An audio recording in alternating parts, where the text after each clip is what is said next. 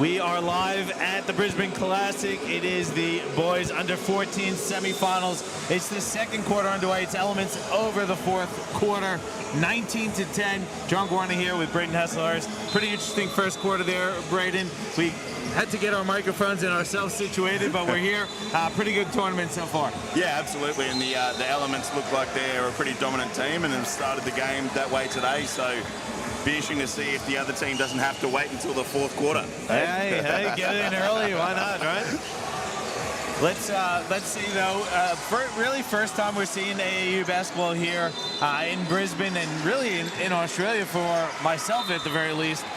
What are your thoughts on the basketball so far?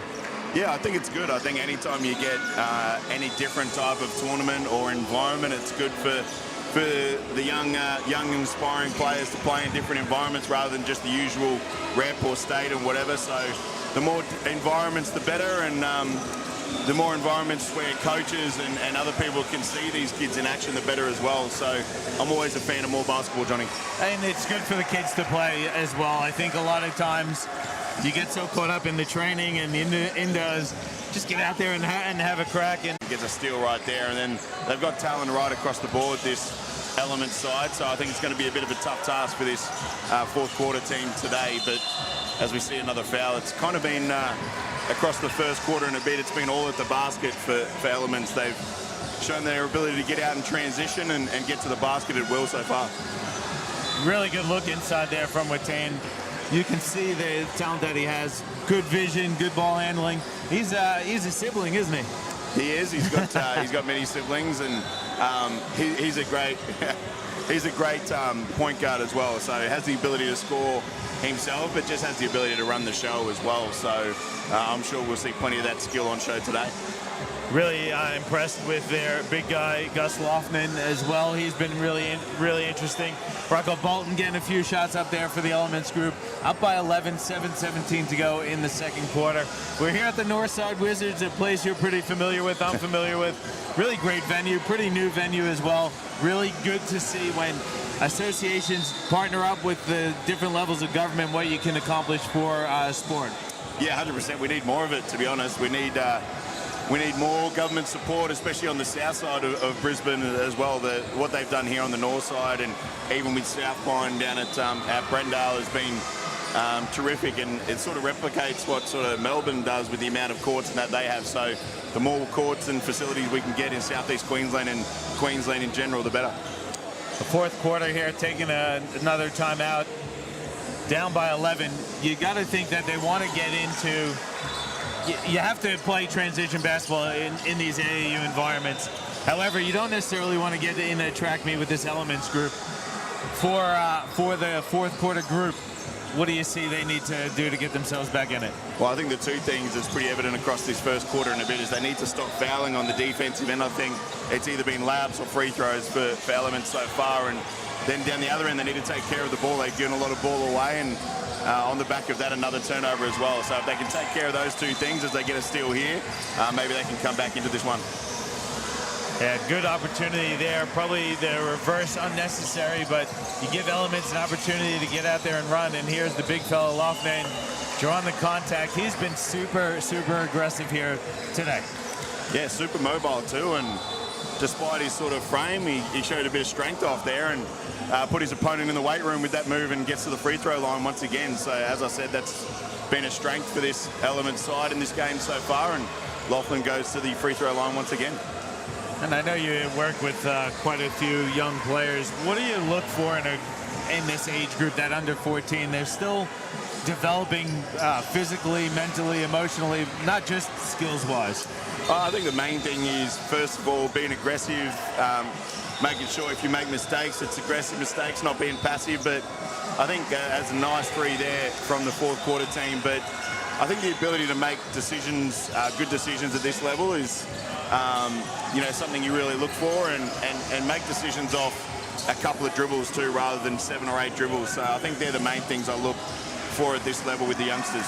Yeah, really nice transition basketball there. Maz Reed hit the three, then got the dime on the fast break. Fourth quarter now back into single-digit deficit. Sitting in a bit of a zone here. Surprised to see zone in that 14s level? Yeah, and I'm surprised to see Zone in an AAU tournament, Johnny, but it's worked for them so far. They've been able to slow down the elements as they see another 3 there and lead reduced to just 6 points. So it's slowed down the elements and done the job so far. Yeah, 8 straight for fourth quarter. Macasero hit that 3 there. Elements missed their own 3, but chased down by Loughnane. Another big fella for the Elements group. Crouch missed that layup attempt, and the leak out read by Watani. Yeah, and I don't think I'm throwing any long-range passes near Watani's athleticism and ability to read the passes. He's pretty good, so he's going to pick those off as much as he can. As we see a timeout, that's obviously one of the rules of AAU that we're not used to here, Johnny, in Australia. You can call a timeout in a live ball situation, so I like the different rules and changes here, Johnny. Yeah, so we'll talk a little bit about the rules while we're here and on it. It's four 10-minute quarters, running clock. So the only time the clock stops is for timeouts. It stops in all timeouts and the last 3 minutes of the fourth quarter. So you get a minute break at the end of the first and third quarters. You get a 2-minute break at the end of the second quarter. You get 2 30-second timeouts and 1 full timeout per half. The players have to stay on the court, so you see the players on the court, and you can't sit for the 30-second timeout. So I like it. I like it. Yeah. Can we get that introduced into NBL 1 and stuff like that so we can get more timeouts rather than waiting for a team to score 4 more buckets before we call a timeout? I think it's something that you could certainly revisit at some point, but I don't think it's happening for this upcoming season. and you know, AAU basketball is something I'm familiar with from the States. It's huge over in the States. I wouldn't be surprised to see it blow up here in Australia because the game of basketball has just gone absolutely bonkers here in Australia. What do you think, though, about the youth development? And, you know, you said it right at the start. It's a little bit different from your rep stuff. You got to think more basketball is better for a developing player.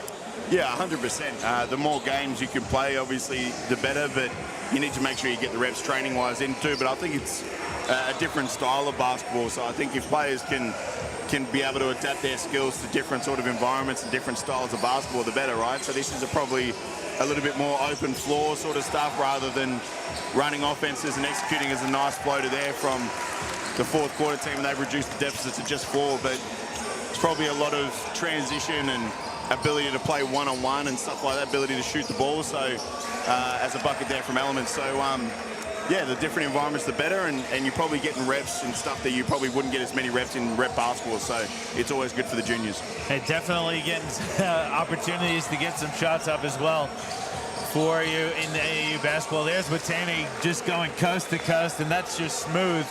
But you got to give credit to this fourth quarter group. They were down double figures. They're down 8 now. Certainly a little better offensively for the fourth quarter group, and defensively getting a lot of hands-on balls, a lot of deflections, and a few steals.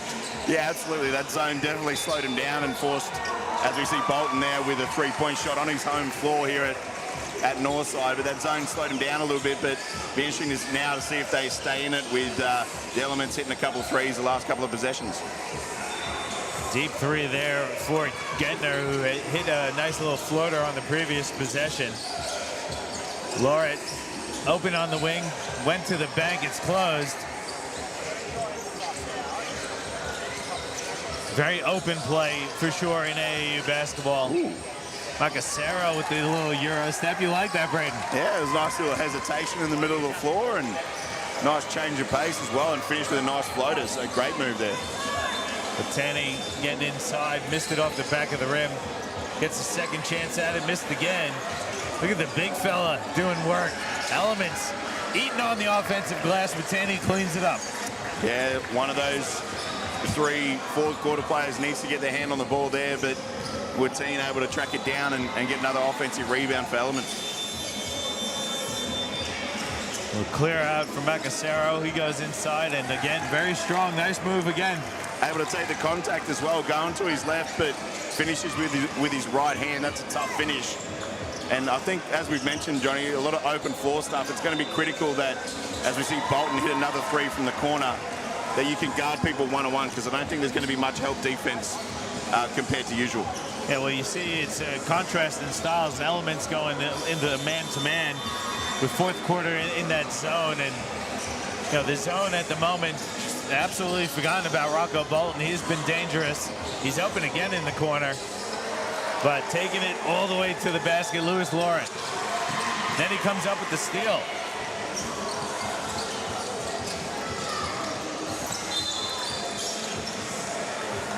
I think that zone might be short-lived now that Elements have found their way through it back to a 12-point lead. Not only are they hitting threes now, they're also getting back to the rim as much as they can as well. So you might need to be able to adjust this zone.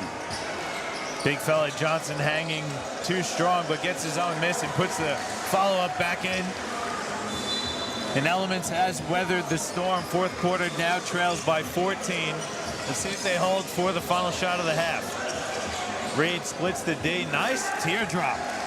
Their ability to finish sort of not at the rim but in between has been really good so far. Watine to beat the buzzer. He does. How about it for the Elements group? That's just sloppy defense, though. Watine too easy getting to the rim. Yeah, and great awareness from him of how much time was left on the clock, being able to finish that after they made a bucket down the other end to go down within 3 or 4 seconds and get another open layup. Huge for the Elements to finish the quarter that way. It's halftime. We'll take a break. It's 42-28. Elements over fourth quarter in the boys under 14 semifinals. John Warner with Braden Hesselhurst. We'll be back with you shortly.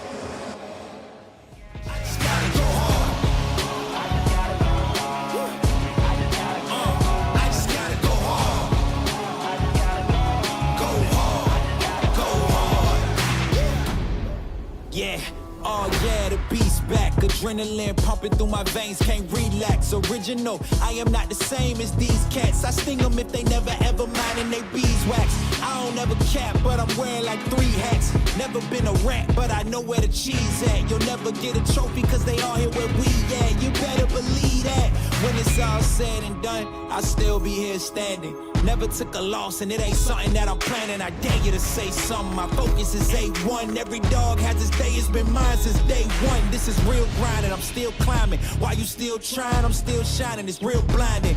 And I'm getting hotter too. Talking top 2, I'm not a 2. You let the pressure bother you and I do what I gotta do. Let's go hard.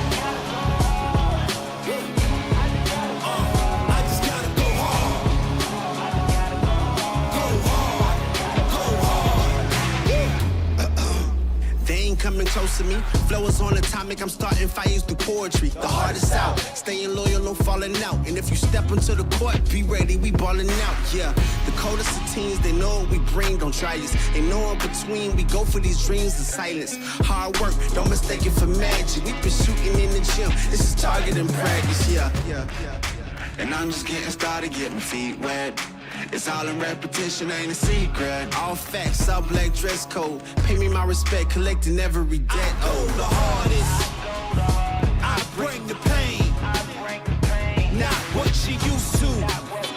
It's all part of the game. Yeah, I just gotta go hard. I just gotta go hard.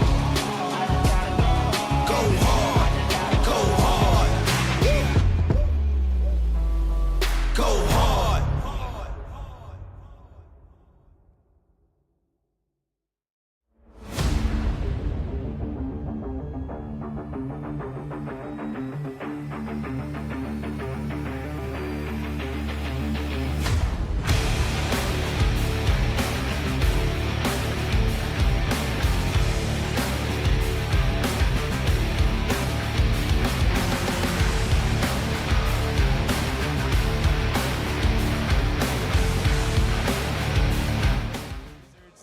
It is halftime of semifinal number 1 for the boys under 14 age group. It's Elements up on fourth quarter, 42-28. Second half just underway here. John Warner with Braden Hesselhurst. Nice spin move by Reed. Not a bad look either, just rolls off the rim. Elements in transition short.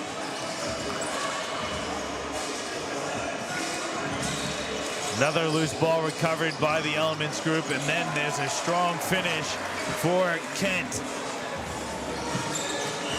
Early kick ahead, a little too strong for Reed, but Yeah. right idea. Yeah, absolutely. And there we've probably seen two things that have hindered the fourth quarter's progress in this game so far: the offensive boards and turnovers on offense. So they addressed that for that little run they had when they got it back to 4 points, but have let it go a little bit as we see what team missed that three.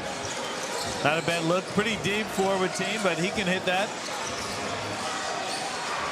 Another 3 attempt for Elements. That one off as well. Little cool start here for the Elements group. Macasero has had some nice moments. He gets fouled on the baseline. Nice drive. Yeah, I love that. I love that move, especially in juniors, when they can make a move and they know there's going to be some contact and they don't go off 1 foot and go off unbalanced. Then on that occasion, Macasero goes off 2 feet and he's able to go up and get the foul. So I love when juniors go off 2 feet. To me, it's something that a lot of people need to work on. What's the difference for us amateurs going off 1 and 2? Well, I think just in that situation, when you got defenders around you, you got several options to make decisions. Right off the 2 feet, you're balanced. You can, have good kickouts and good decisions and find some other teammates. But you also balance to go up and absorb contact because there's heaps of players around you. When you got space and that, you can go off 1 foot. But I think when you got 2 players around you, like Macasero had just then, to go off 2 feet, absorb the contact and get to the free throw line is huge. Very aggressive from fourth quarter. Elements, though, gets out in transition. There's Watane with the left hand this time. He is a jet on the court with the ball in his hands. He's very good, mate, and his ability to sort of adjust mid-air as well and get to that left hand was very impressive. Macasero from the wing, strong. Leak out for Elements. Kent steps through, goes to the floater off the back of the rim. Good move, though. Again, off 2 feet, Johnny. Something I'm going to harp on today. Yeah, you quite often hear coaches talk about it, but you don't really understand the fundamental aspects of it. So it's really good to see, but also hear it from a coach like yourself.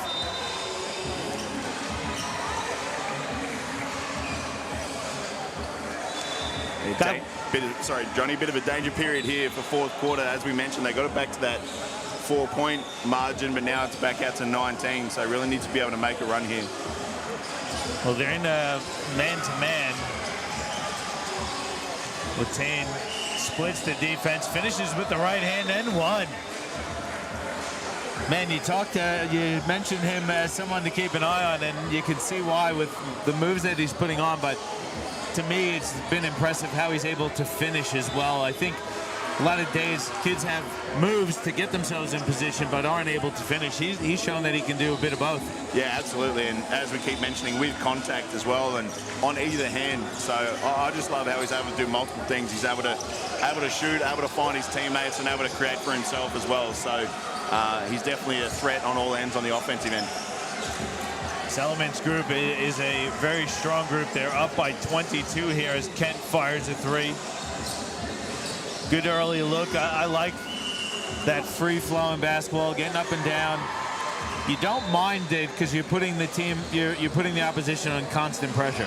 Yeah, 100%. You're making 5 people guard you rather than, being too structured and some people playing like robots, and there you don't really have to guard everyone on the floor. So love the way the Elements are playing. Blocking foul there on Lewis Laurent. Good drive there by Rob. Crossing over, going to the left, and he's fouled, plus a bucket. How about that? Yeah, great move with the double crossover and then the ability to attack the middle of the floor. And as I mentioned earlier, the ability to go left but finish with contact with your right hand is pretty impressive. And there was a fair bit of contact on that one as well. And that's probably one thing we've seen across this game so far is some of these kids' ability to finish with contact has been really impressive. Yeah, Reed's been really impressive for fourth quarter. Very versatile game. We saw his hops. He's hit a couple of threes, can handle the ball. Yeah, absolutely. And I can't imagine being at that age and being able to play above the rim, Johnny. I wasn't able to play above the rim when I was in seniors, so it's pretty impressive. I've never been above the rim ever, so yeah, I wouldn't know what it's like up there. Foul called on the floor. I think mine was more of a layup and then grab the rim after, and that was only in warm-ups, Johnny. So yeah, I got some net every now and then, but that was about it. Maybe if I was lucky, got a touch of the rim if I was lucky. Yeah, if it was at 9.5, yeah, I could put it down for sure. Macasero leaks out and gets the layup attempt, and yeah, you can see when fourth quarter is able to get some stops, they're able to get out in trans, and they look to put Elements under a bit of pressure. Yeah, 100%, and they've got it back to 12 as well, so that's what they were able to do when they made that run in the first half as well. Elements, though, just feasting on the offensive glass. Good hands there, though, from this fourth quarter group.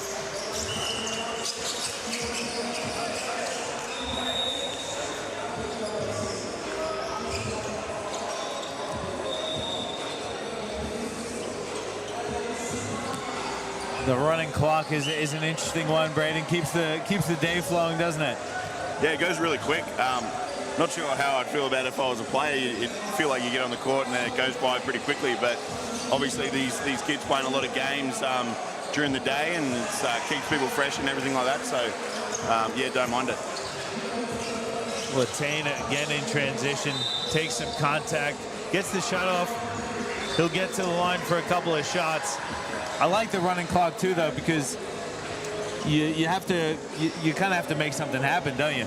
Yeah, you can't wait too much, and as we've seen with the fourth quarter team, you have to be able to make adjustments pretty quickly, and sometimes you have to burn all your timeouts early like they did in that first half. So definitely keeps everyone on their toes, in particular the coaches.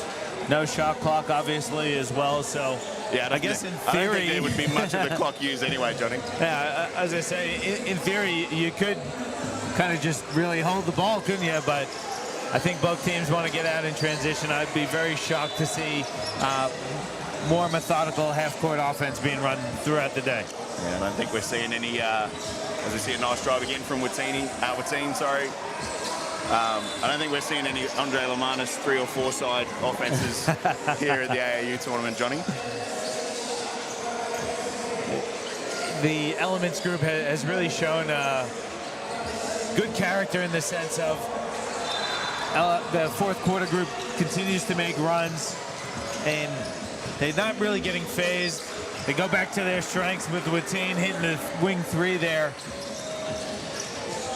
Reed, nice Euro step, strong on the right hand, but pretty impressive group, this Elements team. Yeah, just look like they have a lot of threats out on the floor, and obviously led by Watine, who's going to the free throw line once again. He's, as I mentioned to you earlier, Johnny, he's able to show his repertoire with that 3, the last possession as well, and he's really led the way. I think being more aggressive here in the second half as well. That's going to be the end of the third quarter with Watine on the free throw line. His team is up 19. And no, it only comes down to the fourth quarter. We got 10-minute quarters, running clock. There's, I don't know if Elements has any timeouts on this one, do they? Yeah, and let's see if they can rely on the name of their team and put it all in the fourth quarter, Johnny, as Watine knocks that free throw down and put the lead up by 20. But yeah, it'd be interesting to see. The main thing is probably when you play this open, free-flowing game is how do you hold up in transition defensively, and that's going to be the biggest thing for fourth quarter with the talent that the Elements team has. And you know, let's be honest, AAU basketball is not really known for the defensive end of the court.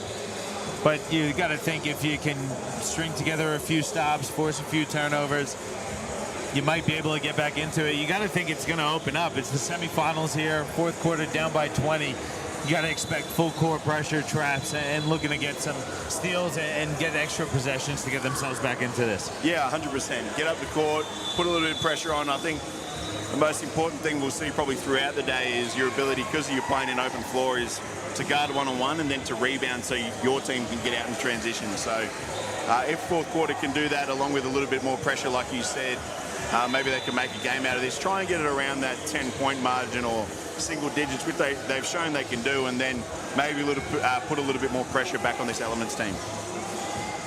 Going to be free-flowing. This Elements group was one of the favorites coming in, and you can see why, up by 20 going into the fourth semifinal. So one more game for the winner. and Nick Roberts coaching that team, and an experienced coach here at Northside.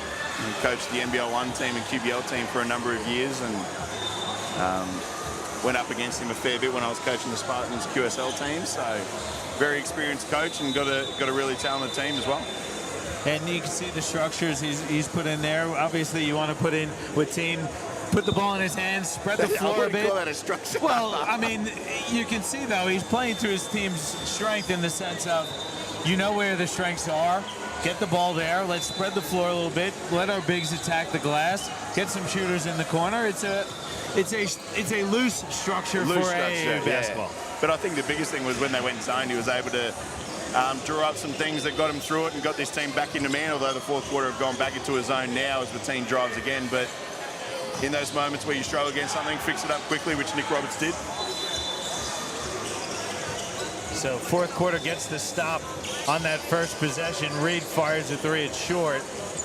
There's an offensive rebound. That's what you want to see. You need those second, third chance opportunities when you're down big. That's Sam Lord picking up the foul. Yeah, great effort from Carlsberg on the offensive rebound. Gets his team another opportunity, which is huge when they're facing this big deficit. Macasero kicks it to Carlsberg, puts it on the deck, gets to the rim and puts it in. Strong take. Absolutely, mate. Great drive and a little bit athletic than someone who he's related to, mate. Fourth quarter back into that zone. Watine wants to send his offense here. Interesting to go into the zone when you need more possessions, Johnny. It probably slows the game down a little bit, so interesting to see what fourth quarter can do out of this.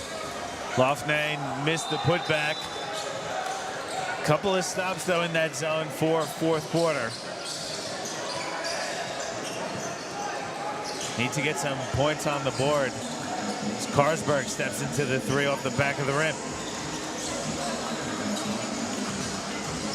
And interesting to see Elements playing smart. They're gonna, well, I was just about to say they're taking their time. They were slow getting it up the court, but not slow getting the shot off. And that's what the zone's sort of designed to make you do, Johnny. So let's see if fourth quarter can make him pay.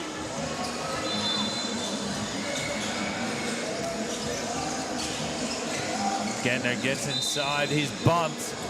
Nearly got it to fall. And this is where the running clock doesn't help you, does it?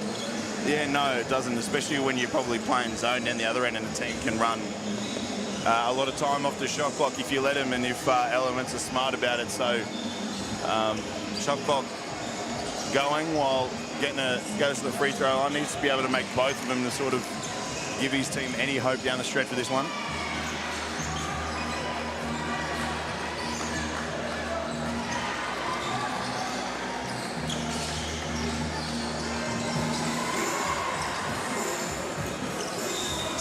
Point deficit here for fourth quarter. It is the fourth quarter of the boys under 14 semifinals. Corner three missed. Big rebound there for Cash to put it back in. Yeah, and that's a bit of a killer when you're trying to make a comeback as well. It's to force them into the shot you want and then give up an offensive rebound and a layup. Tough break there for the fourth quarter, but good job from the Elements, big guys. All is tied up. Jump ball possession arrow favors fourth quarter. Rocco Bolton checking back in. Sam Lord going to check out for Elements. Bolton's been pretty good. He's a shooter. Yeah, absolutely. Can shoot the hell out of the ball and did that when fourth quarter went into the zone. In that second quarter, you see another nice post move and a bit of a strength contest there from Reed and gets another bucket to go. But yeah, Bolton was huge early, especially, as I mentioned, when fourth quarter went into that zone. Reed's been super impressive for fourth quarter. We've seen a bit of everything from him. Very, very versatile kid. Someone to keep an eye on. Yeah, gets out in transition. Obviously attacks the basket. Has hit a couple of threes and did it in a different way then as we see him launch another three by doing work from the post as well. So multifaceted offensively, and that's really good to see in such a young player. Foul on the rebound. So Anola pushing the back. He's gonna get a breather. Gilliland checks in for Ola.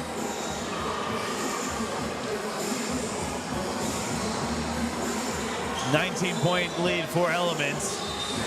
They're looking to seal a spot in the grand final. Yeah, they're not far away from doing it, and then they'll go on to the next episode. Hey, Johnny. Hey, you're on fire for someone who's up before 9 a.m. on a Sunday morning. I'm impressed, Braden. I had my early morning iced latte, mate, and I'm ready to go. Perfect. What could be better? Better way to start the day.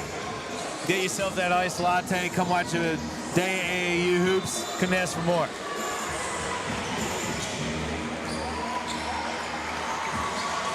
Fourth quarter sitting in the zone. Getting another turnover. It's been working for him, that's for sure. Marcasero, easy two there. Watain doesn't want to pick up any fouls. Just very happy to cruise along here. Yeah, I think that it's worked for him. The only thing is, even though you're getting stops, it's probably not enough time left in the game to play at that pace and get back in the game as we see Marcasero in transition. Great behind the back pass, Johnny.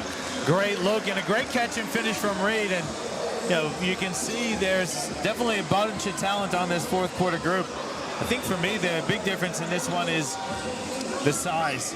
Well, Elements has really dominated the glass and has been able to get out in transition. They're big in the passing lanes as well. Yeah, 100%. And even though there's not much structure in that, if you're able to rebound the ball well in a game that's played so much in the open floor, it allows you to get out in the open floor and get out in transition more, rather than if you're a poor defensive team, you're probably struggling to get out at pace. So as a coach, when you want to play at pace, you're always sort of preaching how much or how important the glass is and dominating that area of the game so you can get out in transition as much as you can. And it's also being active in that help defense, that split line defense, getting in and disrupting those passing lanes. We've seen quite a bit from Elements in the sense of deflections, steals. They're throwing a few different looks at you defensively as well. So really impressive group. It'll be interesting to see who they come up against in the grand final and see who can match them. Yeah, 100%. I think, as you mentioned, their length, sometimes they've been beaten one-on-one, but still been able to sort of make that ground up and contest just through their length. So in games like this, again, that have played so much in the open floor, that's a huge advantage to have. If you're a fourth quarter here, you trail by 17, under 4 minutes to go. What are you saying to that group? Run and jump, pressure as much as you can, trap everything, just random traps, not too much structure, just get after it, and then try and push the pace and let it fly if you get some open looks from the three-point line. And there's no danger in it, especially in a semi-final. If you go down by 30 compared to 20, you just might as well have a run at it as much as you can. Marcasero swings it. Reed, good take with the left hand. It's strong though. Nice move.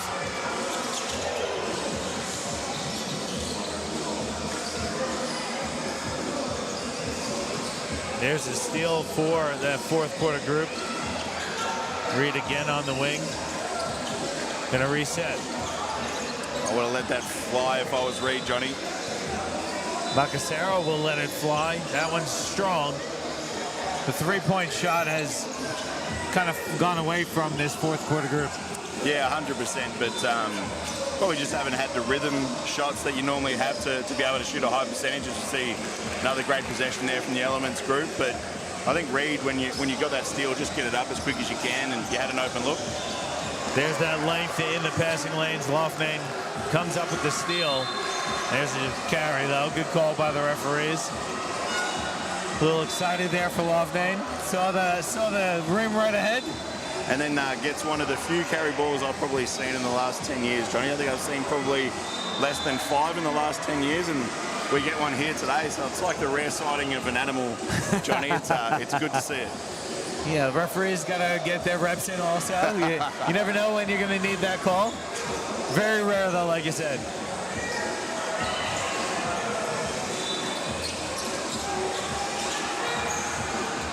Pretty good crowd here as well. Braden, I heard it was packed here last night. It's been a really good event, the Brisbane Classic. Big shout out to AAU basketball.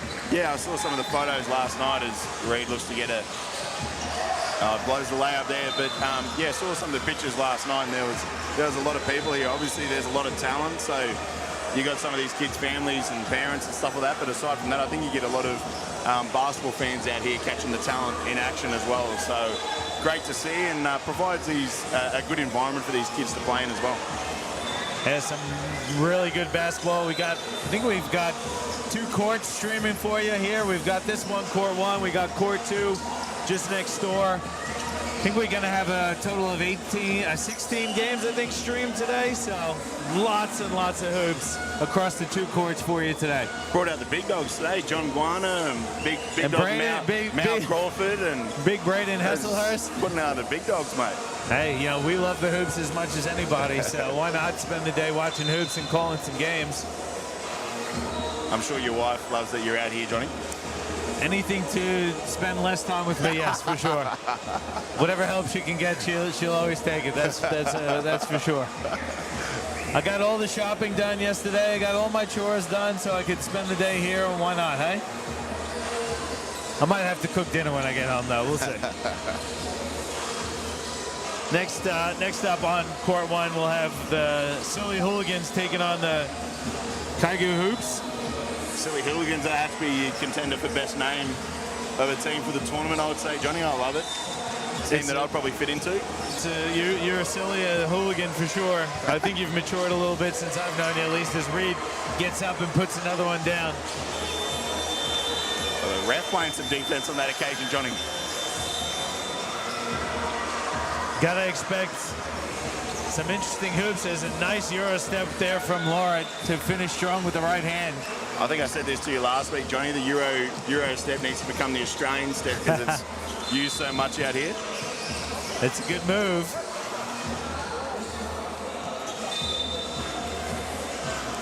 Interesting how it's Manu Ginobili was sort of the first one to sort of really put it in action, wasn't he? But he's not. To a great he's effect. South American. Yes, So, but he primarily played basketball in Europe before he went to the NBA. Should be a South American step. Well, the theory is he learned it and perfected it in Europe, I believe. So I've never been a big fan of the Euro step, but it's part of the game now, so you got to just accept it. Another 3 there for Bolton. Element's gonna move on to the grand final here. Be very interesting to see this next semifinal, to see how the 2 teams potentially match up with this Elements group. We said it before, but pretty well balanced group, this Elements team, with a bit of size, a bit of shooting. Obviously, got some ball handlers as well, so this next game is gonna be an interesting one. Yeah, without seeing the other teams, Johnny, I would say, as we see Reed with another layup there, I'd say this Elements team's going to be pretty tough to beat no matter who they play, just with the talent they have across the board, and they have players.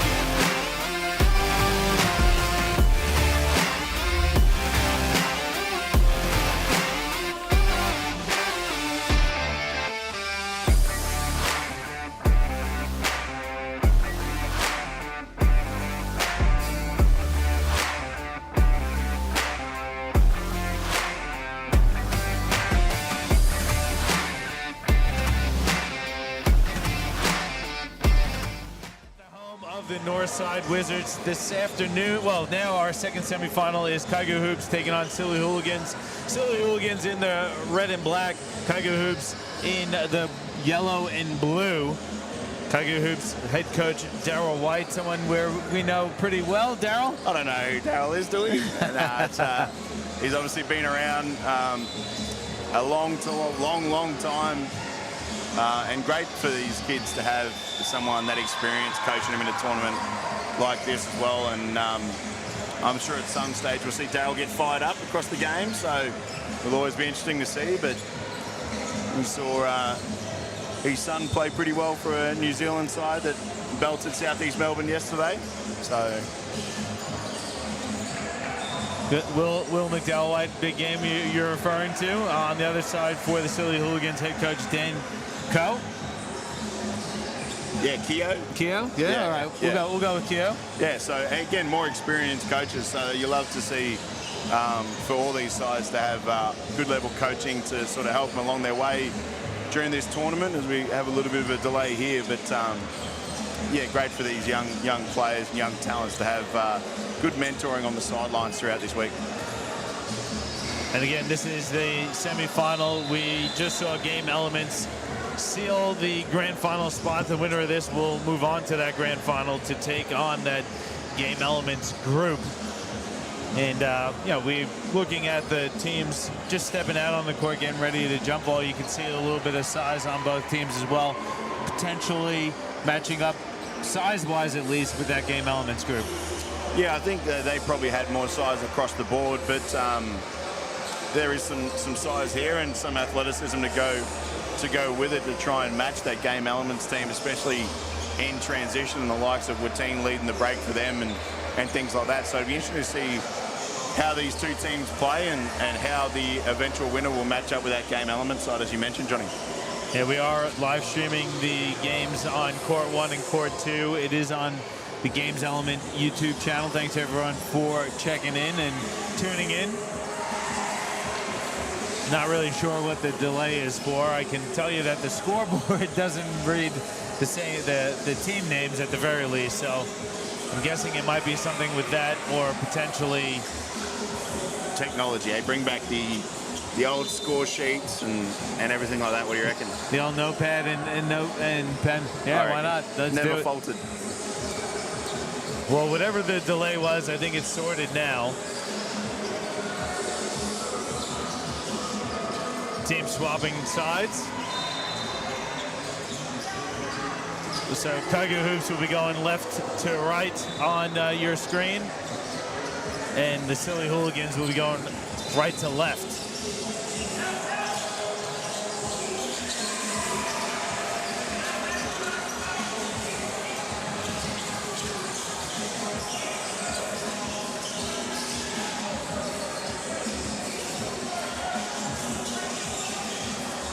First shot of the game goes to the Silly Hoops. It's a missed three.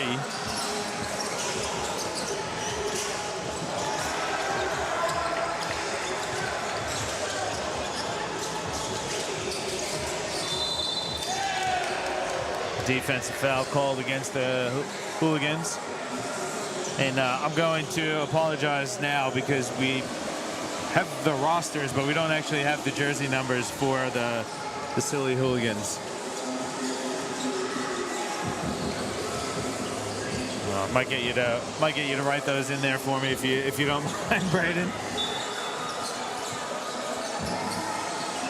Looking for our first points in this semifinal matchup. Winner of this, like we said, will move on to the grand final to take on Game Elements, who seal the spot in the final.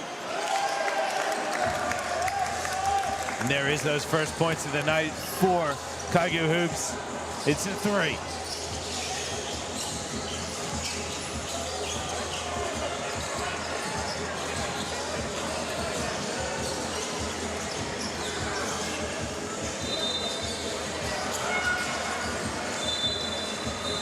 Strong take there for the Hooligans. There's a foul call, so we'll get to the free throw line. We'll see if the Hooligans could get on the board.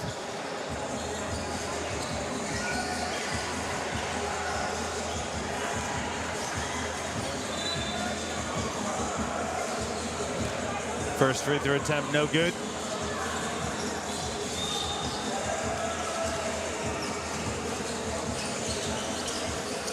Second one off as well. Kaigu controls the glass.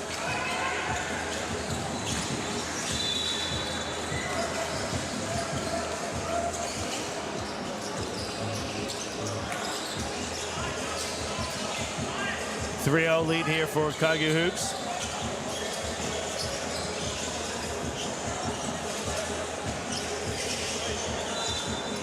Corner three is up and in, and there is the Hooligans on the board.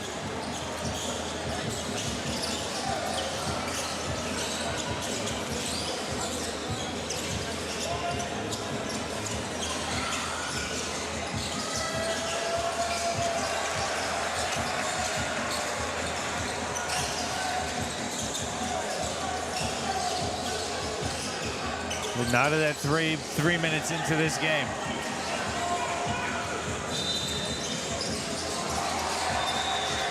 The Hooligans missed the transition basket, but come up with the turnover. Right to the rim is Jeffrey.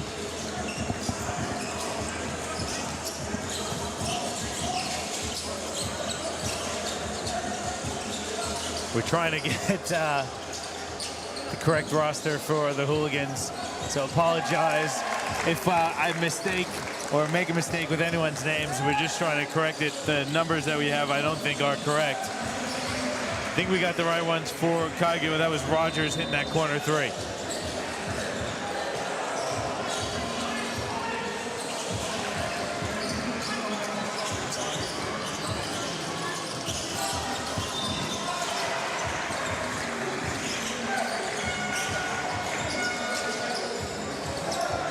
Good block there for the Hooligans. They leak out. Pass too long. Turnover for the Silly Hooligans. Yeah, great one-on-one defense there from the Hooligans and missed an opportunity in transition, but probably seen a little bit more ball movement from both of these teams early, Johnny, compared to the game before. So, but again, it ends up in that sort of on-ball screen or one-on-one and great one-on-one defense from the Hooligans there.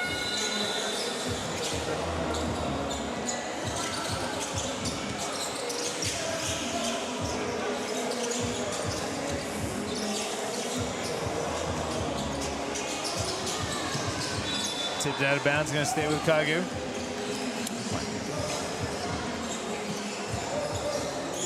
Again, no shot clock. The clock runs in AAU hoops.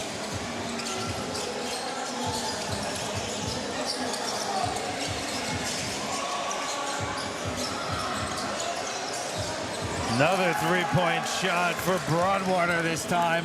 All threes for Kaigu. Yeah, and off good ball movement as well. Good drive to start it, and then a nice hit there from the three-point line. Nice drive and dish for the Hooligans. They respond right away. We're tied at 9.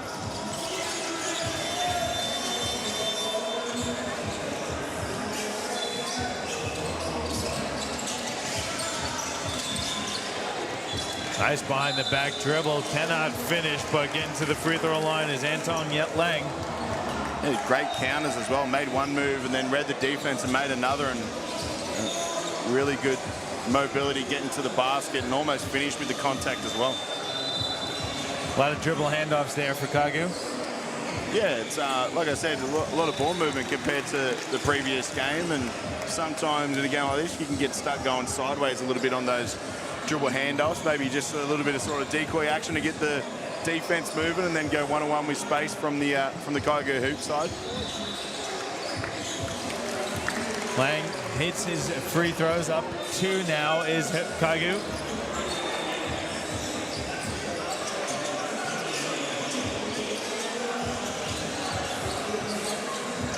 Looking to go inside. Hooligans, good collapse in defense from Kaigu. Recovered by the Hooligans and put up and in. Yeah, great persistence to stay with it, especially after several Kaigu players were all over that ball, but he's able to get it back and finish over the top of the basket. So great move there from Kaigu Hoops as we see, from the Hooligans, we see Kaigu Hoops with another cut to the basket and a finish. A lift their lead up to 2 points, but both sides going back and forth at the moment. Nice crossover there from the Hooligans. Can't get the finish. Kygo in transition, just loses it. Gets a turnover there. Unfortunate for this Kygo hoop side in transition. Transition basketball, you gotta love it. Absolutely, mate. I can't say I was out in transition much. I was trailer 3, if it's last resort, mate. But great to see the athleticism of these youngsters on show. And like I said, it's a lot of open floor stuff, which is... Well, everyone loves to see it. The defense, though, from a transition sense, pretty average. Yeah, 100%. But a great move there from Romeo Link. And I've seen him throughout his juniors sort of come up the ranks as well. And has great size and great mobility and knocks down the free throw there. But a great sort of in and out dribble to get to the basket. So nice move. But yeah, as you mentioned, transition defense could probably improve a little bit there, Johnny. As you move up the ranks, though, as you start getting into rep, potentially, you know, QSL, NBL1, things like that, people always say they want to play transition basketball, but you really need to be in good condition to do that for 40 minutes, don't you? Yeah, 100%. And that's where you see the sort of elite teams sort of separate themselves from other teams, is the teams that can do it for more than just a patch. You need to be able to keep up with teams for 4 quarters, and to do that, as you mentioned, you need good conditioning and the ability to execute while you're tired and everything as well. So I think that's a main factor, and be interesting to see if these youngsters can do it throughout this day today. When you put your coaching hat on and you're in your preseason, getting yourself prepared for the upcoming season, how much do you put on conditioning? A lot. My teams play a lot of sort of open floor and a fast-paced sort of game anyway, so a lot. And I think it's, you know, a lot of people do, you know, normal conditioning and that, which is obviously important, especially for individuals, but a lot of it's sort of basketball conditioning, different drills where they're going and encouraged to make pace, and they have to sort of get the ball up the floor in a certain amount of time on the clock, and just developing those habits is huge. And that's what you sort of, for a team like us that we focus on mostly throughout the preseason, just to get that habits, and that's your sort of staple offensively, and then you can improve in the half court from there. And when, if I bring it back to the junior side of things, because I know you coach junior basketball as well, what's your approach to juniors compared to an NBL 1? Pretty similar, to be honest. Thank you. Kigu, sorry, we got it, thank you. Pretty important. I think it's very similar. I always say in junior basketball and school basketball, the team that can get the most layups usually wins. So if you're good defensively, good rebounding wise, and then you can push the pace, and not only push the pace but have spacing in that sort of pace phase of the game, you're going to be pretty good. And I know coaching the under-16 girls at Logan and going into our first game next week, that's sort of all we're focusing on early on, is just sort of having that fast-paced game, but then having space and then teaching the girls to be able to play one-on-one and be able to read the game from there. Yeah, conditioning is something that I think is one of those elements at a junior level sometimes you may not be so focused on, because kids want to get out and run, but they don't necessarily have the conditioning to keep up that pace.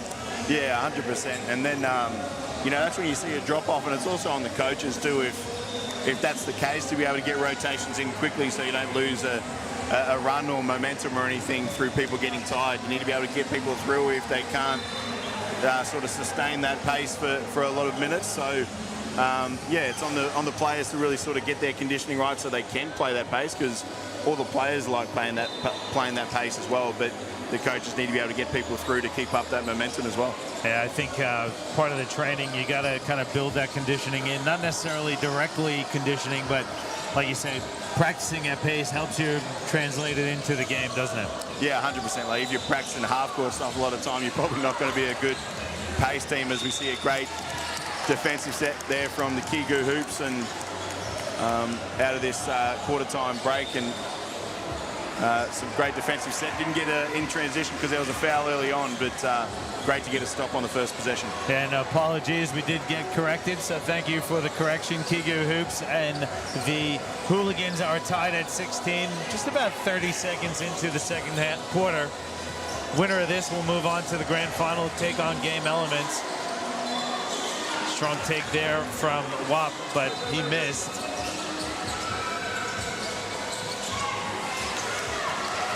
Now Link has it. He's got a head of steam. It ends up with WAP, and he'll lay it in. Yeah, I think it was a bit of a case of offense by accident there. I think Link had it poked away and it fell into his teammates' hands, and another layup there for Kigu Hoops, but a great response there from the Hooligans as well. And we've seen probably in that first quarter, Isaiah Jorgensen for the Hooligans do most of the damage, either getting to the basket or creating from the three-point line as well. And that's probably going to be a focus for the Kigu Hoops defensively, is to be able to limit him as much as they can. Jorgensen's been dangerous for the Hooligans. He's really been their main threat so far to start this matchup. Yeah, 100%, and he'd be comfortable in this gym being a Northside junior, and as we say that, he's getting an offensive rebound, misses the putback, but very versatile and mobile sort of. Link's been very aggressive, gotten himself a little too deep underneath the basket on those last few attempts. The Hooligans have opened up a 5-point lead. Achul cleans up the miss, goes up with it off the back of the rim.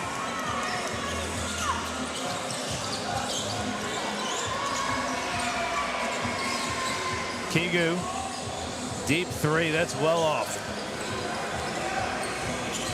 And the Hooligans with Jorgensen, gets inside, finishes and one.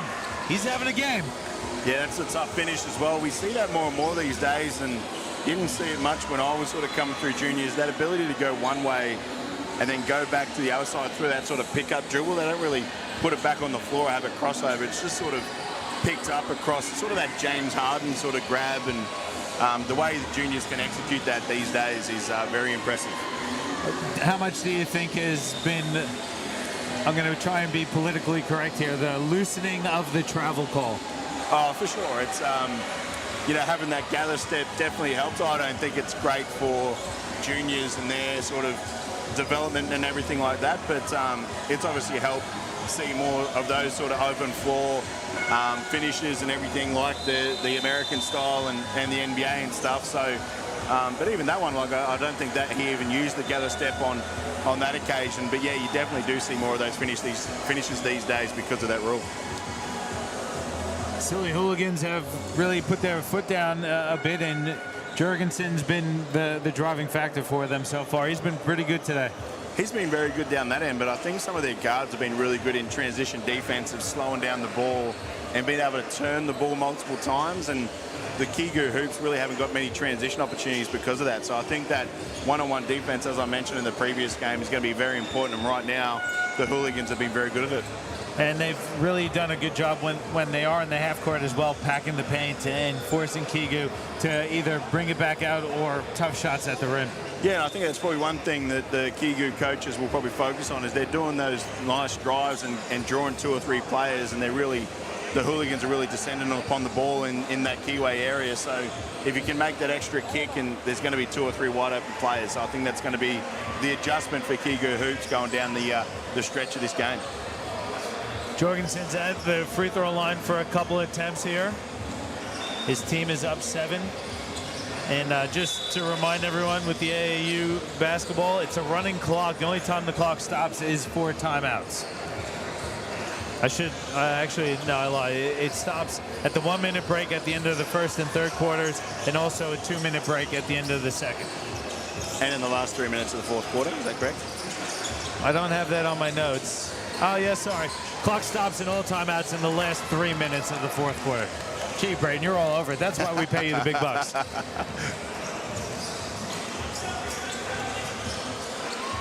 Inside look. It's a little strong. Kigu, now down 6, has an opportunity to cut it even further.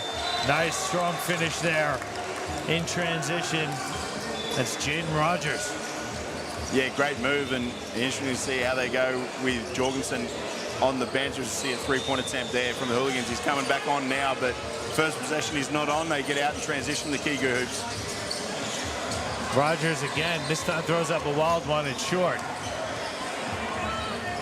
And here are the Hooligans in transition. Nice, easy layup there for Sandhu. Yeah, and going back to what we spoke about earlier today, Johnny, that's where Jaden Rogers probably needs to be able to go off 2 feet when there's contact around him, so he can go off balanced rather than shoot that off-balance shot, which turns into a transition layup down the other end. Kick ahead early. It's too strong. Can't handle the pass. Stefanski. And I like what you say though, with not just the 2 feet, but your shot selection also impacts the defense as well, right? If you're taking bad shots or you're forcing things, you put your team immediately in defensive pressure. Yeah, well, most of the time, if you have a shot that's forced or not much ball movement, more often than not, it turns into a transition layup or a transition opportunity down the other end. So you don't get a time to set your defense as you probably would if you had a good shot. So, yeah, people don't realize how much your offense really affects your defense, as you mentioned, Johnny. 3-point attempt off there. And the Hooligans were looking to get out in transition. Kigu lost it. It's going to be a backcourt violation, it looks like. Yeah, coaches Michael Paywon and Darryl White on the bench weren't too happy with that one. As I think we saw Kigu Hoops, 2 players from the Hoops team, run into each other on that occasion, and the Silly Hooligans benefit with the ball. Here's Jorgensen going to the left, fouled. It's going to be against Rogers. It's a good, strong move. He's got great athleticism, doesn't he? He's very quick and really nice bounce. I think that's the type of player you see a lot these days, isn't it, Johnny? Sort of that really lengthy player who sort of, when I was growing up, probably it would be a 4 or 5 maybe, but those players are a lot of the time these days are ball handlers, and they have more sort of versatility and mobility with the ball. And I've seen Jorgensen through all his juniors through under 12s, and then having coached Logan under 12s when these guys were in that age group, and his development has been incredible to watch. Well, that's the game of basketball now. It's really positionless, isn't it?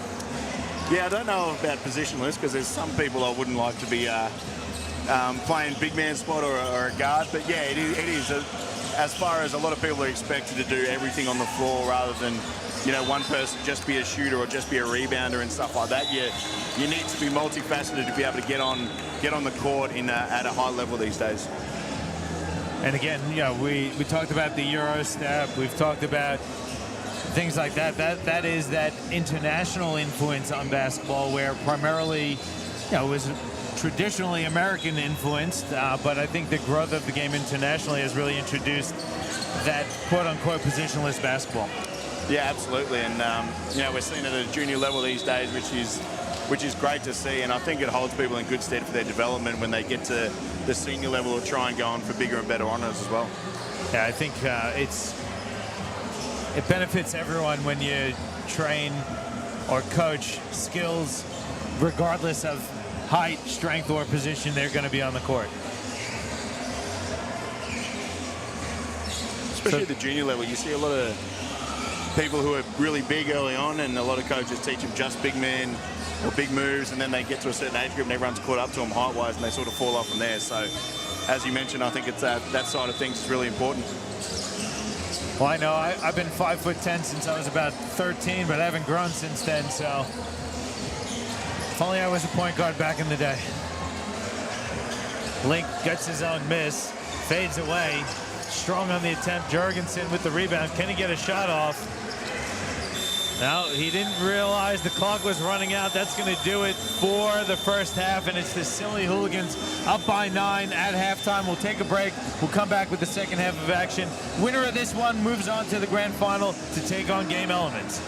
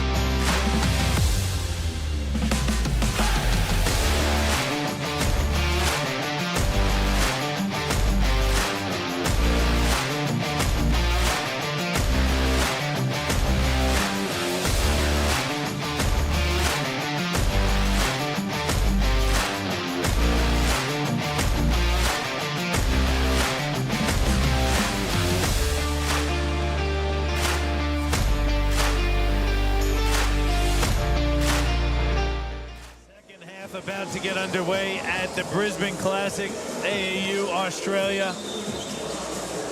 Kigu Hoops trailing by 9 at the half.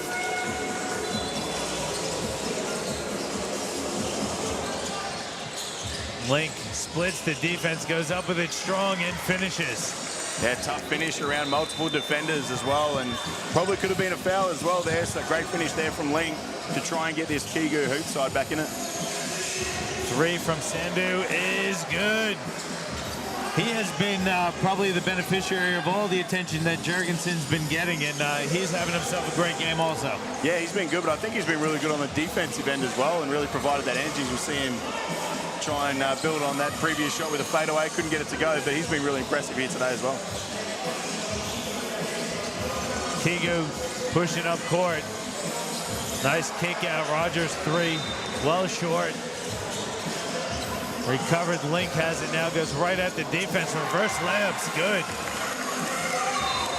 Yeah, it's 2 tough finishes in a row for Link, and they need more of that to try and get back in this game with this 8-point deficit at the moment.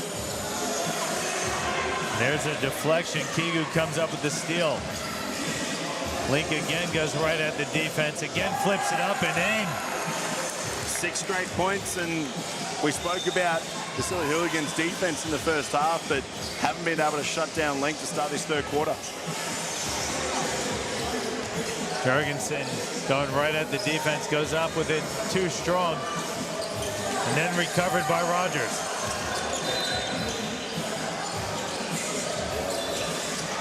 Rogers sees the lane, goes to the bank, misses. Recovered by arguably the shortest guy on the court, Wop. Kigu with another possession. Losing it and recovering. Sandu. Corner, that's a 2. What about that? He faked his teammate out with like he was going to pass it to him and then knocks down the corner 3, and probably a missed opportunity for the hoop side, who had several opportunities to make more layups down the other end. Thought there was contact. They get the foul there, but yeah, tough break for the Kigu hoop side. Sapansky just got called for the foul. Checking in for Kigu is Paiwan.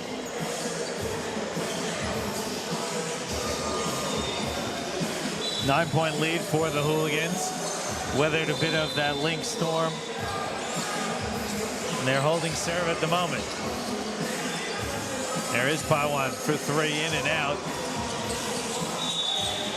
And then he gets called for the foul on the rebound. Kigu coach is not too happy with that foul after thought they got a couple of missed down the other end when they were going towards the bar one. Sandu missed the 3. Good rebound for Link. He wants to break it out. He does. Crosses over. Nice no-look pass. Good block there by Sandu. And a foul on the transition.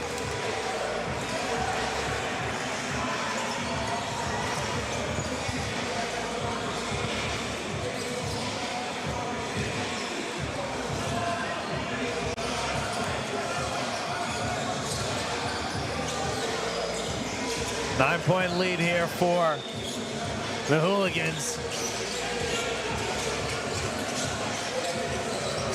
Corner 3 is open. It's missed off the back of the rim.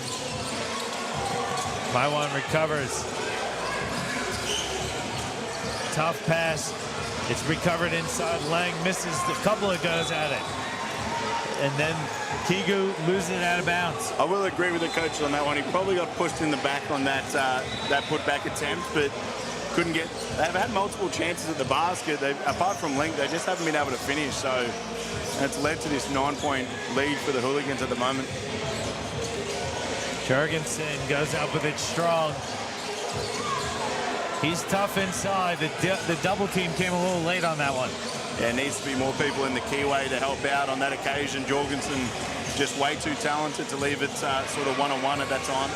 Great look inside. Rogers to Liang. Nice pass. Yeah, they need more of that. They need quick moves, and if it's not on, move the ball and keep trying to attack. And they found that dunker spot multiple times, so good possession there for the hoop side. Link, another rebound. That was a wild 3 attempt from Valentin. Good hands, though. Valentin comes up with the steal. And then the foul called on Liang. He's been really good defensively. I think his energy has really allowed the Hooligans to get out in transition. He's been good locating guards in transition and been good in the half court, sort of disrupting the Kiga Hoops offensive side and leading to deflections and transition opportunities for his side.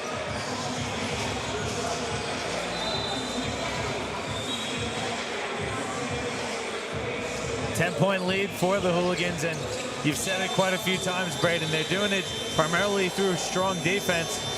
Jorgensen missed that strong attempt, but a long rebound now ends up with Sundu. His step-through left-hand layup is good. Yeah, again, great patience and ability to adjust to the defense there from Sandu with another layup, and he's hit multiple threes as well, so able to do it in several different ways. Fight for the rebound, recovered by Achul. Foul called on the battle for the boards. Couple of subs for Kigu. Checking back in is Amos, as well as Broadwater. What would have been the difference in this third quarter as well is the Hooligans' ability to finish and make the most of their opportunities. The Kigu Hoop side have had a lot of opportunities down their end, but just haven't been able to get those layups and finishes to go. Tough pass, good recovery there. Nice hands and read by Amos.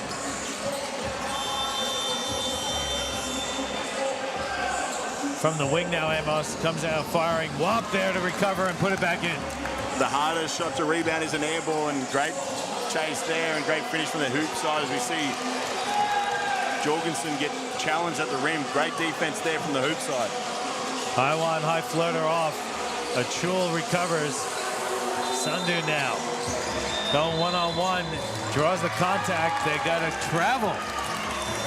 Offensive foul. Yeah, just used his sort of off arm to push away on that occasion. I think the first contact was the elbow of the offensive players. So even though it was quick and minimal, I think that was a good call from the ref.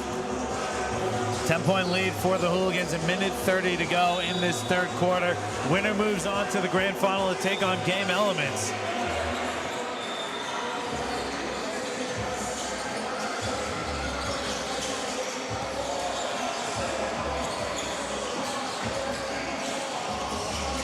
Amos gets the screen from Link. Good hands, Jorgensen. Goes behind his back. He's got a clear path. He'll go right to the rim to lay it in. Yeah, great drive there and good pickup. He knew the smaller defender in front of him was trying to cut the ball off, and Jorgensen gets another steal. Link lost it. Jorgensen missed the floater. It's going to be Kigu Hoops' ball. He's a tough competitor and opposition player to go against. He's obviously been able to knock down some threes, get his way to the basket, but defensively with his length, able to cause some problems as well. It's been a good battle between he and Link when they've been matched up. Amos lost it. Early kick ahead, layup no good. That's out of bounds. Cal. We spoke about the gather step before. I think sometimes refs forget that it's gather step, not gather steps. I think that one was probably a travel there from the Hooligan side. Yeah, Keo missed the layup anyway, so referees let it go. Ends up with Kigu Hoops. 3 on the shot clock, game clock, I should say. Link fading away, misses. That's going to do it for the third quarter. And the Hooligans have pulled out to a 12-point lead heading into the fourth. Yeah, I think the Kigo Hoop side just missed several opportunities to reduce this deficit. They had the running probably in that first 2.5 minutes, but just couldn't finish at the rim. And then more often than not, when you can't finish, when the other team catches that momentum back, they're able to finish and they end up running out the lead, which is what the Hooligans side have done, shoot and drag that defense out. So it doesn't necessarily have to be an outside shot, but just opportunities to get that defense to move as much as you can. And for the Hooligans, you mentioned Jorgensen and Sundu. They've been really good defensively and across the board. I think they've been playing pretty smart. They know they're not taking too many bad shots. I think they've played a really solid 3 quarters so far. Yeah, I think they've really attacked the basket, got to the rim or got to the foul line. And the threes they've taken have been wide open ones, and off driving kicks or off pace, which are good threes. So they've been really good, but the defense has been the standout for me for them as well. Kigu's got 10 minutes to get themselves back in this game. Coming out firing, it's a well-off 3 attempt from Broadwater. Sundu gets to the free throw line, fires and hits. It's been really impressive. That came off that on-ball screen really calm, Sundu, and gets to that patch where he had a lot of space and hits that nice mid-range jumper. Nice little hesitation there from Liang. Can't finish the reverse, though. Those are those chances we were speaking about. Johnny Kigu needs to make the most of those.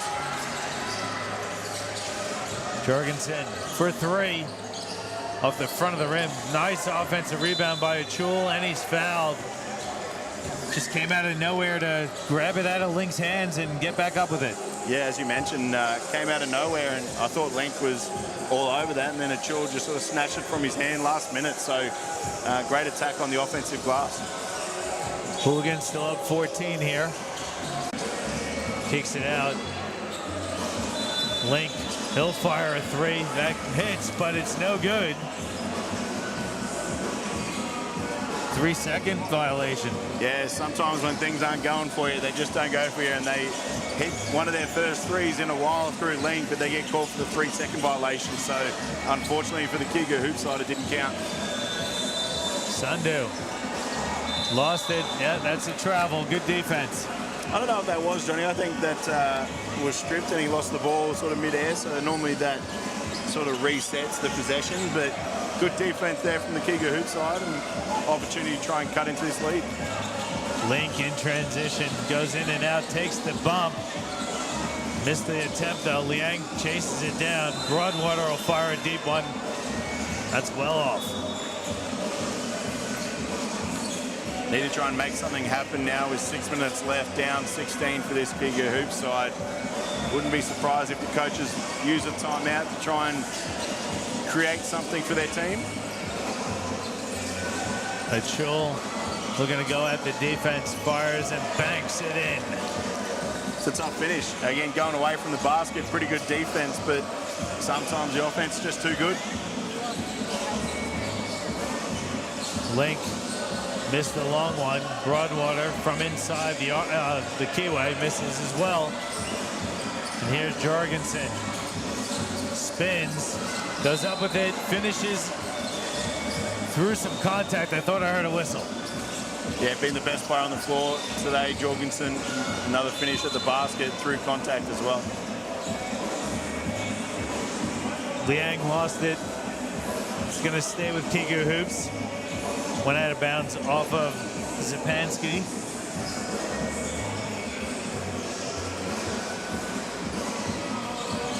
Wholesale changes here for Kigu hoops.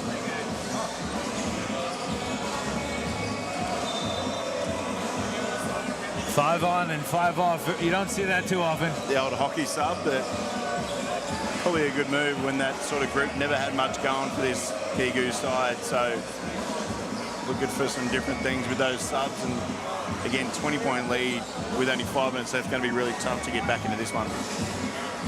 Sorry, they kept Link on, so it was 4 on.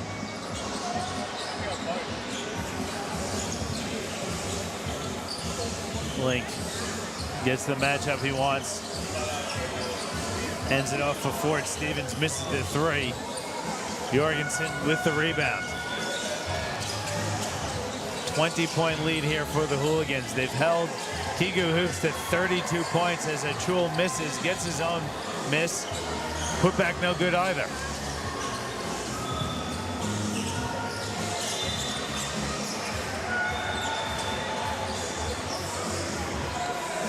Link now at the top. He'll fire a 3. Well off. Sundu hits a leaking Jorgensen, who goes up with the left hand and puts it home. And wanted to see the hammer there and wanted to see him throw it down, but Link did a good enough job to get back and prevent him from getting a highlight play. As we see Kigu, Amos with a nice finish there, but again, that transition being too good for the Hooligan side today. Yeah, good finish there from Amos, but the transition opportunities have been few and far between.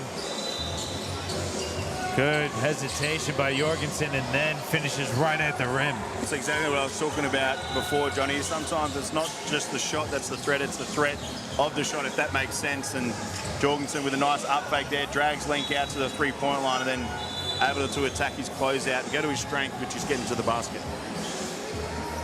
Turnover there for Kigu Hoops. 22-point deficit for Kigu. 3:30 to go in this one. If we start to look forward to the under-14 grand final matchup between Elements and the Hooligans, how do you like that matchup? Yeah, well, it's going to be interesting. I think it's sort of a different game than we saw in the previous semi-final. There wasn't a lot of defense played in the previous one, and the Hooligans have probably shown that they've played more defense than anyone or have a bigger focus on that end of the floor, especially one-on-one and in transition. So if they're able to do that, that game element side probably doesn't get as many easy baskets as they did in the previous game. But I think the element side also have some matchups that can sort of limit the likes of Jorgensen and that. So it's going to be some interesting battles. But I think, again, the team who can play defense and then the offensive end, the team that can get out transition the most is going to win. But how both teams are going to try and take that away from the other is going to be really interesting. Clearly didn't count. So I think there you just want the inbounds along the baseline here for Hooligans. I think that's what the adjustment is, Johnny. I think it's Kigu Hoops ball and good sportsmanship from the Hooligans coach, letting the refs know that it was the opposite team's ball. I see that how much these days. I probably wouldn't do that myself. I know for a fact you wouldn't do that. Not many would. But yeah, it is good sportsmanship, and you do see it occasionally. But you know, when you have when you're talking NBL 1, you know, every possession counts, hey? Yeah, junior level I might do it. NBL 1, it's definitely not happening, Johnny. What's the agenda like for you? Have you started your preseason yet for NBL 1? Yeah, got the group of girls together on Thursday night, just sort of going through some sort of individual workouts and smaller things like that, and some scrimmages before we really get into preseason, official preseason in a couple of weeks. Just more about getting the group together at the moment and developing those sort of relationships and chemistry, and then hitting the ground running from there. When's your first preseason game? I believe we're actually playing the under-20 state team next week. Obviously, we haven't done anything as a team, so it's just about getting out and having a run and helping out that state team before they go away to nationals. But we can probably come sort of mid-February, late February. And clearly, it's not your full team that you'll be rolling out against those under-20s. No, not at the moment. Obviously, we have a fair few people not here and everything like that, but a great chance for the people who are and the people who are new to the group and everything to sort of develop some familiarity with the girls we have. And I've been meaning to ask you, and it's a good opportunity for us to talk a little bit about it, but I know you're involved with some of the off-the-court stuff as well in that basketball sense. Is it the athlete's assistant? Assist athlete. Thank you. Services. As Sundu hits a pull-up three there with started by Michaela Can, the captain of our NBL 1 team at Logan, and obviously we do a lot of individuals coaching and that sort of stuff, but it's more about, as we see another three there from Amos, great shot there from the Kigu Hoops side.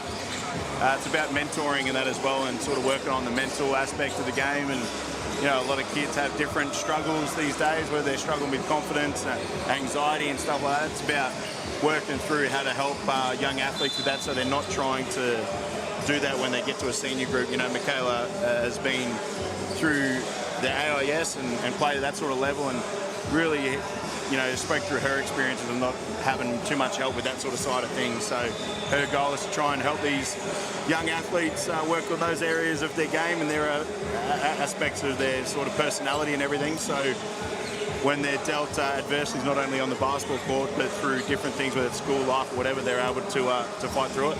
Yeah, I think it's awesome. I did chat to Michaela last season a bit about it as well, and I think it's really important. I think more and more people are becoming aware of the preparation you need to do, not just physically or performance-wise, but mentally, and how important that is, because it is a very competitive field. It is things that people really need to be mentally strong for, but also understanding the mental challenges and understanding that there are going to be the highs, the lows, and how to keep yourself mentally balanced across all of those different elements. Yeah, 100%. And even tournaments like this is, you know, there's throughout the week of games, you're going to have good games, you're going to have bad games. It's about being able to deal with those ups and downs as you mentioned, and try and perform the best you can. And not letting yourself get too down when you play at the form. As you see, almost a dunk there.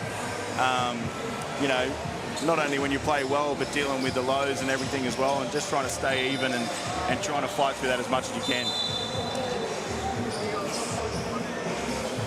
Block there from Sundu. They call the foul, but great athletic play as well. Yeah, I think the service is a great service, and credit to Michaela and everyone involved with that. Hopefully people listening will, if you're not already preparing yourself or looking into that, you need to be looking into how you can prepare yourself and support your silly hooligans. They're going to pull away for the win. They're going to match up with Game Elements in the under-14 grand final. Should be a very, very good grand final. We'll have that coming up later this afternoon. I think we're going to have, is it the under-16s coming up next? Under-18, sorry. We got the under-18s next. Silly Hooligans, though, with the 24-point win over the Kigu Hoops group. Very good semifinal matchup. Braden, let's take a quick break. We'll get set for this under-18 semifinal matchup next. We'll be back with you shortly.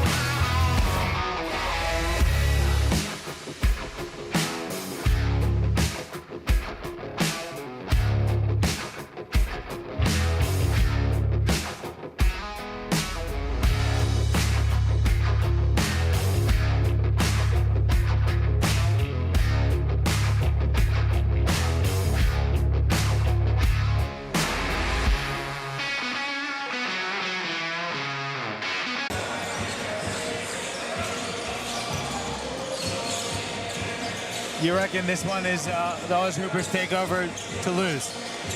I mean, you look at the talent they got on their side, Johnny. I think it's going to be a pretty tough task for this Element side, but you never know what can happen, especially if you can find some momentum early. Well, it is Elements getting the first points of the afternoon. They're up 2-zip. Yeah, great offensive rebound there as we see Kamu with the drive and finish with his right hand. And already some trash talk straight away from a lot. Battling inside. Tough matchup there. Sialipa with the head of steam. Watch out. Goes right to the rim and lays it in. Yeah, that's what you can't allow if you're Game Elements. If this takeover side gets out in transition, it's going to be danger. Good steal there from Pittman. Tweedy has it now. Goes again right inside to lay it in. Ben Tweedy, someone who probably averaged in the late 30s in the local GPS school competition that had multiple 50-point games. So really talent on the offensive end. Little floater for Game Elements misses. Tweedy lost the rebound out of bounds. It's going to stay with Game Elements. Takeover up by 4 here, about 2 minutes into this one.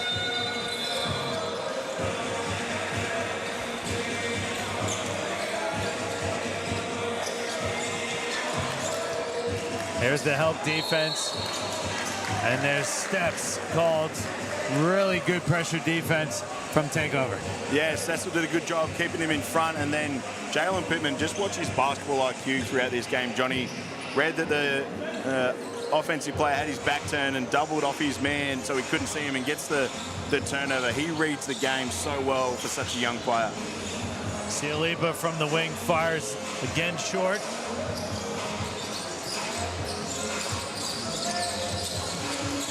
Just checking the roster for the Game Elements. Long 2 is up. It's short. Kamu with the rebound. Kicks ahead for Cecil. Cecil puts it up. Kamu finishes with the left. He wanted the foul, too. Yeah, great run in transition. And great find from the young fella as well to have the composure to throw that up and find Kamu. Elements hanging and floating and hits. Nice little bucket there on the crossover to the left hand. Yeah, finds his way into the middle of the keyway and just uses his elevation there to get the bucket to go. Tweedy's 3 well off. Takeover has... Defensively is try and keep them to the 3-point line and out of the keyway as much as humanly possible. There's Pittman, that active hands, moving his feet well. There's the blitz. Good little dump off. Big fella, soft floater, rolls in. Like he was in slow motion a little bit down there, but played against the pressure on the on-ball screen and found the roller, and nice finish there as well. Tweedy blocked. Kamu recovered. Elijah Kamu gets to the free throw line. Watch in the coming years for sure. He's won the Youth Player of the Year, QSL Player of the Year, moved up to NBL 1, and a rotation player for a championship contender, that's for sure. At such a young age, certainly has a bright future. And yeah, you said it again, though, and it bears repeating. This takeover group is loaded. Forcing the turnover. I think a bunch of these guys on the Oz Hoopers team takeover went over to the States and competed in some AAU tournaments over in the States and performed pretty well there as well. Nice look inside. Pittman blocked. Yeah, great call there as well. Jalen Pittman got the ball underneath the basket on that layup attempt to hit the backboard first. And of course, if you block it after it hits the backboard first, it's a goaltender. Normally it's a call a lot of the refs get wrong here in Australia, but great job from the referees on that occasion. Yeah, Elements hanging around a bit, only down by 6. 3 attempts. Bank shot no good. Sialipa with the rebound. And you see all the attention Roman Sialipa draws. Triple team there and draws the foul. A lot of spice in this game already, Johnny. We've seen some physical confrontations, a lot of trash talk, and some sort of extracurricular activities after, and not even 6 minutes into this game so far. So love the extra spice in such a big game. Kamu missed the 3. Elements short jumper is good. That's Dom Wani. And Elements hanging around. They're only down 4. Yeah, doing a good job in transition themselves as well. So I think if they can do that, even though they get the foul there, if they can get back in transition and really slow down this takeover team as much as you can and force them to shoot from the outside. That's when you can sort of go down the other end and put some pressure on them defensively. Checking in for takeover. It's O'Neal.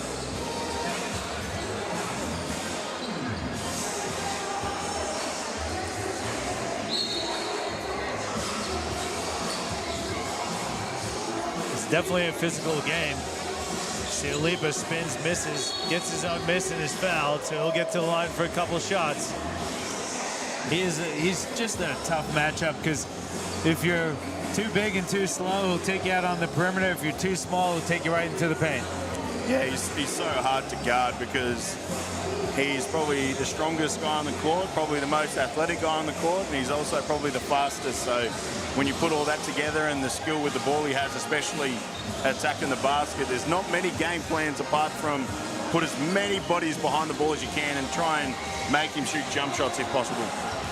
Now, Roman Sialipa also playing NBL 1 North, had a great season for the Southwest Metro Pirates. His free throws pushed Team Takeover to a 5-point lead. Reach-in foul called against Sialipa.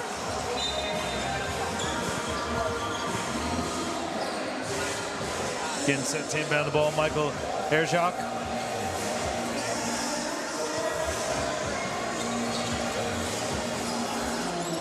Here's Armstrong going to work inside. Draws the foul on O'Neal.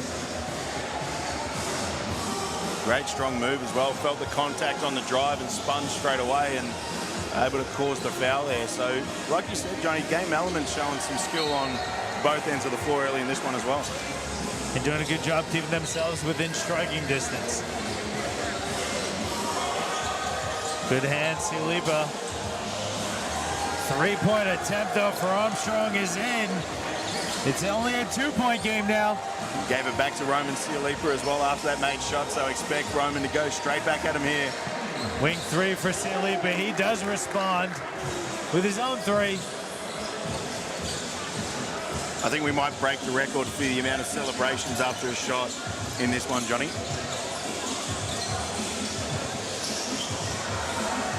Short on the attempt is Herzog. And the talk continues, hey. Nothing better than a bit of trash talk, mate, but might need to slow down a little bit and just try and focus on the game early on, and then maybe if you get a lead, you can sort of pick that aspect of the game up. Tweedy, there's another goaltend. I don't think they called the foul. The referee's gonna have a chat. There was some contact.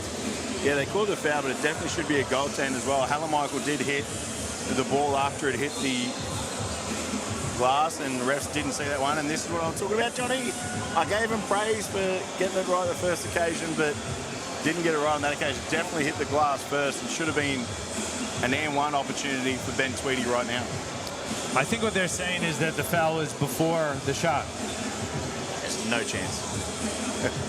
I agree. Yeah, he was already, he made his move to the basket. He was already on his way. Taking his second step. Well, the clock doesn't stop, so the quarter finishes with Tweedy at the free throw line for 2 shots. He's short on the first one. Takeover, though, will go into the break up either 5 or 6. Pretty good first quarter. You got to think, you know, Elements would be pretty happy considering they're only down by 6. And they held Team Takeover to 17 points. Yeah, probably a lower scoring first quarter than I expected with these two teams, Johnny. But to me, if you're game Elements, you probably, even though you're down 6, you feel pretty confident that you could keep this Takeover team to just 17 points in that first quarter. So now it's probably about how do you get rid of the sort of tough shots they shot. On some occasions, that's led to transition opportunities for Takeover, and also how do you not turn the ball over as much? If you can do that, if you're the element side, you're probably right back in this game. And for Takeover, it's how do you get a little bit of ball movement when it slows down so you can still attack the basket? Because I thought they settled for a lot of one pass or no pass threes in that first quarter. Yeah, I know you're playing with danger, but if I'm, you know, game Elements, I'm trying to use my depth. I'm trying to keep the pressure on Takeover. I know you don't necessarily want to play the transition game with them, but TakeOver only has a short roster. You know, get a few people in foul trouble, try and wear them down a bit. What do you think of that approach? I think you want to slow down the game defensively, but I think you still want to push as much as you can offensively if you can get, because TakeOver have shown they haven't really got back in defense too well in that first quarter, and when game elements have pushed it, they've got good shots. So I think try and slow them down as much as you can. Like you said, Johnny, try some different things, use your depth, keep plenty of fresh bodies in the game, and see if you can put pressure on this TakeOver side. Seeing Tyrone Nwandu on the court for the first time today for Oz Hooper's TakeOver. Elements out there. Loose ball on the court. Where do you see this TakeOver group? They, obviously talented across the board. Just, it seems like everyone could play pretty much 1 through 5 for the most part. I know obviously you got Tweedy at the guard spot, but really defensively they match up pretty well with everyone. Yeah, I think they could probably put a little bit more pressure on defensively with the talent and length and athleticism they have to try and get out and transition more than they did in that first quarter. As we see Jalen Pittman again, anytime you isolate Jalen Pittman one-on-one, you're probably not going to win that battle, because he is an outstanding one-on-one defender and shows it again on that occasion. It draws the travel from Tyson Warren. And there's Tweedy going high off the glass to lay it in. That's tough. And that's what he showed throughout that GPS season. You let him get out and transition, he's going to score more times than not. And not a good job from the Elements transition defense on that occasion as well. And also had that huge the National School Championship, also leading TSS to a title.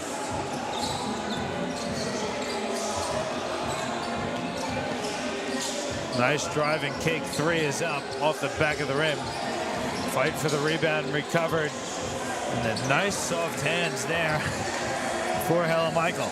Yeah, if you can find him a little bit more, he's been really impressive inside that keyway. And if you can find him a little bit more so he doesn't just have to do his work off offensive rebounds, you're probably going to get some more baskets. Tweedy with the easy layup off the look from Sialipa.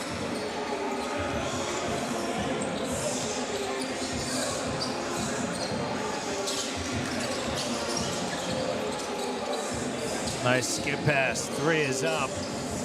Again, if Elements could find that three-point shot, they'd be right in this one. As Sialipa with the head of steam blocked, but they call a foul on Hella Michael. It was a great contest. 2 Queensland South teammates from last year's national side as well, going right at each other, and Roman sets up for the dunk, but Hella Michael meets him upstairs as well. So even though he got the foul, great play from both players on that occasion. Very, very brave defending the rim against Roman Sialipa. Yeah, he's, not many people would go up and challenge that, but if you're Hella Michael with his size, Nate, you've got to be able to do that at this level as well. So, like I said, great play from both players. 9-point lead for Oz Hooper's TakeOver. And there is Pittman again with the defense, forcing the kick out.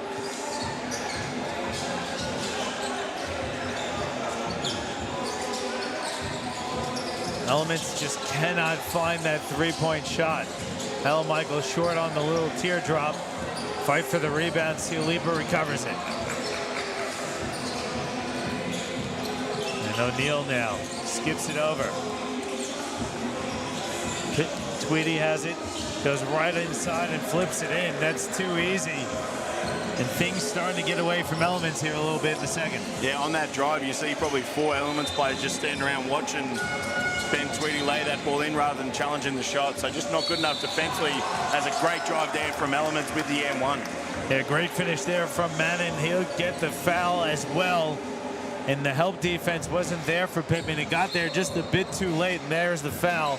And Elements love how they're keeping their composure as well. TakeOver hasn't really been able to put their foot down because Elements stay an even level.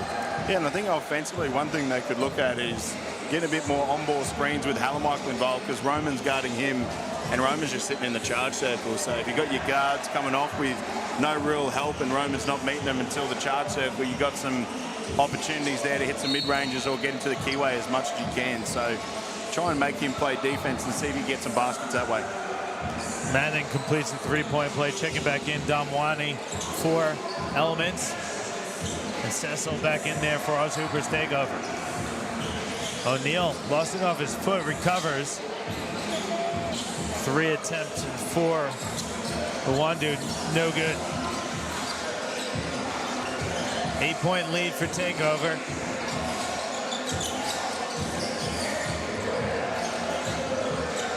They are trying to go inside. It's just not there. Good help defense there from Pittman.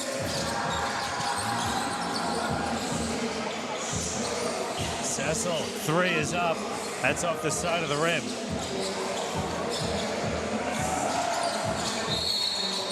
Foul called on Pittman. He's a little shaken up there.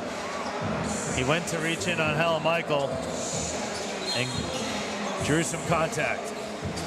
Yeah, just wanted to stop Michael there, and looks like he's done something to his arm. I think on that occasion, if you're Jalen Pittman with this lead, just let him go if you're going to foul that, so you try and keep yourself from getting injured. But as we see, Michael missed that mid-range jumper. Just short on the attempt is Armstrong. It was a great look. Sialipa throws it up for Kamu to finish.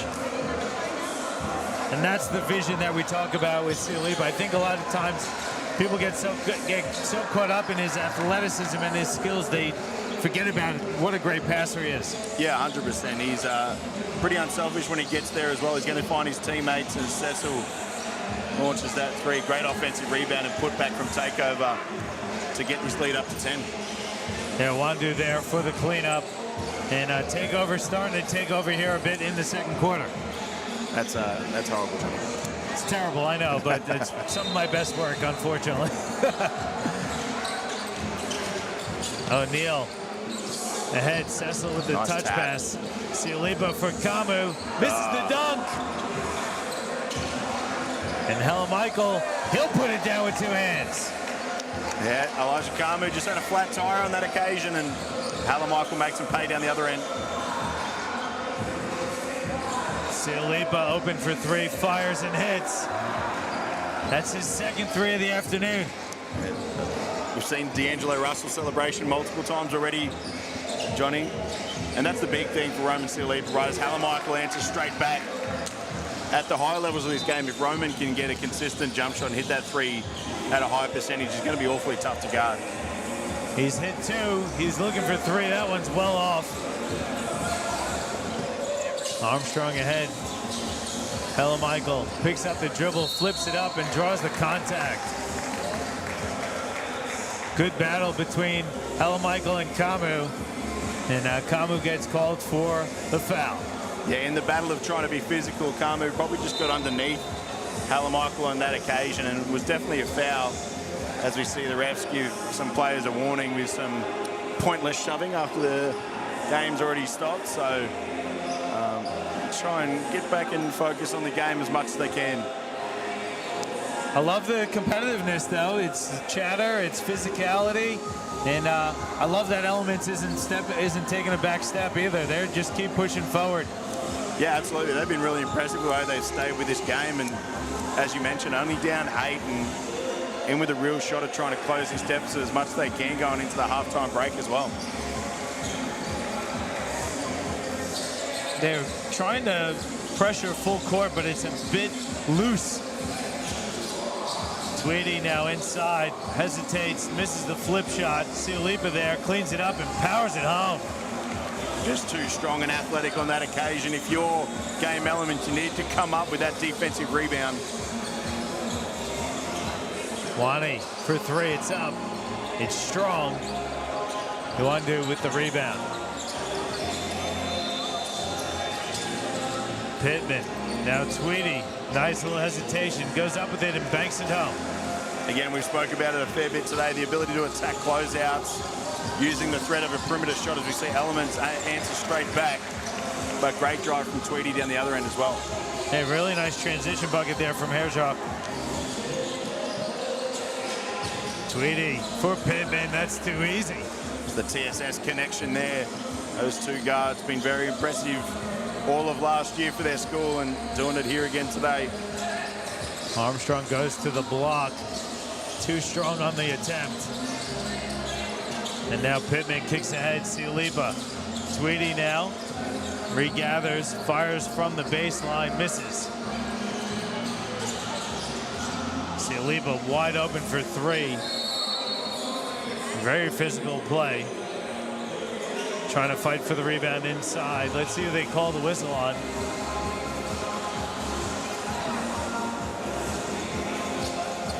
It goes against Element's Tyson Warren. Warren felt like he got an elbow and then just was fighting inside with Uwandu for position.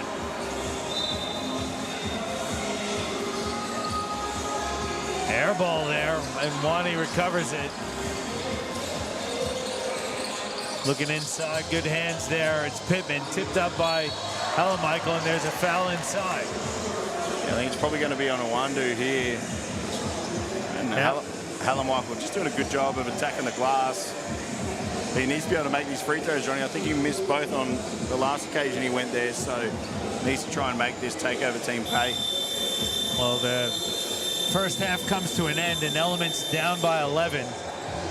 Michael missed that first one. He'll get a shot at the second in just a moment. Missed them both, so that's going to do it for the first half. Oz Hoopers take over up by 11. We'll take a quick break. We'll come back with the second half of action shortly.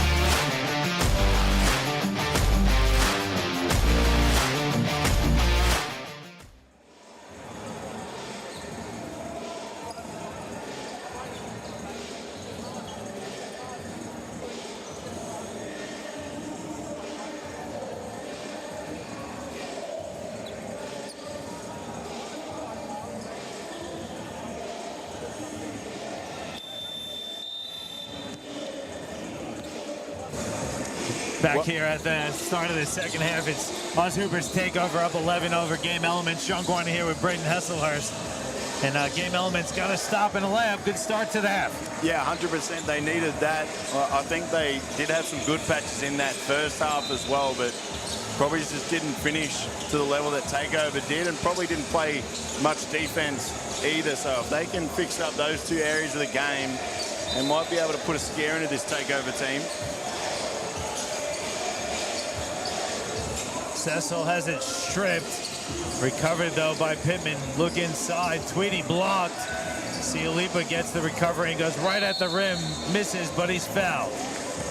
Yeah, Warren did a good job on the first attempt, meeting Pittman above the rim, but the difference with Roman Cialipa is he has the strength to go with it. So instead, he backs down the shot blocker, uses his strength, and goes up and gets the foul. So great defense though as well. You love the competitiveness, but Roman Cialipa just too strong on that occasion. Missed the free throw.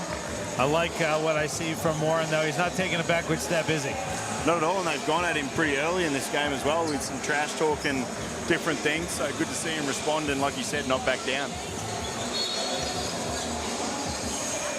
That's the biggest thing today from both teams. We probably haven't seen many free throw makes. I think we've seen more misses than makes so far in this one. Gotta hit your free throws. Exactly, mate, exactly. You see Roman miss another one. It's free point. Cecil, deep three. That's good. Probably one of the most exciting talents we have in Australia. Yeah, for his age, and now it's under 16s team at the Logan Thunder, and really impressive young fella. And to compete at this level as well, he's definitely a star to watch going forward. Wani with a nice move. Too strong, though, can't finish. Here's Cialipa.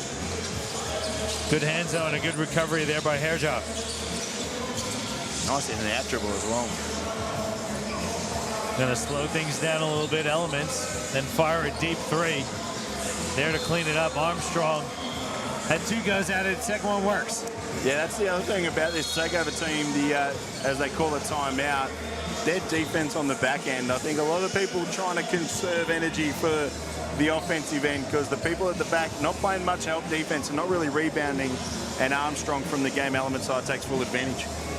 And I like the timeout for Oz Huber's takeover, because again, this game could be well and truly beyond 10 points. 10 points is a credit to Elements because they are doing some really nice things, but I also think it's as much as Oz Huber's takeover their energy. Yeah, I think if you can look, you could say that about both sides. Takeover could have probably run away with this one, and then on the other end, I think, as you mentioned, Johnny, if game Elements could play some better defense, especially in transition, without that sort of token pressure you mentioned, they could be even closer than 10 points. So both teams with some opportunities here, but they need to take advantage of it.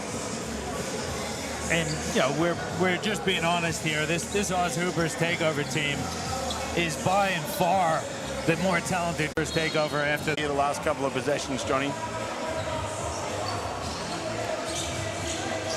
But like you said, he's persistent and stays with it. Lead back out to 11 for takeover. We got about 2 minutes to go in the third quarter. It is the Brisbane Classic here at the Northside Indoor Sports Center on the north side of Brisbane. Armstrong looking inside. Good read by Tweedy. Kicks ahead. Cialipa catches it. Finds Kamu underneath, who slams it home this time. There's a slam-ish. Was it a slam? Kind of. No hands on the rim. He kind of placed it downwards. Armstrong three, in and out. Rebound goes to Wani there to lay it in. He's been really impressive for the Element side today, I think. Defensively pushing the pace and attacking the basket, he's been really good. Tweedy with the loose handle, recovered by Elements. Here is Wani, goes up and short on the layup. Probably expected the contact there. Here's Kamu, hands it off. Pittman lost it out of bounds, going to stay with takeover. Yeah, ref probably missed that as soon as Jalen Pittman got that. I think Armstrong just slapped straight down and got him on the arms, but takeover, get it back. Kamu on the wing, skips it over. Iwandu hesitates, goes up and blocked by Michael. You blocked it and the ball was clearly in front of you. Instead of just grabbing it and going down the other end, we watched it go out. Here's Cialipa from the wing, off the rim. Wani with the rebound, and there's a reach-in foul.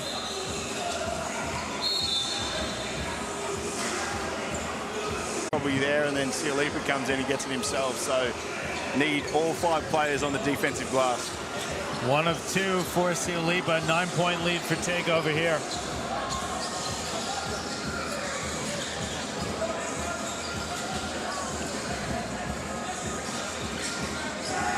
Faking the handoff and then going to the dribble. Armstrong 3 is short. Kamu rebound.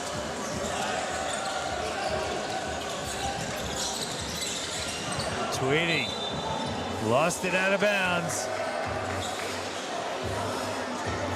Just good defense. Armstrong was clearly in front of him, walled up, got hit in the chest. Probably lucky not to get an offensive foul on that occasion. I think just great defense from the Element side. You've got to remember in the AAU basketball, the clock runs. So only time it stops is the timeouts. And let me double check this again.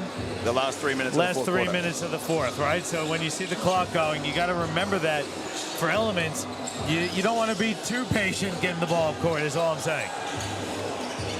Cecil from the corner, missed. Nice tip inside, Sialipa slams it home. Yeah, off the tip from Kamu. Those two have a great sort of chemistry on the floor, and Roman Sialipa finishes with the highlight play.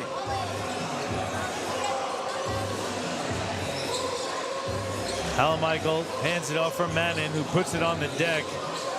Lost it, recovered by Wani, flips it in.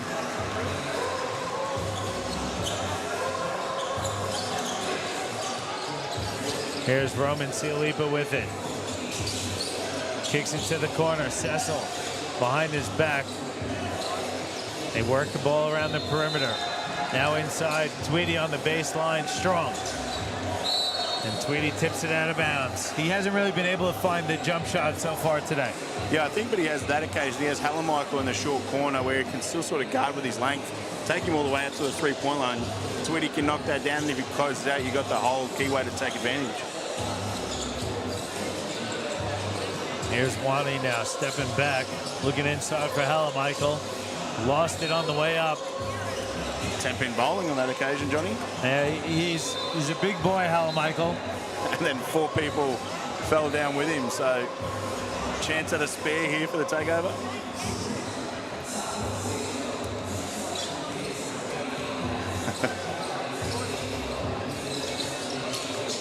Sialipa reverse.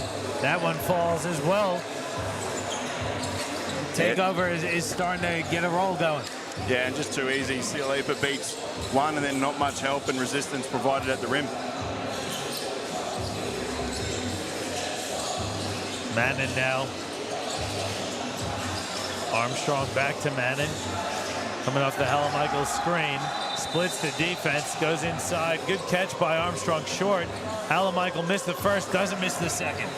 Again, every time we think Takeover's going to run away with it, Elements just get their way back in the game, but need to get a stop and make a run here. Long 3 recovered by Wani. And Tweedy gets called for the reach-in foul. Wani's been really good today. I think his ability to not only finish at the basket, finish in the mid-range and cause some troubles for Takeover in transition. I think he's been the standout for me for this game Element side. His energy has been excellent. He's been the one who's been the constant effort, right? That's where the word I was looking for. I don't think he's been subbed out either. I think he's played the whole game so far. I think you're right. Here's Warren short on the attempt. Halamichael lost it to Pittman. Out of bounds off a Takeover. One of the rare mistakes there from Pittman so far in this game. Yeah, and again, it's Wani just getting his hands on the ball and getting a deflection, which led to it hitting another Takeover player's hands, and they get the ball back. But again, 4.5 minutes left. Need to make a run here if you're the Element side. Manning kicks it to Wani in the corner, who spins, leaves his feet and lays it in. Great move and finish. Yeah, 100%. Left to his feet before the defender had the opportunity to strip him. Eventually, he's an offensive foul here. They're going to call it a defensive foul against Wani. He thought it was an offensive foul. I thought it was too. I thought it was a bit of a moving screen on that occasion, but take. 45 to go. The clock will start to stop at the 3-minute mark, but that's too easy for Tweedy. Yeah, Hallermichael just let him go straight past and didn't try and stop him at all, as we see Elements trying to answer straight back with the 3. Herzog missed that 3. Here's Cecil, throws it up. Sialipa gonna work some clock here with his team up by 9. Camu 3, well off. And Warren now really bringing it up very slowly. Finds the rolling Hallermichael, puts it on the floor and contests. Good defense from Camu. Sialipa goes right to the rim, hammers it home, and the foul. All came off the defense from the Oz Hoops takeover side. Knew they were going to try and find Hallermichael on the roll, put multiple bodies on him, and the clock is ticking. Should be stopped here in the last 3 minutes, but they know that Hallermichael's probably not going to find another player with a pass after that roll and able to force the turnover and get out in transition. And Roman Sialipa with another highlight play to add to his endless collection that he's probably already got on social media and YouTube. And he put that one down so quickly, it didn't even feel like he cocked his arm back. Yeah, he's what's the word? I don't even know the word to describe it because I've never experienced it myself before, but the ability to go up and just get it done quickly, it's so dynamic. His ability to finish around traffic, you know, watching him in the last couple of years in juniors, even in juniors, to be able to finish over contested hands and everything has been really impressive. 12-point lead now for Takeover. They fixed the clock, so they restarted it at 3 minutes. So Elements not out of this one just yet. Hallermichael goes to the right hook. Sialipa gets the miss. Here's Pittman.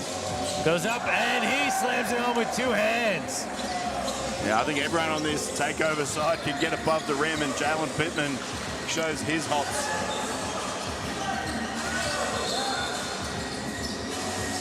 Mannon out to Warren, goes behind his back.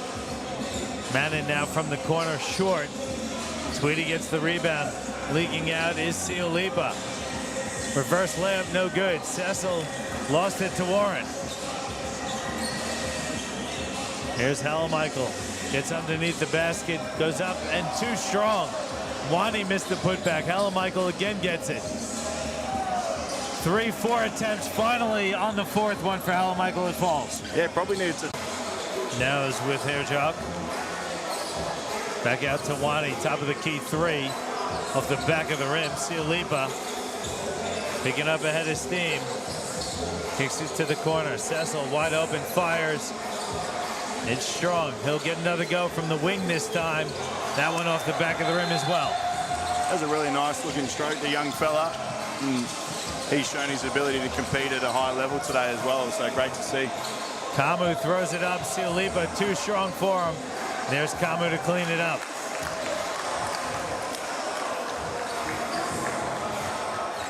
Team Takeover gonna move on to the grand finals.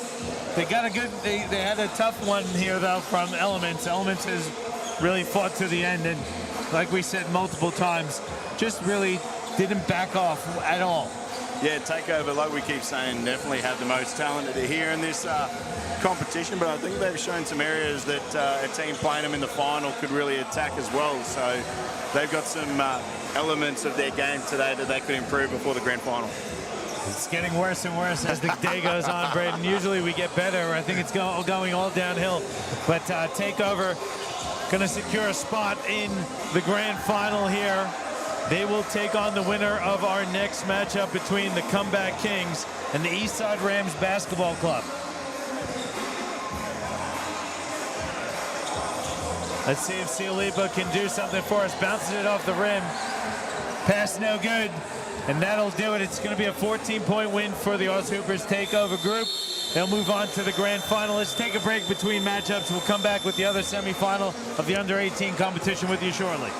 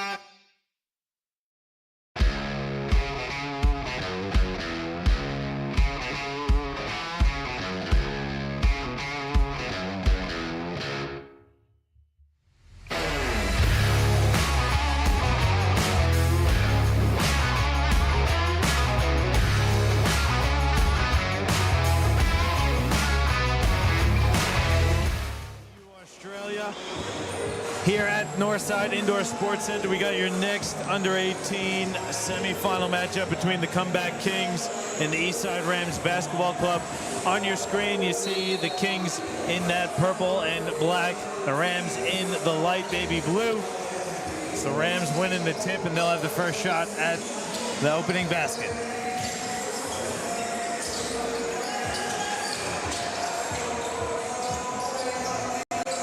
Here's that driving kick you like, Braden, and hitting the first points of the night, James McMartin. Yeah, it looked like a very nice jump shot as well. Great technique and was automatic. As soon as he caught it, he was into his shot, and great start from the Eastside Rams. Three is off there.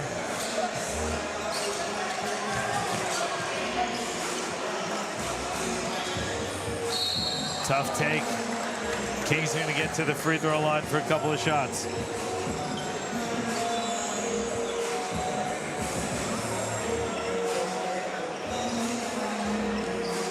They probably had an open layup on the left-hand side there, Johnny, but played for the contact, going to the free throw line for two, makes the first one. Probably had the opportunity to get a three-point play if he just went to his left hand and rather than playing too much for the contact, but a great.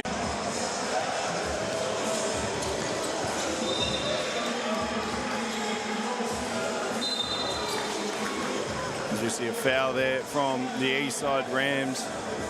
Lead 3-2. Both teams sort of struggling on the offensive end to get this one started.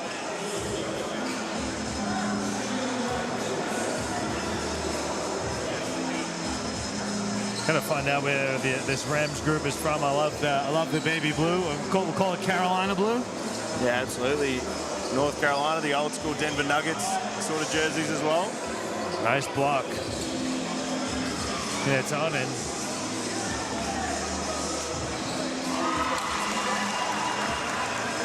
Big three there from LeBron Brooks. Gets his Kings team up two and then takes the charge. So great play on both ends there from LeBron Brooks. If you want competitors, Johnny, LeBron Brooks is one of the most competitive guys you will watch at this level on both ends of the floor. Just such a competitive guy. He's been like that through his younger days and right through to now as well. And he's a Northside Wizards junior as well. He's played some minutes in the NBL 1 program as well. Yeah, he's won multiple state championships with Northside, won a national championship with Queensland South a couple of years ago as well, so been there at the highest level. Rams fadeaway jump shot is off the side of the rim. Barlow grabs the rebound. Kings going right at the defense, missing that attempt. Here is LeBron Brooks, another three. He's fouled, so he'll get to the line for a couple of shots. Yeah, probably didn't need to shoot that one, but defender just fouled him, got him on the arm on the way down, and goes to the line for three more to try and get this Kings side off to a really good start. The winner of this one will move on to the grand final, take on Oz Hooper's Takeover. Just won that previous game that we just finished calling. Well done on winning the semi-final. Your reward is you get to play the Oz Hoops Takeover side. So going to be interesting to see how these two sides go and just the style they play and how they go about it as well to see how they'll match up against that Takeover side. Yeah, you're looking just from a size sense, both the Rams and the Kings seem to have pretty decent size. Not necessarily the size and height that Takeover side had, but they're probably a lot sort of around a similar height as far as just that medium build where they could probably play a lot of positions and do a lot of things different offensively and defensively. Short jumpers off the front of the rim. It's not a bad look for the Rams. Brooks has it. Cross court three for the Kings, well off. Both teams really looking for their offense here to start this one. Yeah, for sure, and both teams shooting a lot of jump shots. We've seen some fadeaways down the Eastside Rams side and then some open threes that have gone begging for the Kings. So I think both teams need to refocus a little bit, try and get to the basket. Nice driving kick, corner three for the Rams is off. Another three for the Rams, bank again, no good. Really great defensive energy from the Rams. Here comes Brooks, though. The head of steam goes up with it. Short on the attempt, but he gets fouled. Probably should be a tech foul on that occasion. Just slams the ball down. Lucky to get away with a warning there. I don't know too many players that would get away with a warning there. Johnny? Yeah, I like that, the referees, though.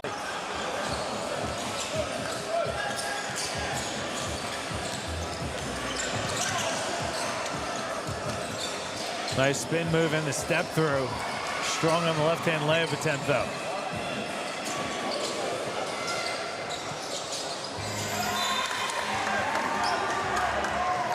Bright idea, poor execution on that one.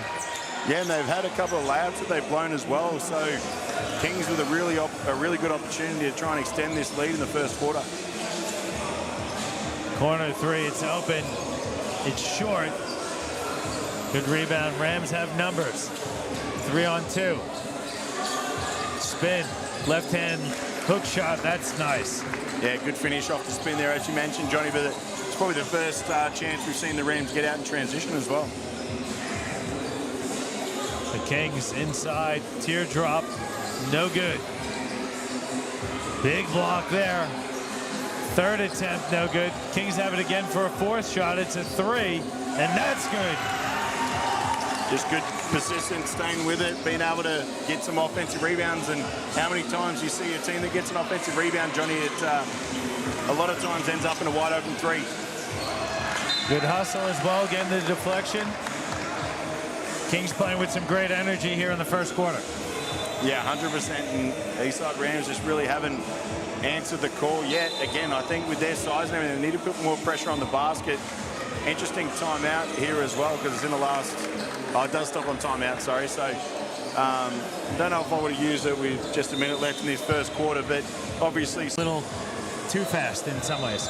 Yeah, I think it's probably in a balance. They've been too slow when they've been in transition. Then when it's been in the half court, they've probably been acting too fast and settling for pull-up jumpers. So, it'd be interesting to see if they can finish the quarter strong and try and reduce this 8-point deficit going into the quarter time break.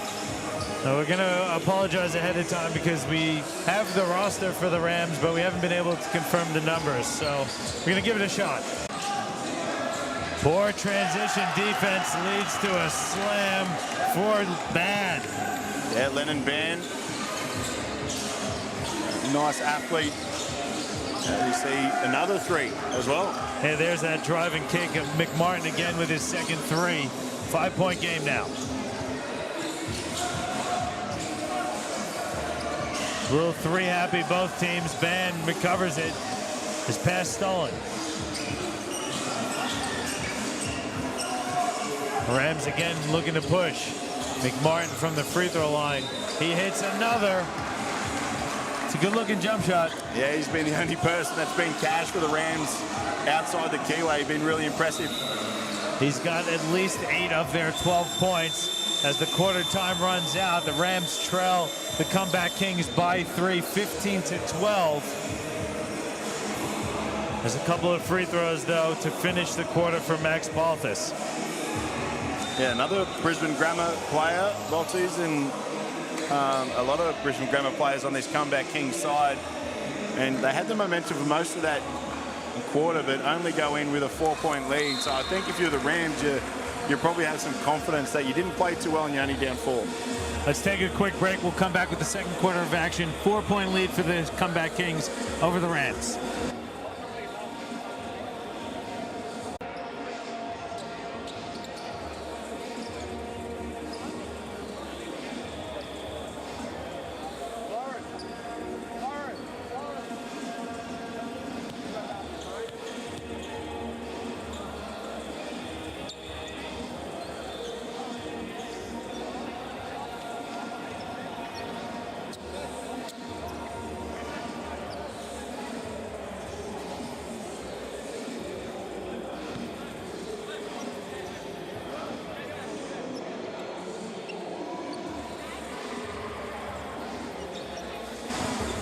Back for the second quarter of the under-18 semifinal matchup between the Comeback Kings and the Eastside Rams Basketball Club. It's the Kings up 4.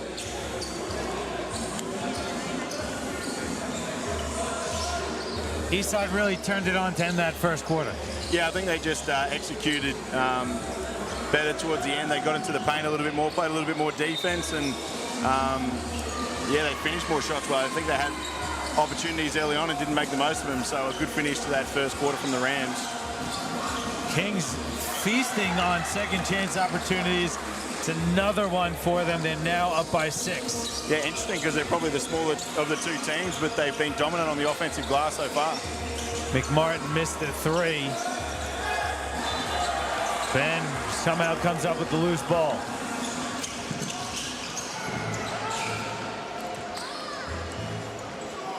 Getting scrappy.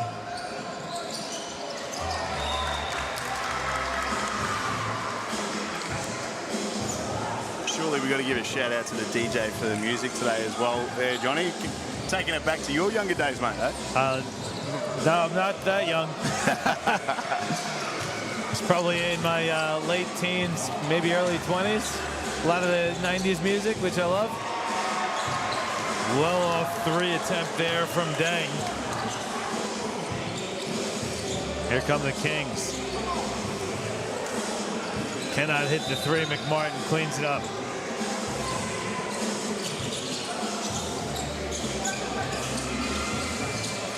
Skip pass to the corner. 3 is up.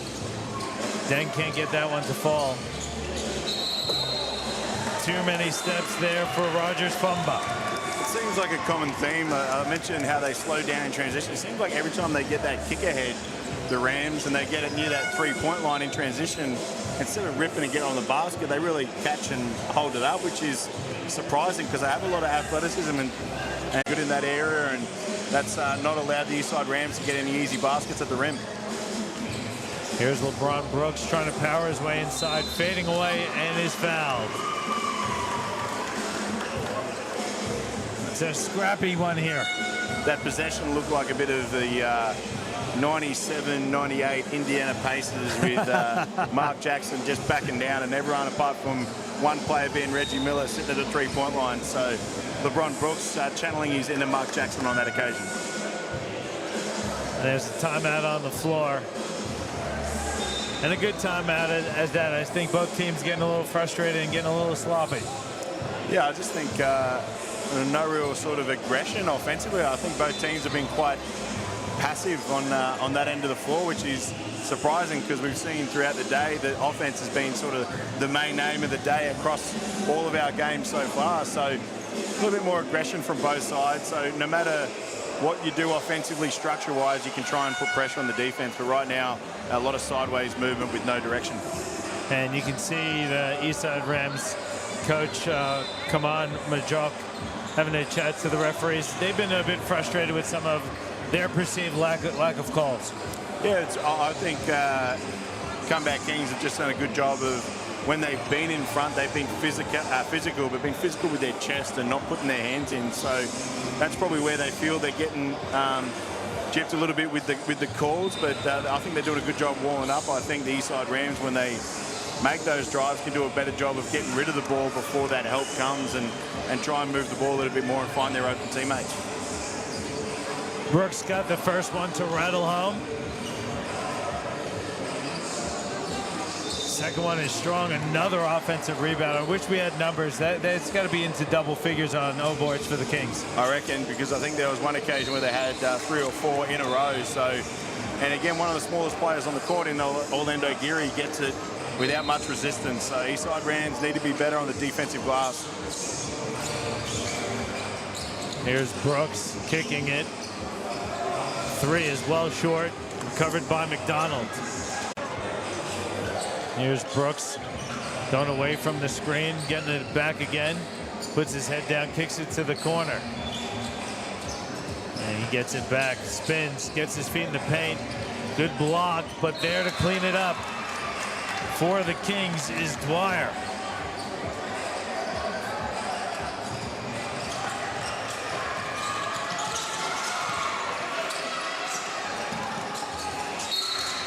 There is that foul called. McNamara just checking in and draw some contact. He'll get to the line for a couple shots. Went for a bit of a slide after as well. Johnny introduced himself to the wall at the end of the court. But Rams look like they found a little bit of momentum here in the second half of this second quarter. Coming out with much better energy, aren't they? Yeah, 100%. I just think they've just been better with the simple things, staying in front. Still need to do a better job on the glass and on the rebounds, but look like they picked up a little bit here in the second quarter. 3-point lead for the comeback Kings.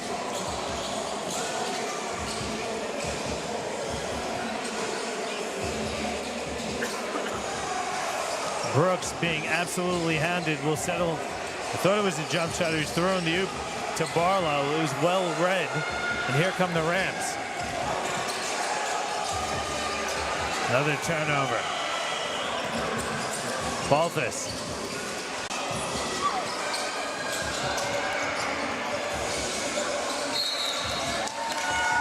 Stepping out of bounds is Onan. That's a hard thing when you get that corner catch. You need to be able to have a wide stance so you're not going backwards with that first step. Something we teach a lot of juniors these days because we see that a lot, that turnover in the corner where they touch the sideline. Yeah, it's, you see it in the seniors a lot too. Yeah, 100%. It's a bit of a coach killer. Nice move. Balthus fouled. I thought it was a block. And good sportsmanship there from the Rams. Mabior giving Balthus a hand getting up off the deck. Yeah, just great change of speed and change of direction from Balthus there.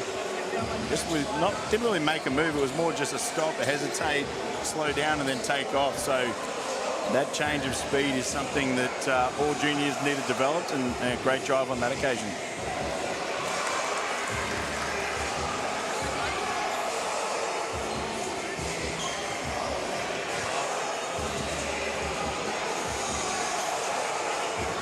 Two and two for Max, pushing his team's lead out to 5. 1:45 left in the half.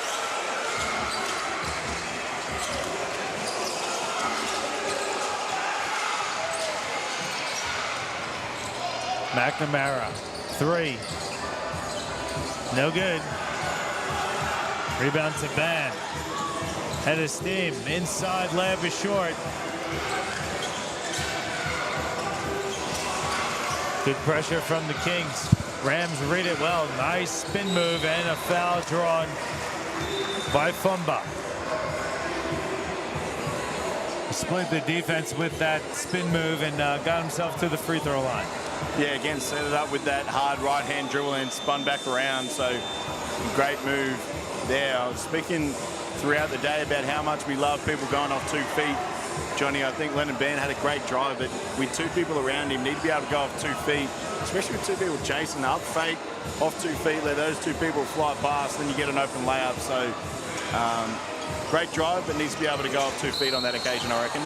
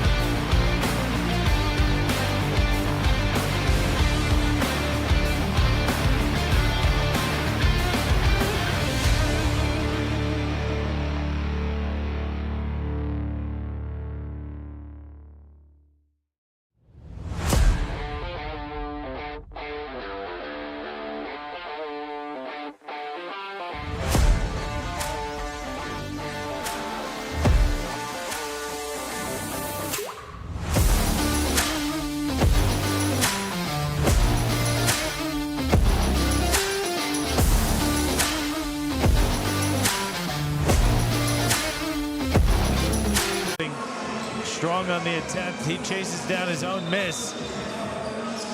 Rams recover.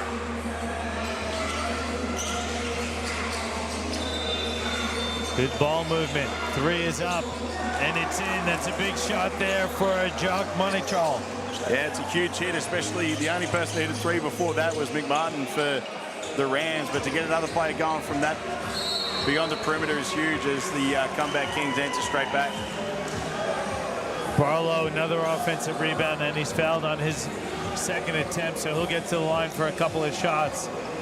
And the O-boards has really probably been the best play for the Kings this game. Yeah, and if I'm the comeback Kings coach, I'm just focusing on that, because if you can keep that offensive rebound and those easy points going, you can really put some pressure. And even if you're not getting much out of your offense, if you're getting easy points from there, it's going to be awfully tough, and gets his way to the free throw line. So while the Rams have been much better, they're giving up easy points through the free throw line and on the offensive rebound. So need to address that if they're going to try and progress to the grand final today. Waiting for whoever wins this game in the finals. It is the Oz Hoopers takeover group. They are a talented group, to say the least. They are going to be tough for either of these teams, but that's why you play the game. Yeah, and a lot older than a lot of these players out here too. I know the comeback Kings, and a lot of these guys are probably bottom age 18s, apart from LeBron Brooks and stuff like that. So some older players in that Oz Hoops takeover side for sure. Ben goes 1 of 2. Nice fake, but cannot find the finish. Fumba recovers. There's a travel. Yeah, unfortunate there. Good job on the O-Glass. Just lost his feet and resulted in the travel. And now, if you're the Rams, you need to get a stop here. And I think that's a tech foul on the Eastside Rams bench. Yeah, a lot of chatter from the players and the bench. Referees did warn them for sure, so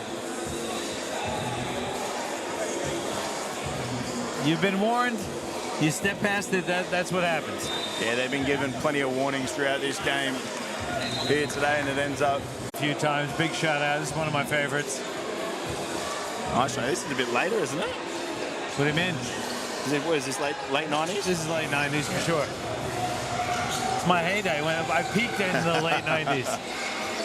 How about Darcy McNamara again for 3? Excuse me, that's James McMartin. I was going to say, Johnny, as Barlow gets a foul there, and the Eastside Rams doing some dance routines on the sideline.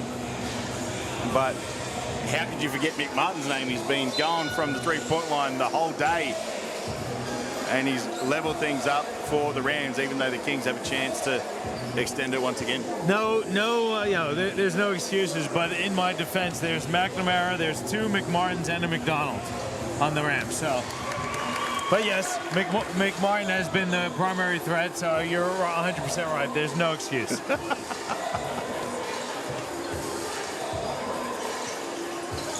Barlow hits them both.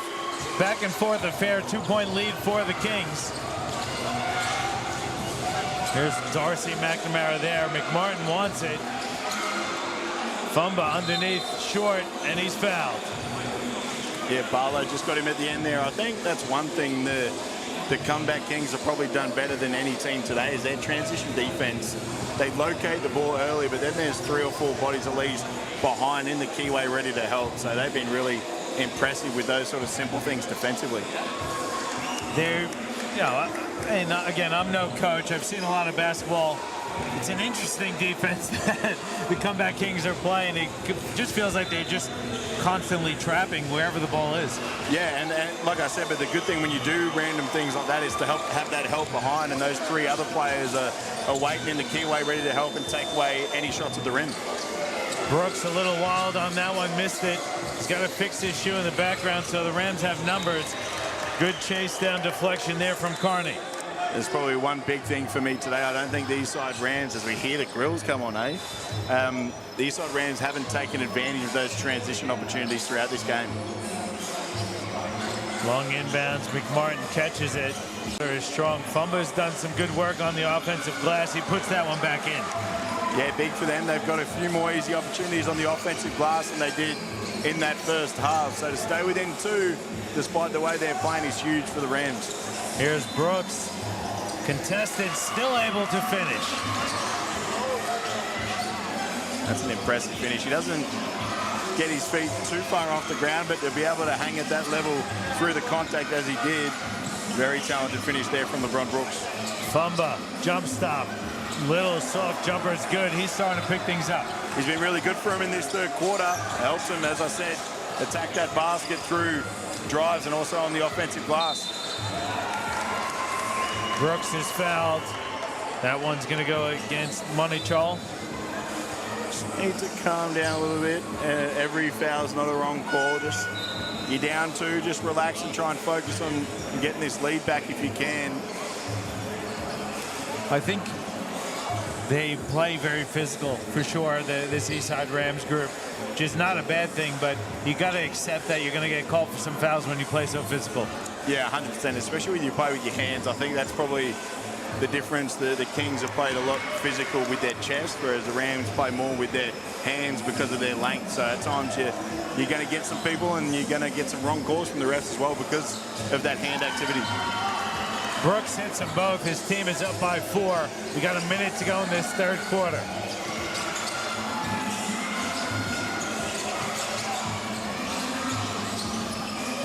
McNamara crossing over, gets inside, floats, misses. Fumba couldn't get the whole board. Balthus steps back, wing 3. It's good.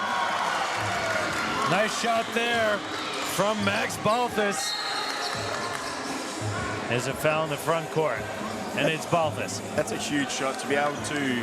You don't realize how tough that shot is to be able to be inside the 3-point line, take a dribble backwards, and still have your feet set to be able to knock that down. That's a huge shot there for the comeback Kings. Yeah, the Kings now up by 7.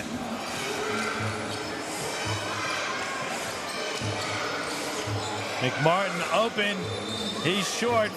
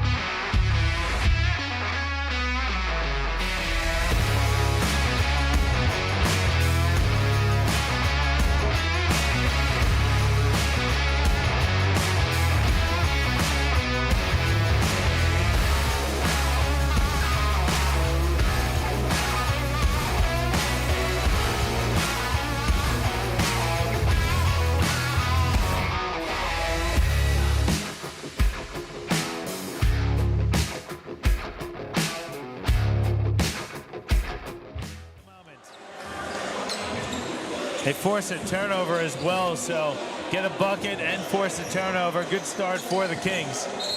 Balthus shuffled his feet. Well, on the other end, Eastside need to try and ram their way through this comeback Kings defense and try and reduce this 7-point lead. But they've been, every time the comeback Kings have been pressured, they've had the answers throughout this match here today. McNamara hands it off. It's McDonald now. That was an interesting attempt. Jump ball possession arrow favors the Rams. To me, Thumber needs to be on the court for Eastside, and you need to find McMartin as much as you can. It's a good look for McMartin at short. Here's Ben. Euro steps his way inside, misses. Ben still doing work.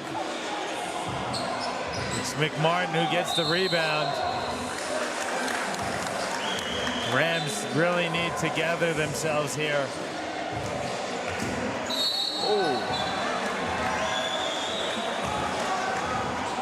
A little out of control, Deng. He's got to walk away. There's another technical, so Rams losing their cool here.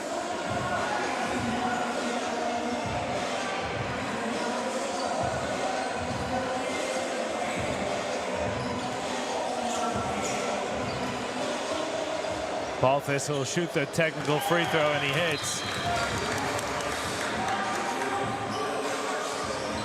And it's McNamara trying to settle the group, but the Rams only have 4 players on the court. To me, you almost should have to play with 4 players on the court after what just happened, but comeback Kings with an 8-point lead. 3 is short for Balthus.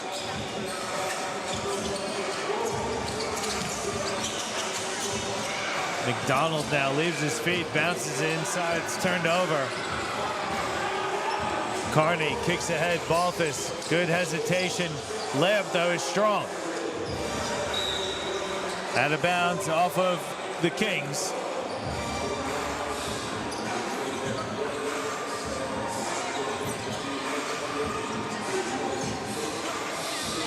Eight-point lead for the comeback Kings now. 6:45 left, another turnover for the Rams. Is back, spins, layup is good, 4 straight. It's a great move. Lucky he made it because all his teammates were back down the other end, but that's the way to get out in transition, play some defense and get some steals. Good defense from McNamara, another turnover. Thumba has it. And there is the blocking foul called on LeBron Brooks. Yeah, good call from the referee there. You need to be able to give him a chance to take that step before you jump in front of him. LeBron Brooks known for taking those charges, but probably needs to give a little bit more space. So a good call from the referee. You love a bit of Nelly, I'm sure? Absolutely, mate. Picking it up. He's got 6 straight for the Rams. They're down 4. Been really impressive. Again, they're finishing at the rim and playing much better defense down this end. Ability, and like I said, he's been there at high levels and played in big games, so he just knows what to do to sort of take that momentum back for his side with a big bucket and then a big defensive play. 6-point lead for the comeback Kings. Can they hold on? Ben, there's the teardrop. That rattles in. He's been excellent today, too. Yeah, and he held that floater follow through a little bit, showed everyone that he had great touch and a great finish once again for the comeback Kings. McNamara, corner 3. That rattles in. The Rams are starting to pick it up. Answering every call in the 4th, and he's had multiple looks at wide open jumpers today. Hasn't hit one until now. Good defense from the Rams. Fumba deflects it out of bounds. Going to stay with the Kings.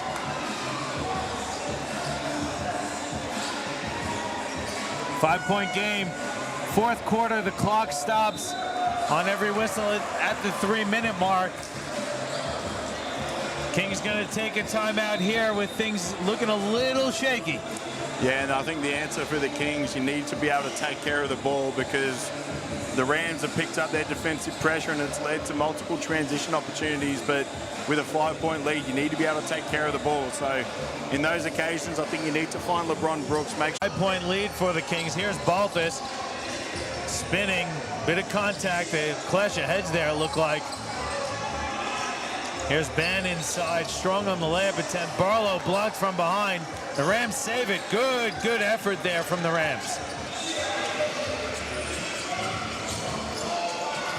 On in, Euro then looks inside, and that's a turnover. Mabior cannot handle the pass.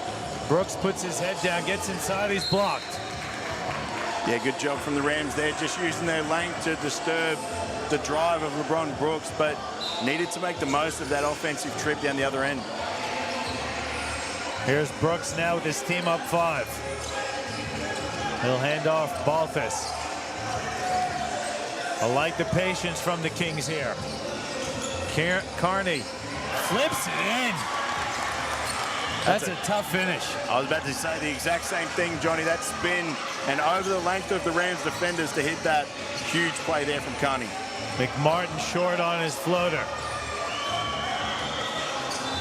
Here's Carney going right to the rim, misses. Balthus cleans it up, he's blocked.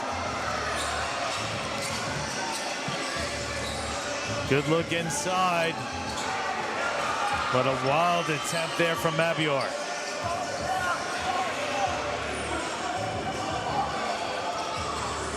And again, the Kings gonna just work the clock here. They're up by 7. Rams gotta do something. There's a bump, there's a clear bump from McMartin. And Balthus will get to the free throw line for a couple shots. Yeah, I don't know why they're complaining about that one. As soon as Balthus put the ball on the floor, McMartin definitely hit him with his shoulder and looked like it was on purpose as well. So good drive from Balthus and important free throws coming up. Hits the first. Now the lead 8 for the comeback Kings. Certainly not over with 1:24 to go, but Rams got a lot of work to do. Balthus, big free throws there. Lead is 9 for the comeback Kings. McNamara takes the 3 and is fouled. That is a bad Balthus. Yeah, that's one thing you don't want to do, put them on the line when the clock stops. That's the #1 thing as the team who's behind you want if you're the Eastside Rams. So now they get the chance to reduce the deficit to 6 if he can make all of them and still keep 1:18 on the clock. Big free throws. First one, though, rolls off the rim.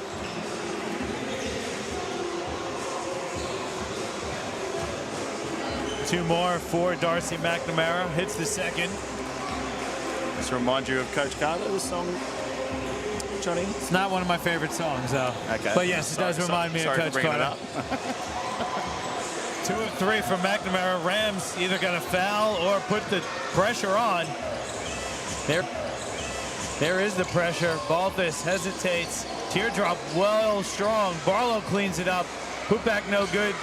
Rebound secured by the Rams. They got numbers. Kick ahead. Floating no good. Cleaned up though by Mabior. 5-point game. Rams again force a turnover. Again, comeback Kings just need to slow it down a little bit, not react to the pressure. And now with 50 seconds left, only down 5, huge opportunity for the Rams. McNamara wants it, fires off the front of the rim. Brooks. Yeah, Brooks gonna just work some clock. There is no shot clock, so in theory they can roll this one out, and there's a foul. Onan. The heavy contact on Brooks. I don't know about that 3 from Gallagher, Johnny. I think they had plenty more opportunity to be able to score that and reduce that 5-point lead. He had plenty of time left. Hey, you got to think you get that to McMartin. But McNamara wanted to take the game over himself. We only have 10 seconds to go in this one. It's a formality for the comeback Kings to advance. Interesting timeout for the Rams here. Let's see what they do out of the timeout. It is McMartin who takes a jab, fires the top of the key 3. It's short. Rebound ends up in the hands of Brooks. He's fouled. And he'll get some free throws. Yeah, probably a bit of a pointless foul on that occasion when the game's out to more than 2 possessions with just 2 seconds left. So LeBron Brooks with a chance to pad his stats a little bit, increase his scoring output to finish this game. He's earned it because he's been the glue during this Rams comeback for the Kings, just settling things down when they need it. And he is a player who will have a really, really important say in what happens in that grand final matchup. He's going to have his hands full with the likes of Tweedy and Pittman, guys that he's familiar with. Absolutely, had a lot of experience with those guys, obviously at the Queensland state level, and I'm sure that'll be an issue for the takeover side too, is limiting the impact of LeBron Brooks in the final. Let's go with the Comeback Kings pick up the win, 54-46 over the Eastside Rams. We're going to take a break. We'll come back with our next matchup with you shortly.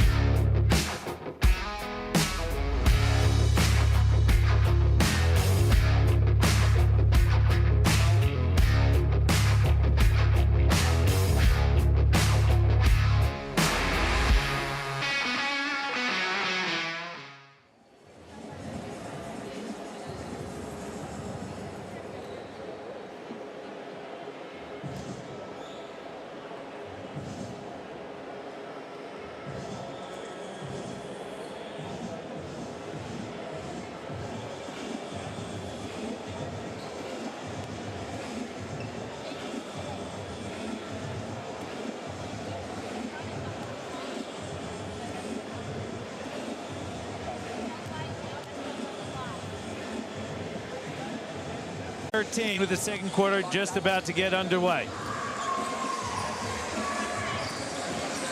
Laura at top of the key, 3. Nice little set out of the break. Elements can't get it to fall, though. Hooligans can retake the lead with a bucket here.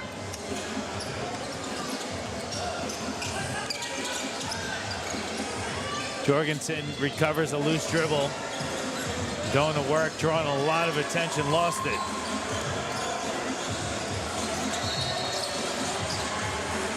Nice little scoop shot there, and it falls for Achul. Yeah, he had multiple of those finishes in the semi-final today as well, so been really good, kind of with those awkward length finishes. They did a really good job defensively there as well. That time, though, Lofton not going to be denied. Yeah, he's been another one that's impressive with his ability to go to the rim and finish amongst taller defenders. Achul gets the offensive rebound and put back. Really impressive. How many of those did he have in the earlier game as well, Johnny? Just his knack for getting to the basket on the offensive glass and finishing. Another 3 this time from Lofton, missed. Long rebound out of bounds, going to be with the Silly Hooligans.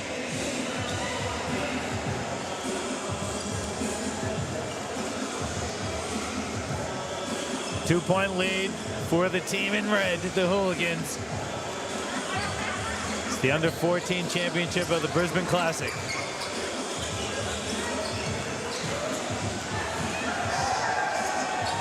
Jorgensen spins, draws all the attention. Achul fading away, misses.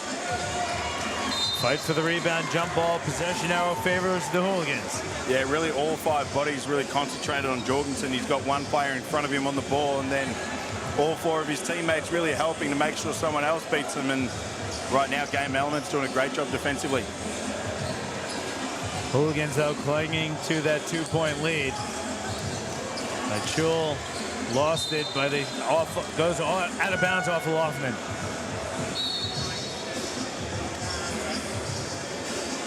Bolton going to check out what team, checks back in for Game Elements.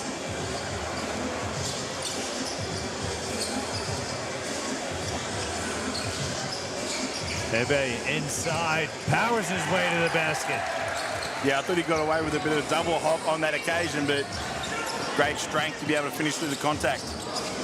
But team lost it. Now Jorgensen goes right at the defense, and he's fouled. Don't mind that one from Couch, contesting the shot and making Jorgensen earn it from the free throw line. Yeah, and if you're Jorgensen, that's the way to get going. Obviously in the half court, they're putting multiple bodies on you defensively. So if you can get the ball with plenty of space in transition, you can try and find your rhythm that way. Hooligans doing a really good job here, controlling the pace, I think, and really being methodical offensively, not forcing much. Yeah, 100%. They've been really good, and like I said, they've climbed out to this 5-point lead. I think Elements have really got caught up in turning the ball over a little bit. And one thing the Hooligans, I said in the last game, they've been better defensively than most teams, and they've kept the Elements out of transition early on. 6-point lead for the Silly Hooligans over Game Elements in the under-14 championship game of the Brisbane Classic. Brought to you by AAU Australia. Here's Watine, hanging, banking, and hitting. Yeah, great adjustment mid-air from Watine, and that's what the Game Elements needed, with Hooligans having all the momentum so far in the second quarter. Jorgensen can hit from deep. That one is off the side of the rim, rolls out of bounds. How do you get Jorgensen involved offensively if you're the Hooligans with all the attention he's drawing? Well, it's hard in this sort of setting as well, because there's not much movement and not much sort of offenses run, but maybe you can use him as a screener because there's not much help for other people and getting going that way. Apart from that, get him coming off some movement into a catch rather than just a catch with all the defense loaded up in the keyway. And on the opposite side of things, for Elements, they seem to be struggling offensively. What do they need to do to get on track?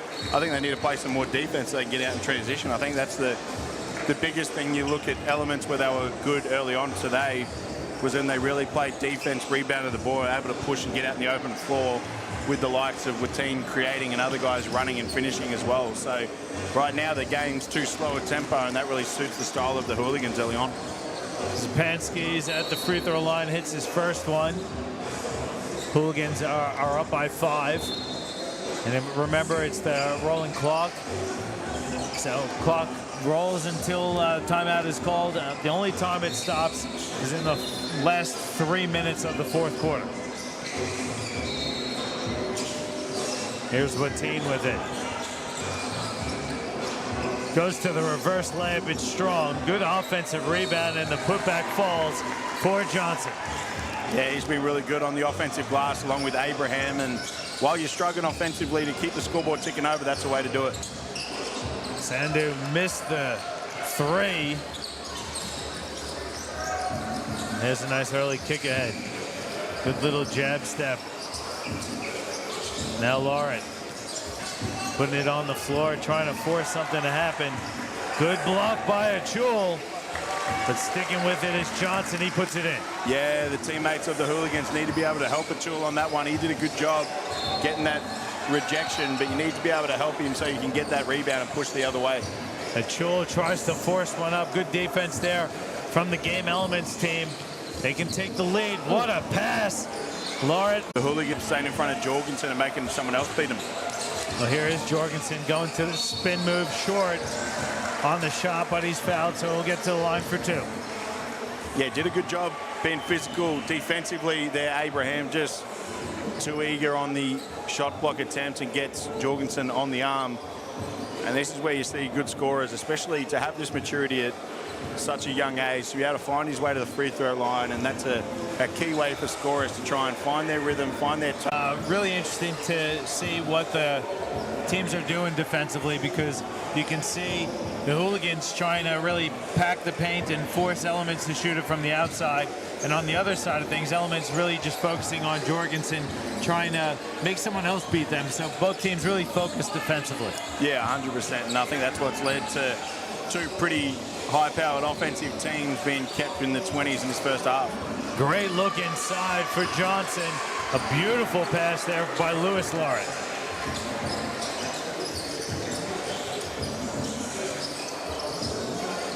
Skip pass. 3 is short. Watine with the rebound. We're approaching the minute mark of the first half. Little in and out dribble. Watine finds an open shooter. And hitting that shot is Samson Kent. Yeah, great trailer there from Kent. Good hit and patience from Watine, and that's a big hit for the Elements to now take the lead. Sandu, how about the reverse layup? You see that a lot these days, don't you? The sort of ends up falling for Samson Kent. Teams trading baskets. Hooligans turn it over on that one. Let's see if Game Elements can get a shot off with the clock rolling. Need to go quickly. Has it. He's got 4. In and out dribble. Gets his feet in the paint. Goes to the left hand. It's short. And Jorgensen secures the rebound to end the half. A really interesting first half of defensive battle in your under 4 team. We're going to take a break. We'll come back with the second half of action. It's Game Elements up by 2 over the Silly Hooligans at the Brisbane Classic.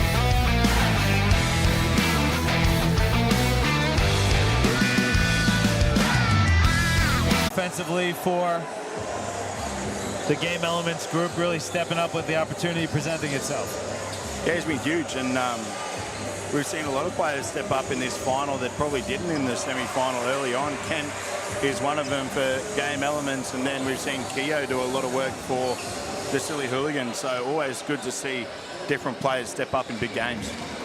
Kent goes to the free throw line for the first one, hits it. Needed to shoot that one, Sundu, I think. Here's what team going to reset it things for the Elements. The big fella stepping out and hitting the three. It's Oliver Johnson from deep. Yeah, huge play and really critical time now for the Silly Hooligans. They had the lead for most of the first half, as I mentioned, and now it's the Elements with all the momentum and a 7-point lead. Need to try and get it back as quick as they can. Sundu kicks it to the corner. Open three off the back of the rim. Johnson with the rebound. Nice kick ahead, great passing. Abraham finishes strong. One of the rare transition opportunities for Game Elements. Yeah, and Silly Hooligans want a timeout on this occasion. I'm pretty sure they can call one now if I have seen it today, but again, the Elements with all the momentum. Bebe rattles in a three. He's fired up about that one. Here's a bit of the archery after too. Gotta love that. A different celebration too. We've seen so many of the D'Angelo Russell celebrations, and nice bow and arrow there. A bit of Wes Matthews going on. The bank shot doesn't work, and here come the Silly Hooligans with Jorgensen. Good read defensively there from Lewis Lorette. And with Teen inside, Abraham short on the attempt. Nice hustle though again by Lorette. And a great pass by Lorette to Johnson to lay it up and in. Game Elements starting to pull away here in the third. Yeah, we spoke about how they weren't able to get out and transition much in that first half, Johnny, but it's where they've done almost all of their damage here to start this third quarter. Probably 3 baskets in a row in transition. They've hit 1 3 to go along with it, and now the Silly Hooligans with some questions to answer. And Game Elements doing it defensively as well, not just in the half court. We saw quite a bit of effort there from Lauren, a couple times coming up with those steals and then allowing them to get out in transition. Well, we spoke about it earlier, right? The easiest way to get out in transition is to play defense and get stops on that end. They've been able to do that. Now they're playing in the open floor with the likes of Lorette, Ken, Watine, and then the 2 big guys going at the basket. Going to be really hard to stop if the Silly Hooligans can't try and find something offensively. And again, I know I said it in the first half, but the Silly Hooligans have a lot of talent, but they need to figure out a way to get Jorgensen involved. Yeah, 100%. And like I said, I think they got someone face guarding him at the moment and not playing much help. The easiest way to get rid of that is to get him setting some screens and creating for other people as well, because there's not much help if you're allowed to do that. Well, here is Jorgensen drawing a lot of attention, and it is an offensive foul. You can see the frustration on Jorgensen's face. Really good job there, though, by Samson Kent. I think the other thing, too, Johnny, is Kent's obviously doing a great job of face guarding Jorgensen, but Jorgensen has the height advantage, right? So rather than have 2 people in the keyway, just get everyone else outside, get him isolated, throw him below. He's got the athletic and height advantage on Kent and try and get him going that way. Let's see if Game Elements can increase their lead. They lead by 8 at the moment. Abraham cannot handle the pass, though. I think the other thing, too, is when a lot of people get face guarded is you can try and rely on other people to get you the ball a little bit. Try and get it yourself by getting steals or getting rebounds so you can push yourself, get out in the open floor, and they don't have a chance to set up their defense. Sundu, bank shot no good. Great rebound by Abraham. Here's Watine. Leaves his feet, goes to the right hand, and that is smooth. Again, going left with a right-hand finish over an outstretched defender. That's another great finish from Watine. Oh, nice. How about the shimmy from Bebe? Now Jorgensen thought about the 3. He wanted it back. Probably should have got it. Abraham gets it to Watine now. 10-point lead. Watine, too easy for him. 12 points to lead for Game Elements. That's what I keep talking about. You need to meet the ball a little bit earlier than the charge circle in transition defense. As we see Keogh with a nice drive. Haven't seen that much since the first quarter, Johnny, so that's a good answer for the Hooligans. But yeah, two people back in transition. One from the Silly Hooligans needed to be able to pick Watine up a little bit earlier because he's too athletic once he gets to the charge circle, and he showed it with a great finish over the top. And yeah, you mentioned it, Keogh. He had a great start to the game, but he's been quiet ever since. He's one of those guys for this Hooligans group that needs to start producing some offense to potentially open things up for the rest of the team. Yeah, absolutely. If I was the coach of the Hooligans, I'd be setting some on balls with Jorgensen for Keogh. There's not much help coming off Jorgensen, and if there is, that's a way to get Jorgensen free as well. Keogh hits his free throws. The Silly Hooligans trail by 10. Checking back into the game, Sam Lauret for Game Elements. It is the Brisbane Classic under 14 championship game. It is Game Elements up 10 over the Silly Hooligans.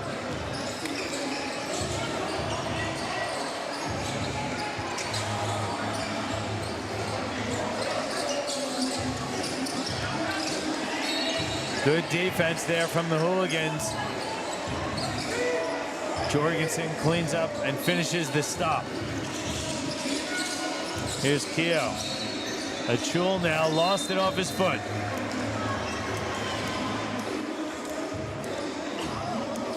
Yeah, with only 2.5 minutes before the three-quarter time break, Johnny, we know how much of a mental block it is for a team to go down double digits into a break. If the Hooligans can reduce it to that single digit, gives them a little bit of a boost going into that final term. Kent swings it out to Watine. He wants the big man screen. Goes to the left hand, gets in the paint, hangs, lost it, but there's a foul called, and Watine will get to the free throw line for a couple shots.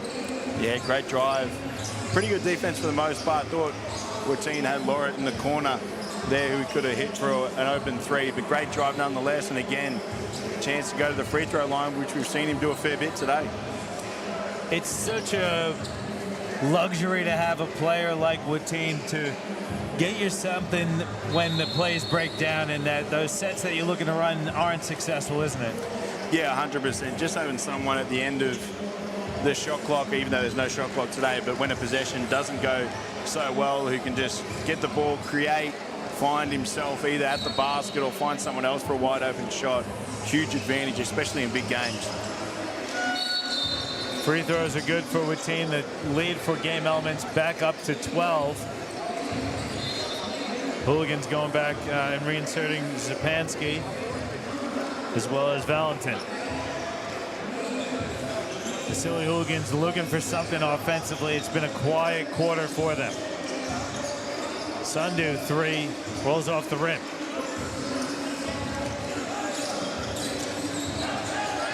Watine, great pass.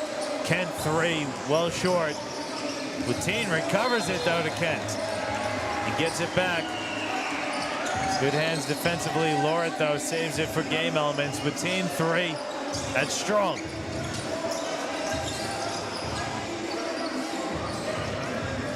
Probably try and get the last shot here if you're the Silly Hooligans. Only 20 seconds left. Zupansky puts his head down, tries to barrel his way inside, and he is blocked. Foul goes against Samson Kent. Yeah, probably a little bit unlucky there. Probably just the angle of his body which led to the block call. If he was a bit squarer, probably would have got the offensive foul because the offensive player did sort of lower the shoulder, but just the angle was a bit of a difficult one there. So Zupansky with that foul will go to the free throw line. It did end the third quarter. A couple of points up for grabs. Zupansky missed the first.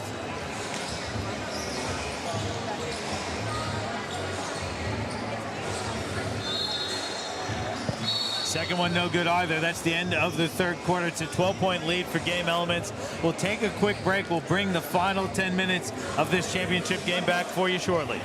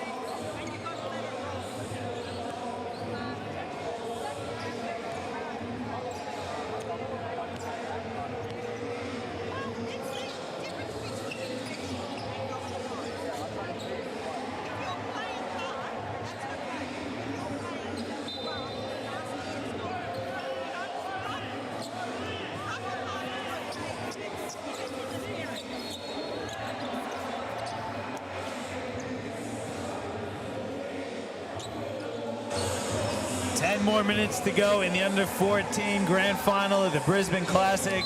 It is Game Elements over Silly Hooligans 43-31.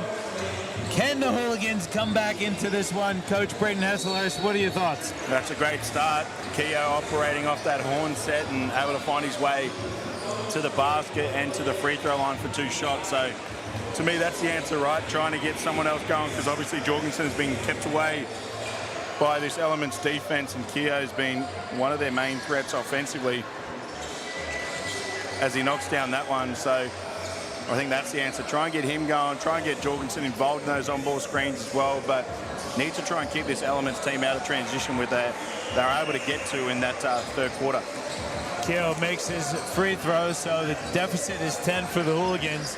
Let's see if they can string together some stops. Watane has been fantastic for Game Elements, as has Samson Kent, as has Oliver Johnson, Zach Abraham. It's been an excellent 3 quarters so far for Elements. Can they complete all 4 quarters, though?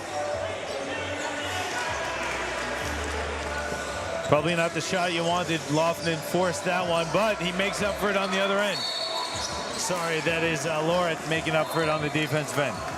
Yeah, interesting move from the Hooligans. They went to a 1-3-1 zone, but they had their smallest player at the back, which even though they got away with that one, it's a bit of a danger to me. You find the Elements, I'm putting one of my biggest guys on the weak side and just having him cut to the back and throwing a lob and trying to get him isolated with the smaller player. But interesting move here from the Hooligans. Nice and soft touch there from Couch. Just punishing that soft center of that zone defense. Yeah, 100%. It seemed like they started Keogh at the back, and then someone left the middle and left the middle really vacant for the Elements bigs just to be able to do work. So that zone's a bit all over the place at the moment for the Hooligans, and not the response they needed down double digits in this 4th quarter. Timeout on the floor. Not sure which team took that timeout. It looked like it was one of the competition officials calling it. Maybe it's a bit of moisture in the keyway there, but clean up by the referees. Referees doing a little bit of everything here today. Multi-talented, are you saying, Johnny? Multi-talented, multitasking, multi-everything, for sure. They've had to dodge a couple of chairs today. And love this venue here, though, the Northside Indoor Sports Center. I love what the government did, really just finding a vacant venue and providing for the community. Yeah, 100%. Like I keep saying, we need more down at Logan, where you guys are getting some for the Olympics, aren't you? We're overflowing. I don't know who that's going to at the moment, so we're getting one down there. I'm not sure what's going to happen with it, but yeah, we need more all over the place, because right now basketball is overflowing here in Southeast Queensland in particular. 3 from Valentin is off. Watane has it for Elements. No look pass. Lauret, good look inside. Too strong there from Davies. And a foul called on Lofton. Elements just really having their way with the Hooligans here. Just feels like everything going Elements' way. Yeah, it just feels like the Hooligans probably don't have as much energy as they did this morning, which is probably expected considering it's the end of a big week and their 2nd game of the day. But Elements just using their depth and everything at the moment, and they're making all the plays when it matters most. Minutes to go. It's the under 14 championship game. The Brisbane Classic, brought to you by AAU Australia. It's been an interesting tournament for sure. I know your first experience with AAU basketball here in Australia. What do you think, Braden? Yeah, it's been really good. Again, it's a different environment, obviously, than we're used to, as Sundu runs away for the Hooligans with a nice finish to his favoured left hand. But different environment, and regardless of what you think of the style of play, it's just good for these juniors to be exposed to different environments, and that's what I like. And probably players getting to compete against each other who haven't been able to do that before. Great exposure for everyone as Rocco Bolton draws the foul on Ashley John Valentin. I love AAU basketball. You get to see the stars of tomorrow today is one of the things I like to say. You like that, hey? You can take that one home with you, Braden. I'm pretty sure that's trademarked somewhere there, Johnny. I don't think just by me right there. How about that? I don't think you can claim that, mate. I'm claiming it. I'm claiming it. From Keogh, but I don't know if I can even respond. But yeah, it's been really good. Like you said, seeing people compete against other players that they probably wouldn't get a chance to, like even we mentioned the takeover side, young Jaden Cecil, who's under 16s, playing against the likes of, under 20s state players and that here and everything like that. So that sort of thing's really good to see. Beautiful ball movement from Game Elements. They are really on top of their game here in this championship game. On all elements. On all of them. Defensively, offensively, I think they've been fantastic. Someone who's not quitting, though, is Sundu. He's going to get a couple of shots from the free throw line. His energy has been infectious. Yeah, it's been really good, but their defense down the other end has been a little bit silly, Johnny, but Game Elements just having all the running at the moment. But if one player like Sundu can get going, we see Jorgensen on the bench for the Hooligans. I think they need all their offensive firepower on the court with a 10-point deficit and under 5 minutes left in this game. Yeah, and again, just as a reminder, it is a running clock until there are 3 minutes to go in this final fourth quarter. Sundu goes 1 of 2, so the deficit for Hooligans is 9. It's not insurmountable, but clock's certainly not in their favor. A little bit of Shaggy to get us going in this fourth quarter as well, Johnny. A little bit of Jamaica here. But there's a turnover from Couch. Got himself in a little bit of trouble. Probably a little bit lucky the ref called it travel because it was a layup on the offer there for Keogh, and ref, fortunately for the Game Elements, caused the trouble and they get a chance to set up their defense. 9-point lead for Game Elements. Woo. Nice finish there from Achul with the up and under. He's been really good today, I think, as well. Probably more on the defensive end and on the rebounds, but a great cut there from Achul to reduce the deficit to 7. There's that 1-3-1 causing some issues. But how about the hustle? Ends up with Loughnane, who missed the layup attempt. And then a turnover from Game Elements. Game Elements a bit all over the place at the moment. They want to be careful. Only up 7 with just over 2 minutes left. A real opportunity here for the Silly Hooligans to eat into this deficit.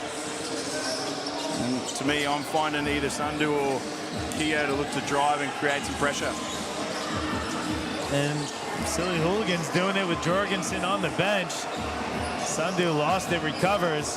What a pass for Achul. He's blocked from behind, but there's a foul call on Lewis Lauren. Yeah, I think one player probably got the ball clean, but there was probably 1 or 2 others that hit the body. So great find there from Sundu. And again, Achul with a nice cut, just finds space at the right time. Couple of big free throws here for Majalka Achul. Calmly hits the first, and this is the interesting bit. This is the only time the clock stops, the last 3 minutes of the fourth quarter. So clock is helping the Silly Hooligans here as Achul goes 1 of 2. 6-point lead for Game Elements.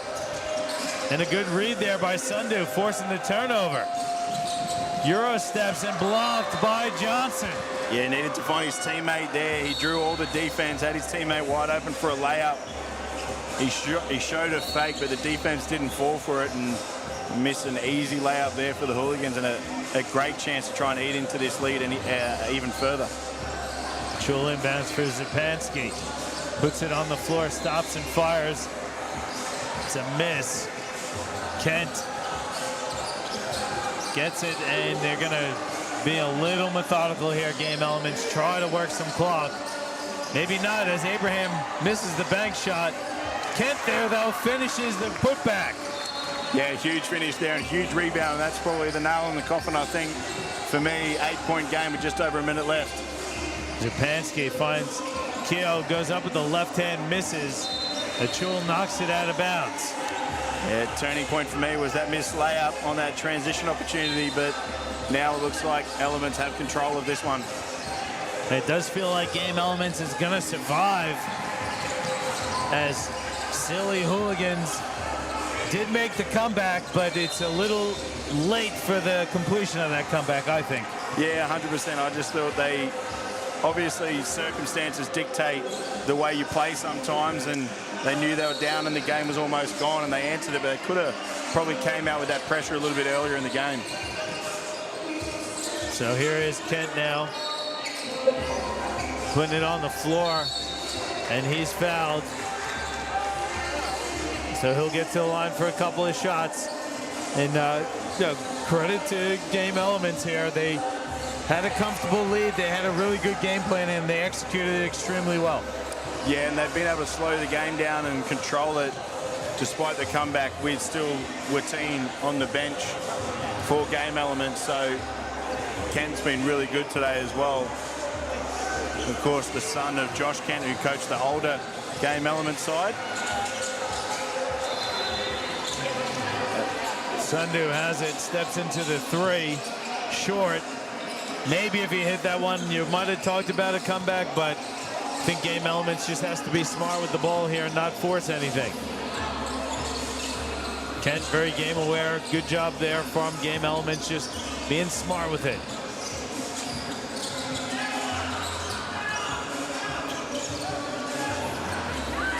They're looking for the foul. It's not there. Lauret and Kent gonna run it out, and looks like Game Elements gonna win themselves a Brisbane Classic Championship.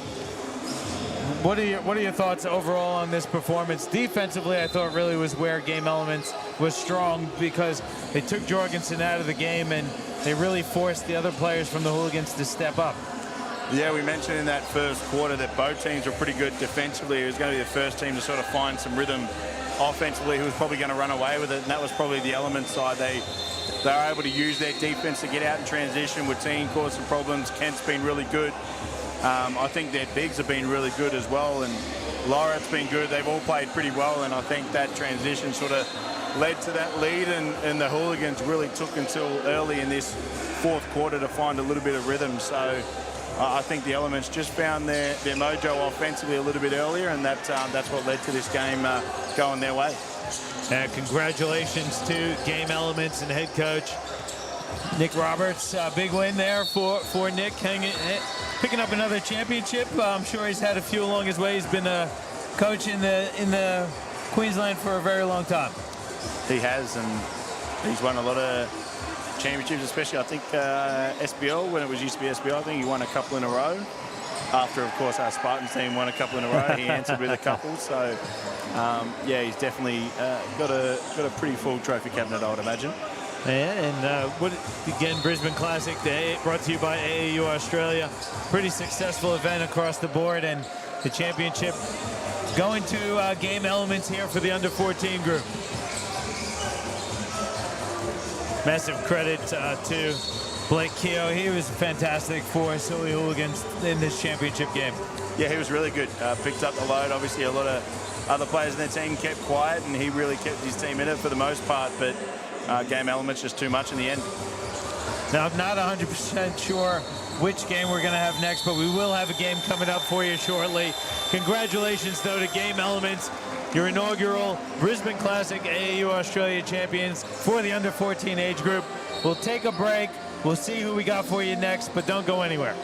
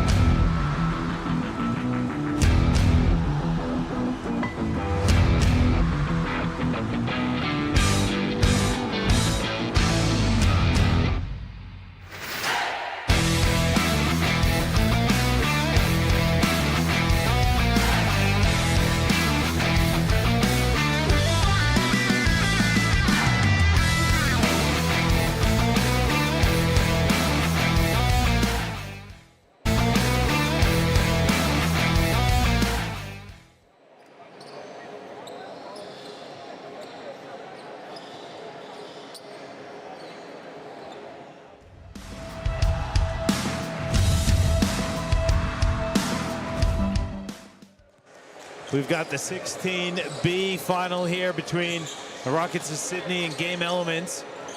John Guarna here with Braden Hesselhurst. Braden, we haven't seen these two teams, so not really sure what to expect.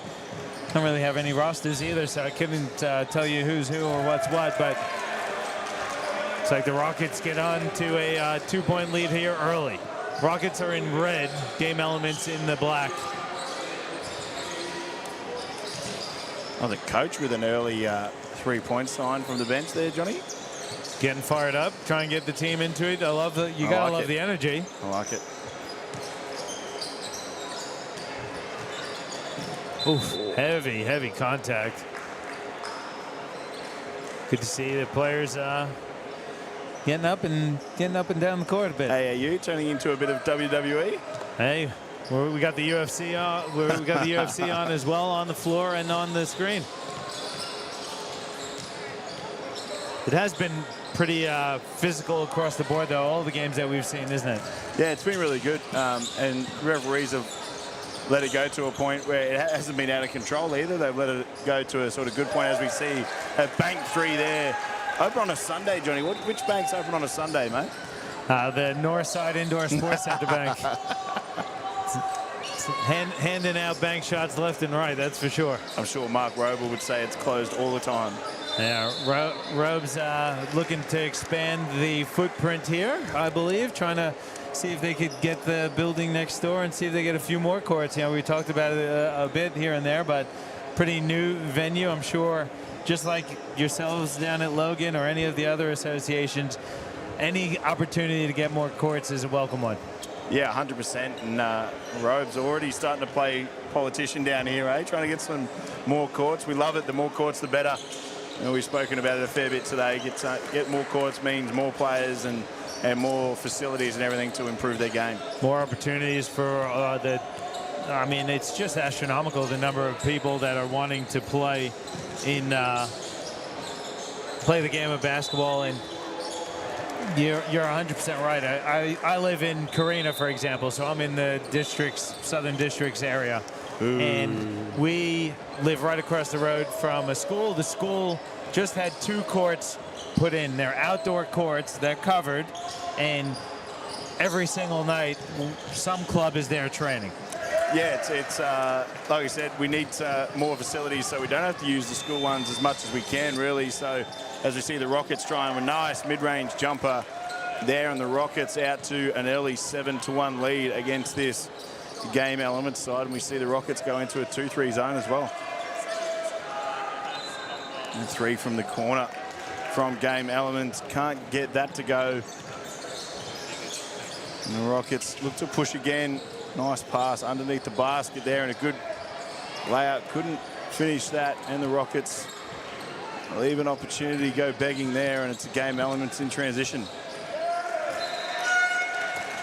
And that, I heard you say transition, that is one of the key elements to a AAU basketball, isn't it? Key elements, Johnny. Nice play on words there, mate. You love it, don't you? You could say you get out and rock it out in transition, but yeah, that's the most important part, really. It's a lot of open floor stuff, and I think the team that can get out there the most in the open floor offensively, but also defensively limit the other team's opportunities in that area, because that's where your defense begins, really. If you can do that, you're going to hold yourself in pretty good stead to try and get a win here today. So far the Rockets have been really good, and it's led to this early 6-point lead. And again, just have to apologize. We're working without rosters here, so it's very difficult for us to acknowledge each of the individual players. So can we assume, especially the Game Elements, the last name on the back of their shirt? Yeah, I think that's what we're going to have to try to rely on. But unfortunately, we don't have it for the Rockets. So we'll do our best and just apologize ahead of time. Rocket 7, Rocket 9, Rocket 4. Yeah, that's what we're going to have to do, I think. That's Wallace going inside to his fellow big man. Game Elements moving the ball. Perimeter shot is short. Big offensive rebound for 22, and he powers his way home. If you're going to have a mullet like that, you've got to be able to play, and he's been doing work in that hustle area early on and gets that offensive rebound and the putback. That's Kalen Johnson. I think that's Marcus Caceres for the Rockets. They're up by 6 over Game Elements. Game Elements made up of a lot of kids from the local area. And how about the big fella? That is Kalen Jackson. Showed us the inside shot, now shows us the outside. Yeah, it looks like a fan favorite here too. The loudest cheer we've heard of the game. Could be the hair. I reckon it would be, Johnny. You ever rock the mullet, Braden? No? I think... I don't know if you could do it these days, but maybe back in the day? I tried to, actually the start of last year, I don't know if you remember, Johnny, I tried to grow out my hair a fair bit, and it was just, it was awful. So then I actually was sitting courtside for a Bullets game and had an image sent to me from a mate from the broadcast. You could see the ball patch from the broadcast. Boy. So oh boy! After that, I got rid of it because it was a bit too obvious with long hair around it. Yeah, I hear you. I mean, believe it or not, I'm trying to grow my hair out right now, but this is about as far as it grows. My children love to remind me how thin it is. Jackson again attacking the rim. The Rockets in transition. Ends up with a layup. That is number 9, Francesco Scarpa. And the Rockets just rocketing past the Elements at the moment. Yeah, he's been really good as well. I think he's got most of the Rockets' 11 points so far and able to get out in transition. Nice pass from the guard as well to find his teammate on the run and with a great pass in front of him for the finish. Jackson sticking with it, finishing his miss and getting fouled. It's a 3-point play opportunity for Jackson here. Yeah, he just has great strength around that basket and able to absorb the contact from the defenders as well. And one thing for the Rockets is probably need to address the damage that Jackson's doing in that keyway, especially on the offensive glass. Well, his speed, athleticism, and strength is really difficult. You know, if you try and we've seen him do some damage from the outside as well, but he's quite springy and strong and quick.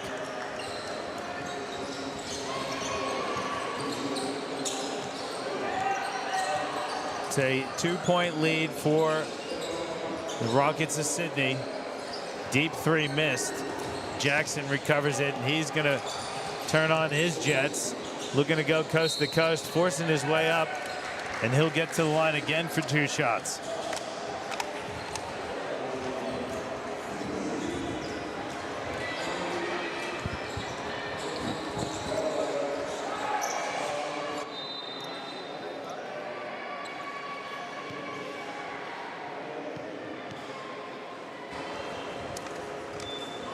We have been handed some rosters. We're hoping that we're calling everyone by the right name, but we've seen a few times that the numbers on the rosters we've been provided are a little bit different to what's out there on the court. So apologies again if we've forgotten or gotten anything wrong. We're just working with what we got. Tied at 11, and we're going to stick with Jackson, Kalen Jackson. He's been excellent for Game Elements as they've tied the game at 11.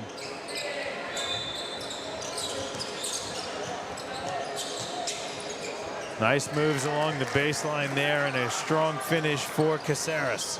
Yeah, Caceres with a nice up and under, using the rim as protection against the shot blocker. A great finish. Rockets have been really impressive when they've attacked the basket so far in this one. Elements looking inside for Jackson. He tries to power one up, misses, gets his own miss, goes again and finishes strong.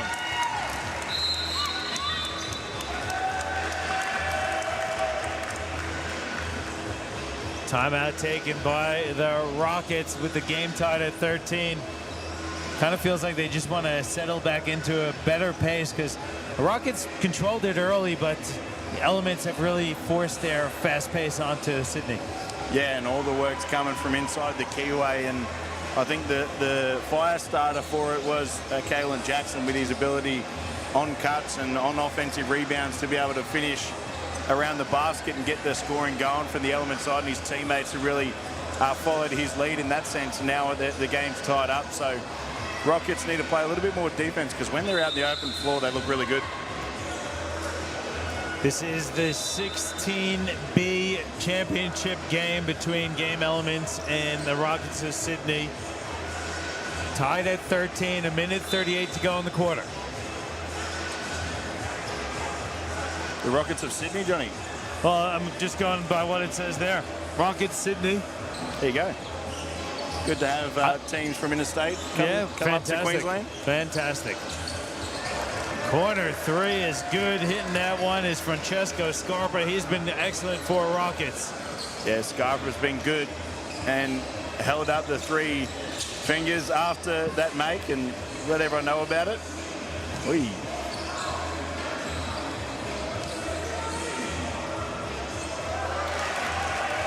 How about the big fella getting the putback? Royston with him. Yeah, great strength. Play had straight through a couple of defenders. A nice soft touch around the basket as well. Scarpa spinning, hanging, and hitting. Yeah, it looks like he's going to be really tough to stop today. He's done it all. He's hit a mid-range jump shot. He's gotten to the rim and he's hit some threes as well. So Scarpa looks like a hell of a player. Jackson looking for a three. It's no good. Offensive rebound out to Game Elements. Another three short. Another offensive rebound. Third three in a row attempted. Third three in a row missed. Good rebound there from Caceres. But Jackson hustles for the steal. He's got an open court in front of him. There's a foul and one. Too tough, and he stares him down. There's a lot of talking going on out there. You gotta love it. I love it. Everyone's jumping around, Johnny. It's good to see.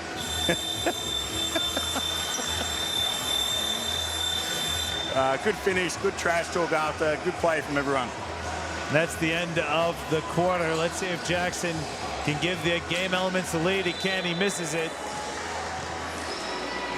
So the end of the quarter it is. It's tied at 17. We'll take a quick break. We'll see if we can get some correct names for you shortly.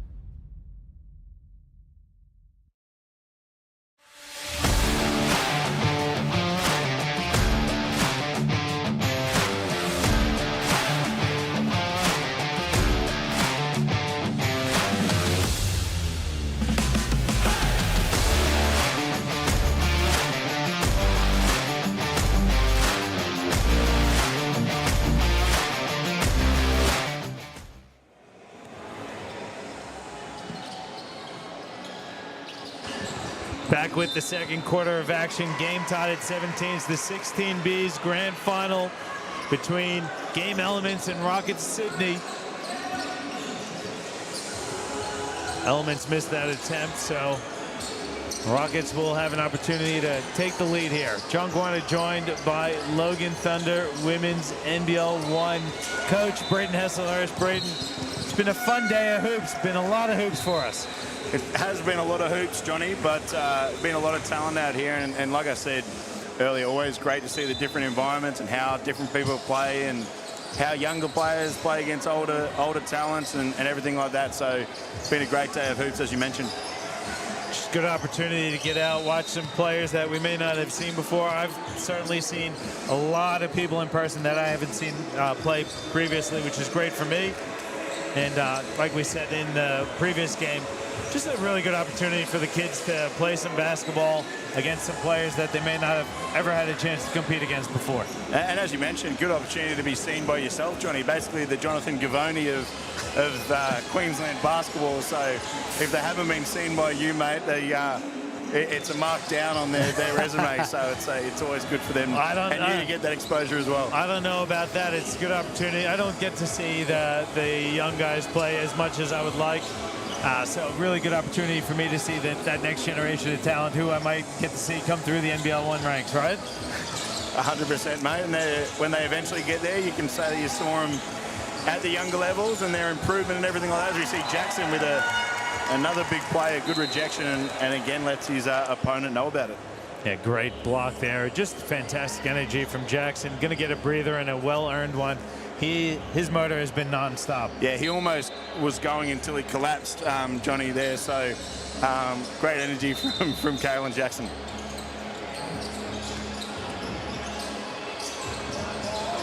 How about Scarpa again? He's been awesome for us, Sydney. He's been really good. As I said, he's done it from all three levels, scoring-wise, and been a main part of the Rockets having the lead early on and now grabbing that 2-point lead back. Very physical there. Good call by the referees. You do want to be physical defensively. You certainly can move your feet, but you can't lean into the defender and pretty much shoulder check him.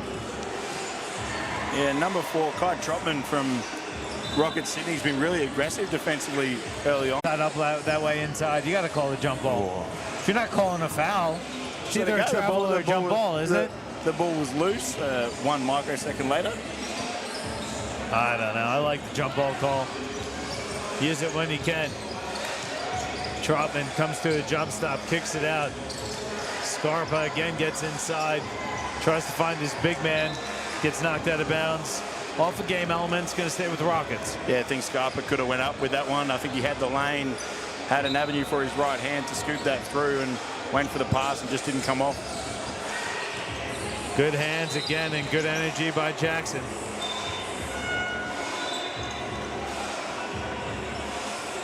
Going to be sideline out of bounds here for Rockets. Running clock going down to 5:20 left in the first half.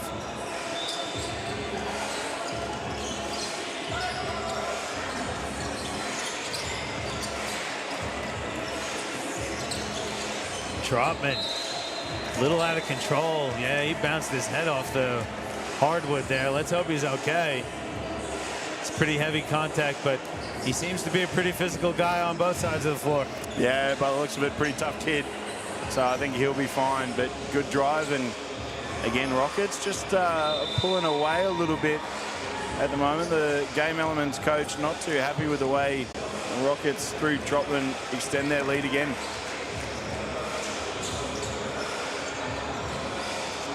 Five-point lead now for the Rockets. 1 of 2. Wallace comes up with the rebound. Good read, though. Trotman gets the steal and the layup. Huge play from Trotman to get a free throw and then get a steal and a putback as we see Game Elements hit a 3 from the corner. That's his probably 4th or 5th attempt and first make, so good persistence with it. Looking for someone who's not there. Lack of communication hurts the Rockets. And again, I think he got to the middle of the floor and had an opportunity to sort of get a score going with that floater, but opted to pass it, and a turnover there for the Rockets. Jackson for 3, in and out. Good rebound there. Scarpa has it now for Rockets. Scarpa spins, hangs short on the little floater. He'll shoot from the free throw line instead, misses that one as well. Do you know how to Dougie, Johnny? I do not. I'm happy to give it a shot, though. No one wants to say that.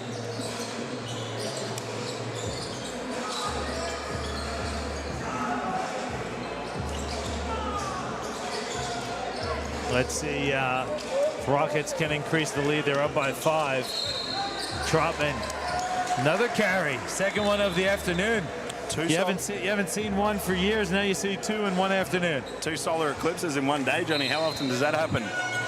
Timeout taken by the Rockets. We'll keep it here. Braden, pretty interesting half. Elements really struggling to get points on the board here in the second quarter. Yeah, and it was with Jackson off for most of this quarter as well, and now he's back on the court. They've really lost the momentum that they grabbed at the end of that first quarter. But for me, I think it was the Rockets' ability to get out and transition and just find their way for easy baskets. Even in the half court. And we've seen Trotman do a good job. Scarpa's been really hard to guard, and I think they've even left a few opportunities go begging, Johnny. So I think the Rockets could be up by double digits if they took full advantage of the opportunities they've had so far. Yeah, really impressive from Scarpa. Trotman's been really good as well. And without game elements, without Jackson, they would really be struggling for points. Yeah, 100%. And I just think probably kept out for too much of this quarter so far, Jackson. And now they've got to really try to grab the momentum back. And the finish to halves are really important. As a coach, you really sort of focus on how you start and finish quarters. So for both teams, Rockets, you have a chance to blow it out, and Elements, you have a chance to try and eat into this deficit as much as you can. Big block there, but the foul called. Looked good from our angle from Caceres, but he got called for the foul. And see much contact in that, Johnny. I thought it was a clean block, but good hands there from Hoisted. Recovered by Trotman. And there's Jackson coming up with the steal. Elements have numbers. How about the behind-the-back pass to Hoisted? We're tied at 24. And no one loved that more than the coach, Johnny. If you saw his reaction on the sideline, he's riding the highs and lows with the players. Just like he taught him. 24 apiece. Drive and kick, 3 is up. No good, it was a good look. Fight for the rebound, recovered by Elements. They can hold for the final.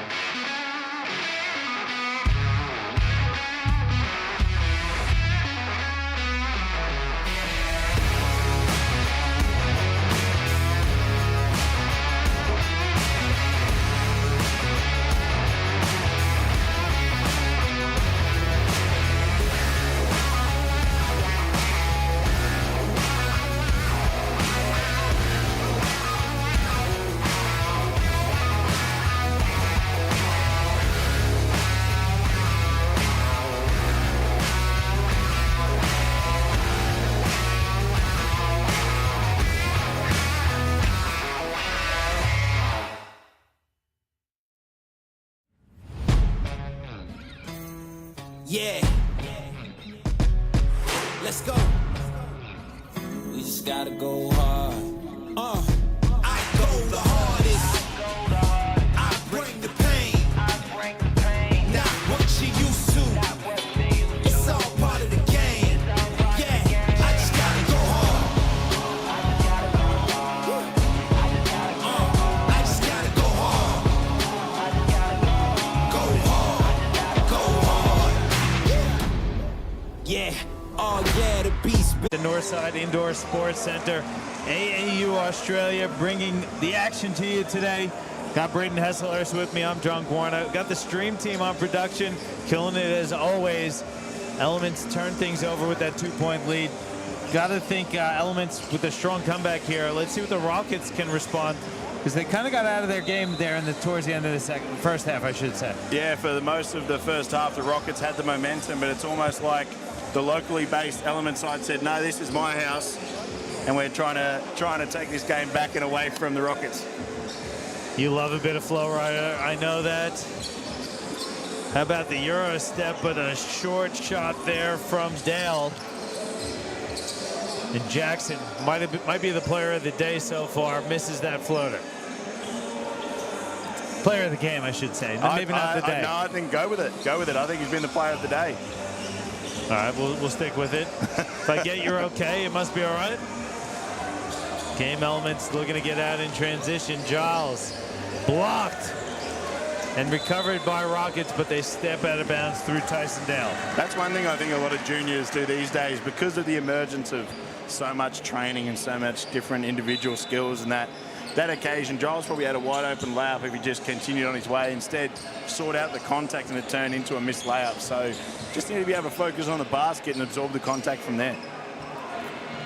Rockets, though, still trailing by 2. Here's the ball movement. 3 attempt is up. It's strong. Game Elements recover.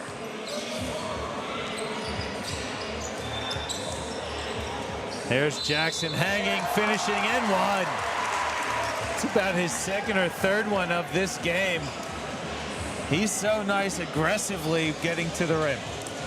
Yeah, he's been really good and really strong, and he's had more than one opportunity going to the basket, and he's been able to finish through the contact on that occasion. He certainly hasn't lost himself on his way getting to the rim. Finally, I've been waiting for you to get one today, mate. Look, I'm paying more attention now. I'm sorry. Sorry. Good take, though, by Jackson, and he really has been fantastic here this afternoon for Game Elements, really putting the team on his back. And the energy, like we say, and through really any sport, you got to go with energy, right? You control the energy you play with, and it can be infectious. Yeah, absolutely. But I think the biggest thing, he's got the skill to go with it. He's been able to finish several tough opportunities. He had 4 or 5 drives to the basket where he's either got an and one or finished straight through contact. So not only has he proven that he's got that energy and that hustle, but he's got the skill to go along with it, which is great to see. He's going to inbound to the corner. Thought Giles was going to fire that one. He's going to be patient, though. Jackson kicks it out to Giles, fires off the side of the rim. Jackson recovers it. Going to work, fading and kicking. 3 is up and in. That's a huge basket there for Stanton. Huge, and again, those lefties, mate, they just seem like they have great touch from the three-point line, and Stanton proves me right with the lefty shot and extends that lead. But Scarpa responds straight back for the Rockets. He has been excellent for the Rockets, their top offensive threat. Felt like Elements was about to pull away. Scarpa kind of resettles things a bit for Rockets there. Tough finish. Really nice finish there. The old South American step straight through for the layup. Lofton. No, we're going the Aussie hop. We're going to recreate this name. Rechristen the Euro step to the Aussie hop. It's a movement. I do. I think we create some banners, some contact. Again, so strong, able to play straight through that despite some heavy contact. Almost went for an and one as well. But again, Jackson's, for me, if you're the Rocket side, he hasn't thrown many passes when he's caught it in the keyway. So throw 4 or 5 bodies on him as soon as he catches it, make him throw it out and see if someone else can beat you from the three-point line. Yeah, and we've seen Game Elements hit a few threes today. Their ball movement has been pretty good, but just at the moment, Rockets have no answer for Jackson. And for me, if I'm Rockets offensively, you got to get Scarpa more involved, more touches. Too many possessions go by without him getting a look. Yeah, 100% like this one with him in the corner at the moment. And that's another thing as well. When you're such an offensive threat and you're a leader of your team, you need to go find the ball as well. Sometimes you can't rely on other people to go get it. You need to get it yourself and try and work some magic for your team. There he is, getting the ball in a good position. The no-look pass, though, Busty wasn't ready for it. But doing what I asked Rockets to do down the other end with Jackson, try and put bodies in front of him as soon as they catch it, make him pass it out, because we haven't seen him pass it much, and see if you can cause some turnovers as well to go along with it. And behind the back there for Caceres. He wants to go coast to coast. Strong on the left-hand layup, though. Jackson goes in and out, stops, kicks. Corner 3 is short. Scarpa with the rebound, and on the foul, that is Clark fighting for the rebound. Yeah, but just a little bit over-aggressive on that occasion, threw his opponent on the ground, and right now I think it's the Elements probably calling a timeout. They hold an 8-point lead, and as I keep mentioning, finishes to quarters really important, and this can go either way. Game elements can push it out, or the Rockets can get right back in it, but they need, with Scarpa defended fairly heavily from the game elements, they need people like Caceres to try and help carry the load offensively and get back in this game. Yeah, I think Trotman also had that great second quarter, but he's been pretty quiet here in the second half as well. Rockets trail by 8, 2:33 to go here in the third quarter. It's been a pretty interesting 16B championship game. Both teams going back and forth. Neither team really has had a huge lead on the opposition, so it's been pretty close all throughout. Yeah, 100%. And now is the really critical time, though, whether you can try and keep this game close if you're the Rockets, and then make a run towards the end. But both teams doing a good job making adjustments and everything throughout these first 3 quarters. Here's Caceres, one of the guys Coach Brayton Hessler wants to see step up. He spins a few times, gets the hook to fall, but it's a travel. I like the move, though. Going to the hook shot, creating some space. Is that one of your go-tos when you play, Johnny? My go-to is nothing. I'm just horrible. And play a little defense and grab a rebound every now and then. That's my go-to. If I'm lucky, I'll hit a 3 every now and then. I like it. I like it. If I touch the basketball now, it might melt in my hand. That's how bad it would be. Yeah, I stopped playing A-graders at Carina when I walked towards an offensive rebound and tore my calf. Walking, and, yeah. That was the end of that one. True or false that walking is full speed for you? It is. When I run, it's actually slower. Well, I'll tell you who's moved it. It is definitely game elements. They have certainly progressed their lead. It was a even battle at halftime. It now is a game elements 10-point lead in the 16B finals. We'll take a quick break. We'll come back with the final 10 minutes of action here from the Northside Indoor Sports Center.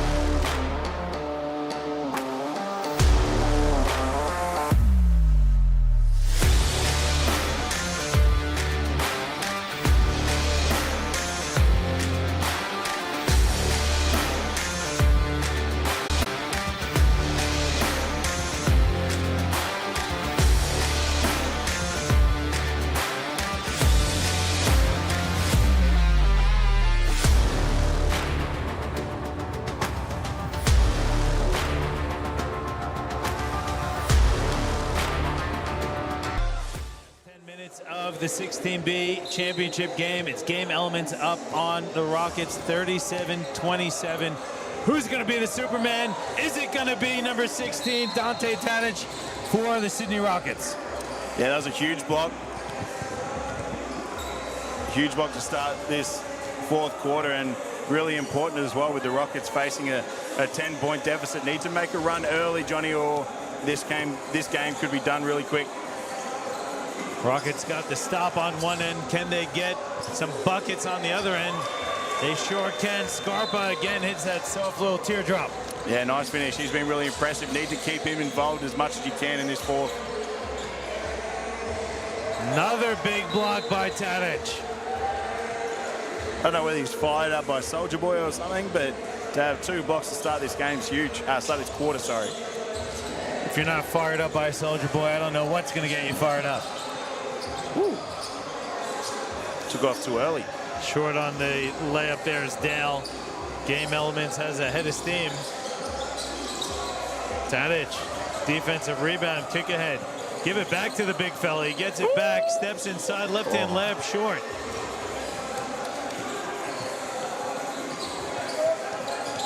Stanton now on the wing. Trotman applying the pressure. Good read by Scarpa. Clear path ahead. He goes right up to the rim. Too strong on the layup. What do you reckon I'm going to say, Johnny? Go off 2 feet, make sure you're on balance, and go up and finish that. I wasn't sure if you were going to go with the reference to Soulja Boy or not, so I should have known it was the 2 feet, but you're keeping me on my toes. There's nothing I could really reference with that Soulja Boy song. Well, I'm glad the referees let him get away with that travel because he's been dominant, but Kalen Jackson answers straight back. And what about the celebrations as well, Johnny? That's a coach killer. When you have a dunk down one end and you give up a layup down the other within 3 or 4 seconds, that's poor transition defense. To say the least, and Jackson just has been the heart and soul of this Game Elements group. Every time they've needed an answer, he's provided it, and he's been excellent so far. If Game Elements is able to hold on here, he's got to be the player of the game. Yeah, 100%, or in your opinion, the player of the day. So he's been really good, but to me, even though despite that layup there from Jackson, Rockets have the momentum and need to make the most of it while they've still got plenty of time left in this final quarter. Good hands, though, and a nice steal from Hoisted. Nearly lost and recovered. Jackson has it. Goes up again strong. Misses that one.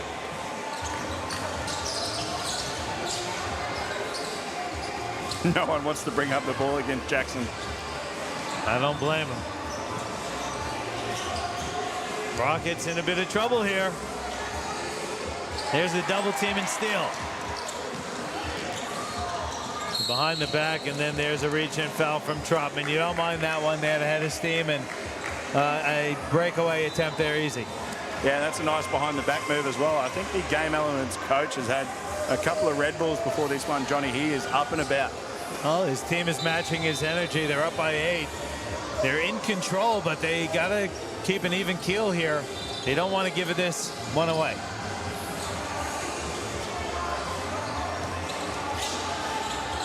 Jackson out of control. Trotman, though, just hands it right back.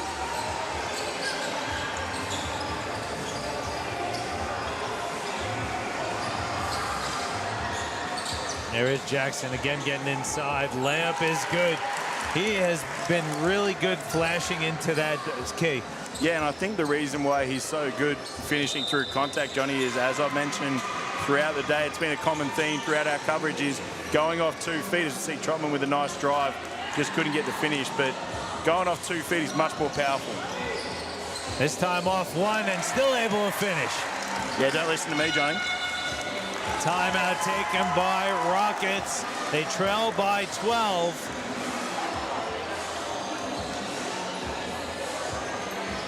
Good timeout there because Elements, again, looking to push away. Yeah, and I think with these 30-second timeouts, I think you have to stay on the court. So good chance there for the Rockets coach just to get a timeout quickly before this game gets out of hand. You've still got plenty of time to make a run, but it needs to happen quickly, especially with the lead being at 12, and you've only scored 31 through most of this game. So need to try some different things to try and make a run to finish this game. Now's the time to start pressing, trapping, looking to force some turnovers, get a couple easy buckets. I think it was yourself or Mal said it last weekend. You don't get back into a game in one possession. It's got to be consistent. It's got to be consecutive. It's got to be on both ends of the court. So Rockets need to get some stops and get some easy ones. Yeah, and be happy with a loss as well. You need to try and make something happen in the final game of your tournament. You'd rather go down 25-30 and have a swing at things rather than just play the game out as it is. So Rockets need to try and increase the tempo, try and get more possessions in this game. And one thing I'd be doing every time Kalen Jackson catches it, I'd be doubling him and making sure he's not the person that finishes out this game. Hey, you got to see if you got some ball handlers out on the court. Your Elements, who's going to be that secondary ball handler with this lineup out here? For the Elements, sorry. For the Elements. For the Elements. Who's their ball handler if you're forcing it away from Jackson? I think Giles has shown that he can do some things offensively. I think Hoisted has been pretty good. I think maybe you can make a sub or something to make sure you get a couple more, especially when they're probably going to press and put some more pressure on, need some more ball handlers. But I don't think there's anyone on that Game Elements team that's shown that they can't handle it, apart from you probably don't want the ball in the hands of the big fella unless he's close to the basket. But they've shown that they've all got the skill to deal with pressure. And if you're a Rockets, you got to know what your assignment is, what your role is, and execute that. Everyone's got to be on the same page. And I think we've just lost the clock, so we'll take a timeout here. The score that you see on the screen is correct. It's 43-31, but the scoreboard and the game clock has gone out. So we'll take a quick break. Once they get that reset, we'll come back with the live commentary shortly.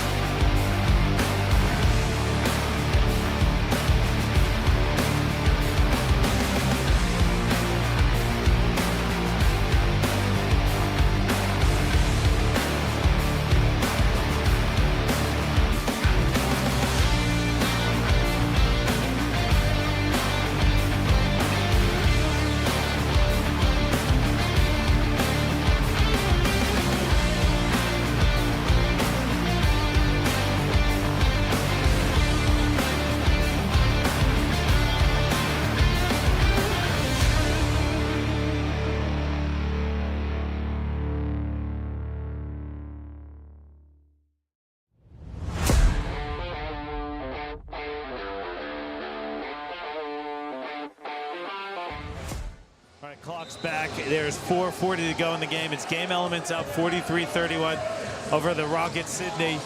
It's the 16B championship game. Scarborough comes out firing it short, but he's fouled on the 3 attempt. It's the last thing you want if you're Game Elements. Yeah, 100%. We spoke about it earlier in a previous game. And last thing you want to do is give 3 foul shots and the clock doesn't stop because it's not last 3 minutes, but to give them easy shots from there. So if you're Scarborough, you need to make them pay. You jinxed them, Braden. I don't think I jinxed anyone, mate. There hasn't been many free throws made across the day.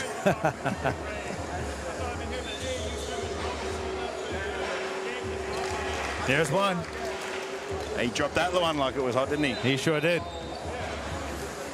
Of the Rockets team and finding a way to get it done. Under 3 to go, 12-point lead for Game Elements. Got to recognize that there's plenty of game to go here. Elements being patient against this zone. Probably the most patient they've been all afternoon. Jackson fouled. Clock does stop on the whistle.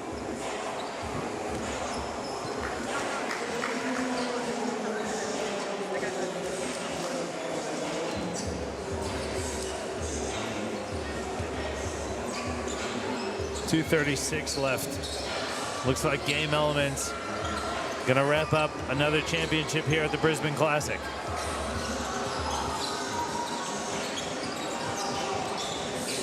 Loveman inside. Good block again. Hoisted swatted that time. Trotman ahead. And the foul called. Caceres draws the contact. Big fella's been huge down there for the Rockets in their second half. Poor pity they couldn't find their offense to go along with it, but he's been sensational controlling the paint here in the third and fourth quarters of this one. Yeah, he's been a real presence on the defensive side of things, and he's produced a little bit offensively for him. Yeah, 100%. And like I said, to me, they've done enough defensively to be in this game. They just haven't been able to find their groove offensively, and Trotman probably gets away with a foul there, and then Kalen Jackson's just created too much for this game element side. Good activity on the glass. Game Elements cannot capitalize, and a tough pass there from Trotman, trying to go three-quarter court with it. Yeah, sometimes when you sort of realize that someone's open and you take that little bit to pass, you just got to hold on to it rather than make a sort of pass that doesn't have much chance of getting through, and then just there's no one in front of you. Just try and push it yourself through the dribble and create for you or your teammates through that. Got one more game coming up next. It's going to be the under-18 championship game. It's Oz Hoopers takeover, taking on the Kings. The Comeback Kings? Comeback Kings. Giles again for three. A lot of people sticking around for that under-18s championship game. Good crowd here for this one, as well as Elements going to wrap it up. Yeah, they've been way too good, especially after that first quarter. I thought the Rockets were the better team in that first quarter, and then that little spurt of energy from Kalen Jackson really helped his team get back on track, and they've just sort of follow his lead from there, and it's ended up with a big win to finish their tournament. And while it is a team sport, it really is amazing what one player can do to change the momentum for a group. Yeah, 100%. You know, you never know what can get you going, and sometimes it can just be one person diving on the floor. As you see Caceres with a nice finish around the basket. It can be a highlight block or just an energy play, and Kalen Jackson had plenty of those. Yeah, producing offensively and definitely energetic as anyone, as Giles hits the corner three off the dime from Jackson. It is all Game Elements here. And there's a bit of a trap. Look at the energy they're playing with. Tipped. It's going to be a three fest here for Rockets. Big, deep three there from Masiti.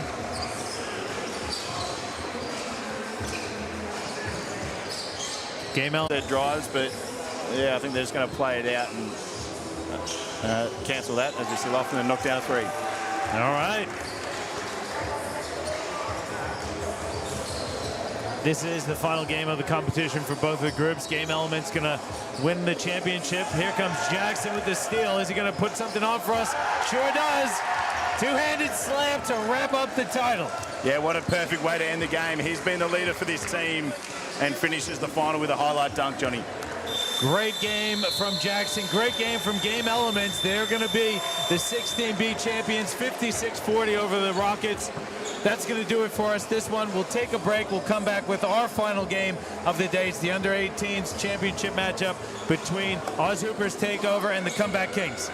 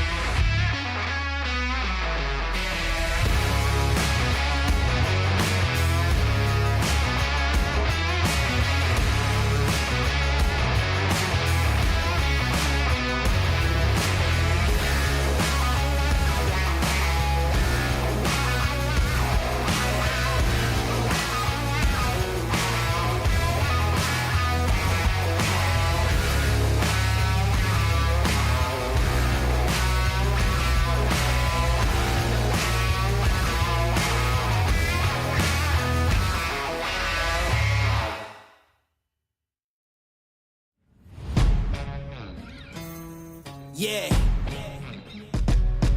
Let's go. We just gotta go hard. I go the hardest. I bring the pain. Not what you used to. It's all part of the game. Yeah, I just gotta go hard. I just gotta go hard.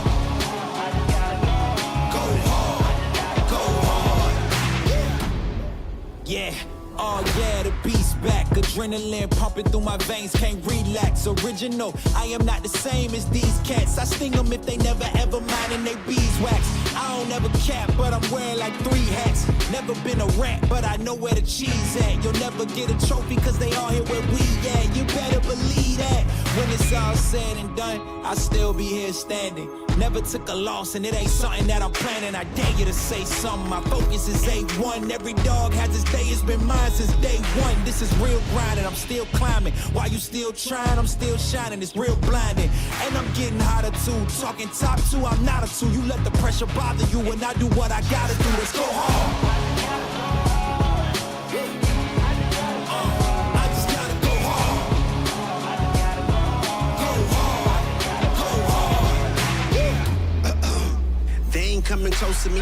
Flow is on atomic, I'm starting fires through poetry. The hardest out, staying loyal, no falling out. And if you step into the court, be ready, we ballin' out. Yeah, the coldest of teens, they know what we bring, don't try us. Ain't no in between, we go for these dreams in silence. Hard work, don't mistake it for magic. We been shooting in the gym, this is target and practice. Yeah. And I'm just getting started, getting feet wet. It's all in repetition, ain't a secret. All facts, all black dress code. Pay me my respect, collecting every debt. I go the hardest. I bring the pain. Not what you used to. It's all part of the game. Yeah, I just gotta go hard.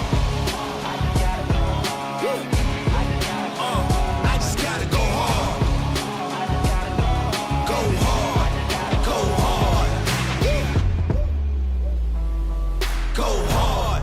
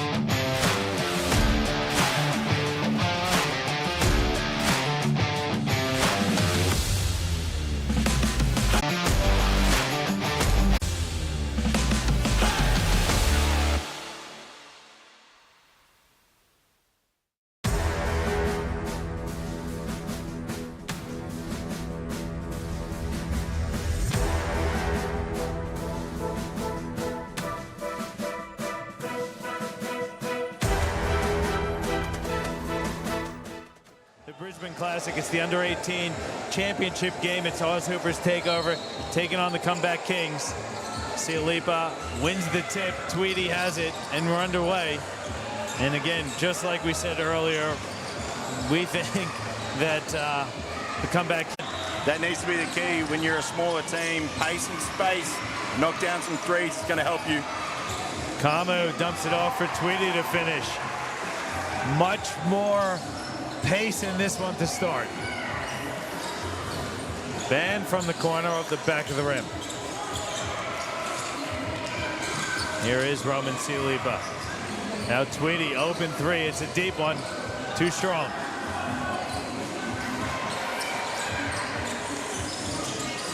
Carney feeling it.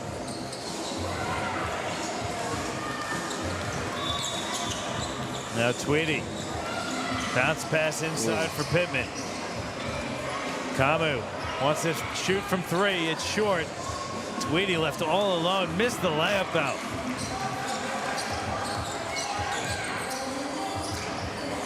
Bit of an odd start too, Johnny. It seems like TakeOver have all the momentum and everything, and they're only up one after the first 4 minutes. So let's see if the Comeback Kings can take advantage, because despite that momentum, the Comeback Kings are right in it.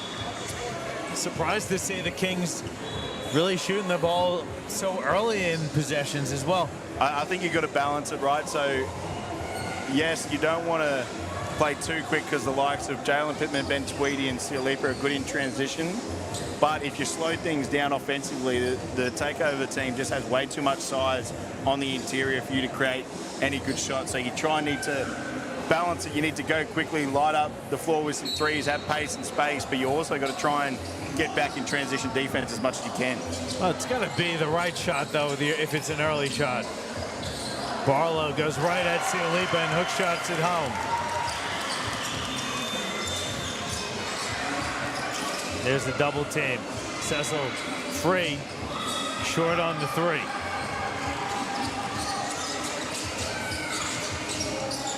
Brooks bumped, trying to force his way to the paint, then does. Yeah, that's what LeBron does. He just forces his way to the free throw line through sheer will sometimes. There was plenty of bodies in front of him, but just uses his physicality and competitiveness to find his way to the free throw line. The Kings are up by one here. 4:40 left in the first quarter. Love the previous possession too. I think that pace and space from the Comeback Kings created that TakeOver defense to stretch out a little bit more and created that sort of inside position for Barlow to go to work. So I expect more of that, I reckon, as well. Couple of free throws there from LeBron Brooks, who's the lead out to three. Cecil keeps shooting, and he finally gets one to fall. We're tied at 13. Yeah, it's a big hit from Cecil, because that's obviously a tactic of the Kings to try and make him shoot as many threes as they can, rather than the likes of Tweedy, Pittman and Sialipa. Brooks backing in. Gets 2 feet in the paint, tries to power one up. It's short. Tweedy corrals the loose ball. Ahead now, Pittman just scoops it home. Yeah, just in midair, was trying to find Roman Sialipa for the alley-oop, but the defender stayed with Roman, and Pittman able to get the finish himself. Nice look inside. Barlow powers it home.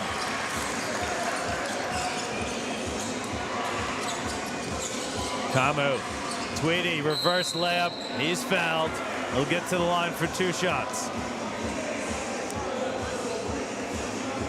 Yeah, the biggest thing with this pace, Johnny, is we spoke about it a little bit earlier, is the Kings doing a good job for now, 15 apiece, but with them for 4 quarters. So like you said, you still need to push the ball, but if there's nothing on, you still need to use clock and make them guard as much as you can, because to me, as the likes of TSS in the school season, as Roman Sialipa gets the offensive rebound put back, they could just have a 2-minute patch that you can't keep up with them, and they can run away with the game. And on that one there, it's not like Barlow had bad position. It's just Sialipa wanted it more and is stronger. Yeah, 100%. He's stronger than 90% of the players when he plays NBL 1, mate, let alone this age. LeBron Brooks feeling it early. Kings aren't going anywhere. Pittman reverse layup is good after he shook Geary. That's a hell of a move. Maybe a little bit of contact on that one, but great around behind the back, and a great finish from Jalen Pittman. Brooks kicks it. Reset for the Kings. Barlow left wide open. He doesn't want to take it. Gets it to his point guard, LeBron Brooks, at the elbow. It's an air ball. Good contest from Sialipa.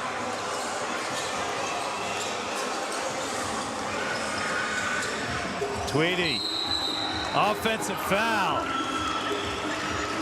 Good defense there from Orlando. Gary drawing the foul. Yeah, I think just maybe got foot contact. I don't know whether it was a foul, but because of the way Gary was falling, I think the ref thought it was an offensive foul, and they get it. So lucky break there for the comeback Kings.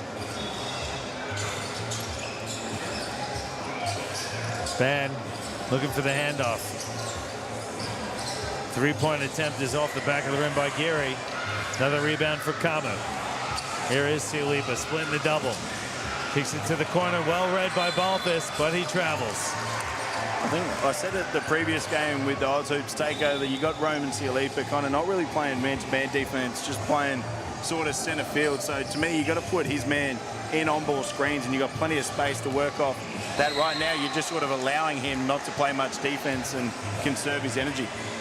Yeah, I think they did a good job on one of their early possessions, getting Barlow on the block with Sialipa on his back. You want to try to attack him and force him to defend. You know, he's a super energetic guy, but everyone gets tired after playing 40 minutes at both ends of the floor.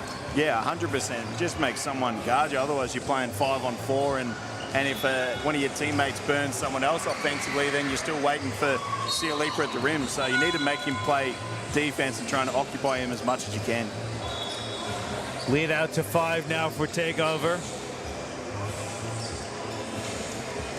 Balthus has had some battles with a few of these guys in the GPS comp. There's Sialipa gambling. Ban goes to the Aussie hop and gets it to fall.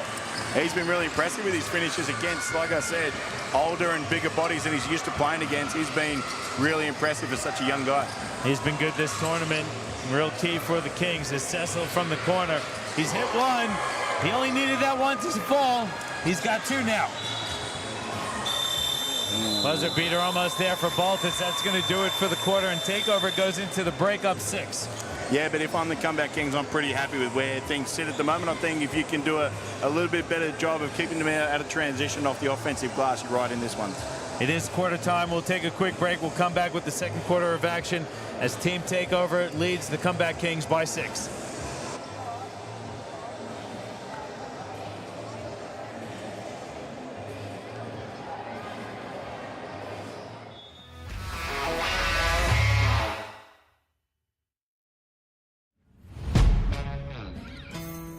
Yeah. Let's go. We just gotta go hard. I go the hardest. I bring the pain. Not what you used to. It's all part of the game. Yeah, I just gotta go hard. I just gotta go hard. Go hard. Go hard. Yeah. Oh yeah, the beast back. Adrenaline pumping through my veins, can't relax. Original, I am not the same as these cats. I sting them if they never ever mind and they beeswax. I don't ever cap, but I'm wearing like 3 hats. Never been a rat, but I know where the cheese at. You'll never get a trophy cause they all here where we at. You better believe that. When it's all said and done, I'll still be here standing. Never took a loss and it ain't something that I'm planning. I dare you to say something. My focus is A1. Every dog has his day. It's been mine since day 1. This is real grinding. I'm still climbing. While you still trying, I'm still shining. It's real blinding. And I'm getting hotter too. Talking top 2, I'm not a 2. You let the pressure bother you and I do what I gotta do. Let's go hard.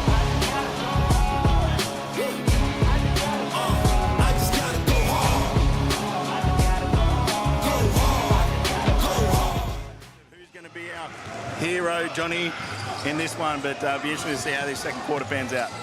Let's see if Takeover can continue to roll here. Tweedy gets to the rim and rolls it home. Yeah, Tweedy flies through the defense there for a nice layup. Balthus blocked by Sialipa. It's a goaltend. Yeah, I think different to that. So understand there's two things that contribute to a goaltend. Either it hits the backboard first or it's on the way down. For me, I think that was on its way down just, Johnny, and I think that's probably the right call. Really tough to see, so I'm going to err on the side of the referees on that one. Give your opinion with everything else. I honestly, it was really tough to tell. Kamu, that was easy though for him. Elijah's really been dominant in this first half. Probably had 10 of their 29 points early on and all around the basket as well. Brooks, 3 is no good. There's Silipa Skyen for the rebound. Nearly lost the dribble, recovers, fires a 3 from the wing. Short. Balthus with the rebound. Probably not the shot you probably want if you're to take over, but we see Carney. Wing 3. I thought there was a whistle. He thought there was one too. Probably unlucky not to get one because I thought there was definitely contact, but a huge hit. That's his second here in the first half. 5-point lead for takeover. Tweedy spins. How's the move from Ben Tweedy? I tell you, mate, he's flying around that keyway. Ben, loving the contact. Can't finish up. Kamu to Tweedy, 3. No good. Ben lost it out of bounds. Going to be takeover ball. I mentioned that the takeover team have a lot more sort of size and physicality on the floor, but the way the Kings are battling physicality-wise has been awesome to see so far in this first half. And it's everyone. It's a whole team effort from the comeback Kings. Kamu, just too strong in the paint. He wanted the foul.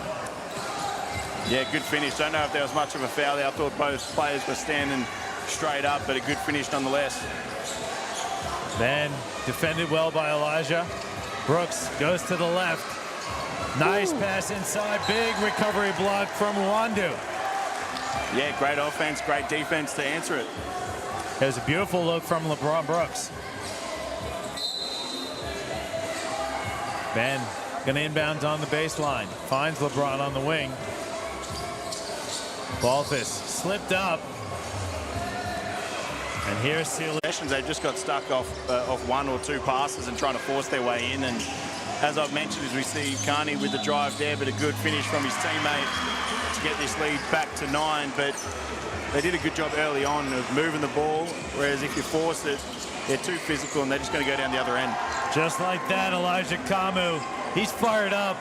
He is so tough around the basket. Yeah, he's improved that area of his game so much across the last couple of years. As we see, Geary missed that corner 3. A couple of years ago, Johnny, you sort of see Kamu playing from that post and off pick and rolls and everything, and now he's got that ball handling ability to go with it, so he's so tough to guard. Silipa catches it, goes behind the back, working against Balthus.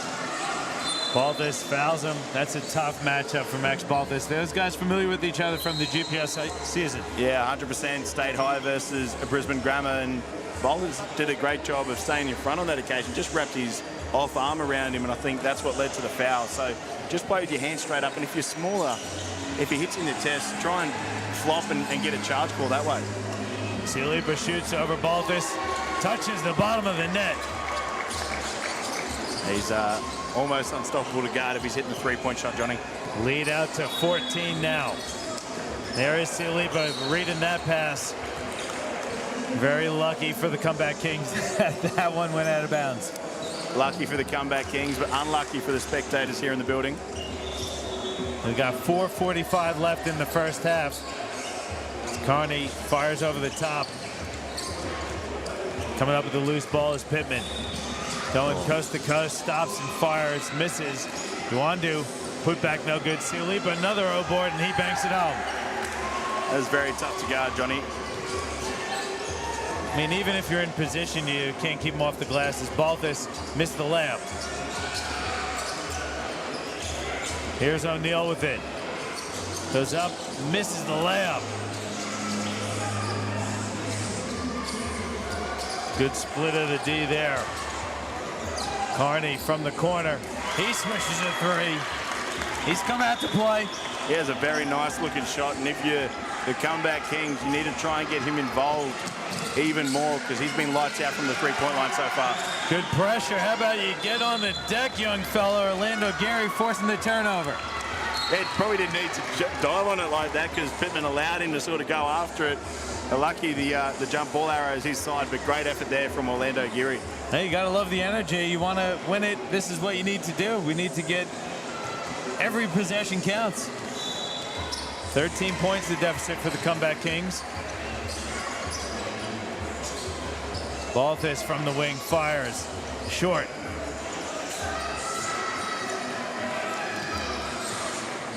Here's O'Neal. Pittman leaves his feet. Cialipa nearly lost it. It's a kick ball. Gonna stay with Oz Hooper's takeover. Really important run here to finish the first half. Johnny, I keep saying it sounds like a broken record, but a finish to the quarter is really important. Obviously, this takeover team has a chance to blow the game right out as we see another three in the corner there. All the Comeback Kings can try and get back in the game. Connor O'Neal gets on the score sheet. 16-point lead for takeover. Here's Brooks, little teardrop short. Now Cialipa goes right to the basket. Layup plus the foul.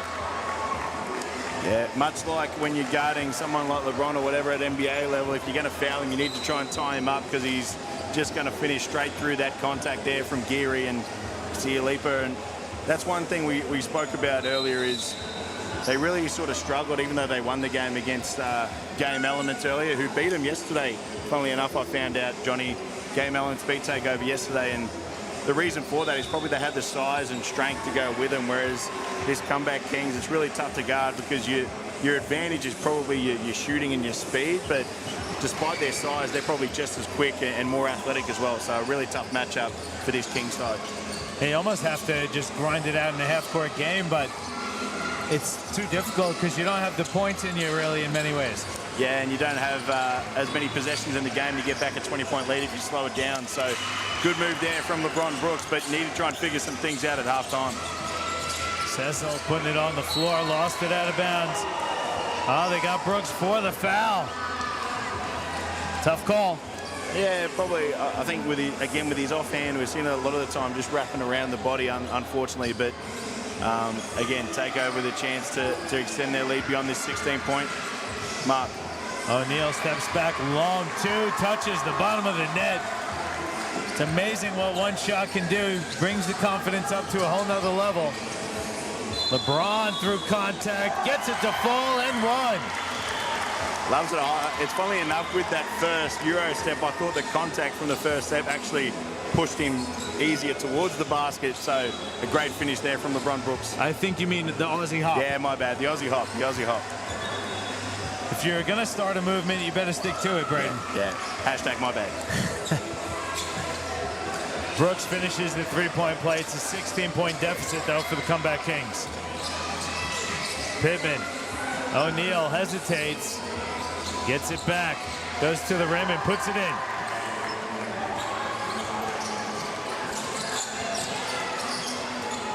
No look past the corner for Geary off the side of the rim.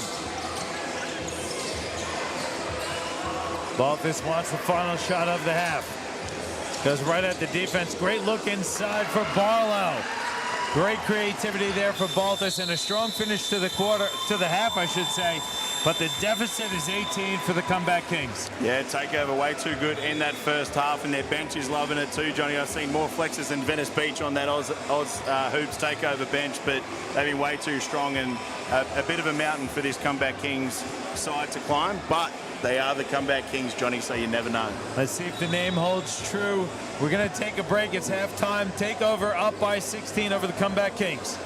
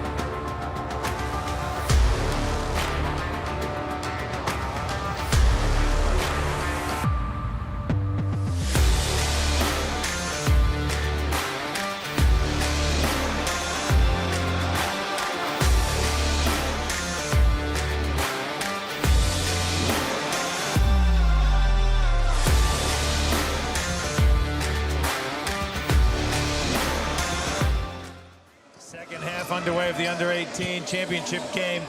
So as Hoopers take over, up by 16 over the Comeback Kings. Do the Kings have a comeback in them, Braden? You'd hope so, given their namesake, Johnny, but it's going to be awfully tough as Cecil gets blocked by Barlow. They need to be able to try and create some more easy opportunities, and 52 points and a half is way too much. So they need to do a better job on the defensive end as well. Well, they get a stop. And here's LeBron Brooks, who's been very good for the Kings. Slips up, and they get a foul called on Tweedy. So Brooks will go to the line for a couple. Yeah, I don't think anything's a foul according to the coach on the sideline there, Johnny. He's got his hands up on every occasion, but LeBron Brooks again doing a great job of creating contact and finding his way to the free throw line. And this is the easiest way to slow down a quick team like the Takeover, to execute or get to the free throw line where you have a chance to set up whatever defense you want to be in. And this is not aimed at you, but the way that the game is these days, no one thinks they ever foul, yet they think they're fouled on every play. So that goes for every coach and player in any competition that I've seen. Yeah, way to bring it back to me, Johnny. Hey, I've seen you. I know you love a good chat to the referees. That's all I'm saying. Carney, good response. He's been really good in this game. Need more of that. Need more of that, and then set up your defense somehow down the other end and try and keep this Takeover team out of transition. Brooks got a deflection. It ends up with Takeover. Cecil fires. It's short. Need to go. Carney has it. He's got a head of steam. Goes right at the defense. Good follow there by Ben. Gets his own miss. Stripped by O'Neal. Recovered by Tweedy. That's where the old school fundamentals come in. Need to be able to chin the ball rather than let it hang down and the smaller defenders get at it. O'Neal from the wing. Probably not the best shot.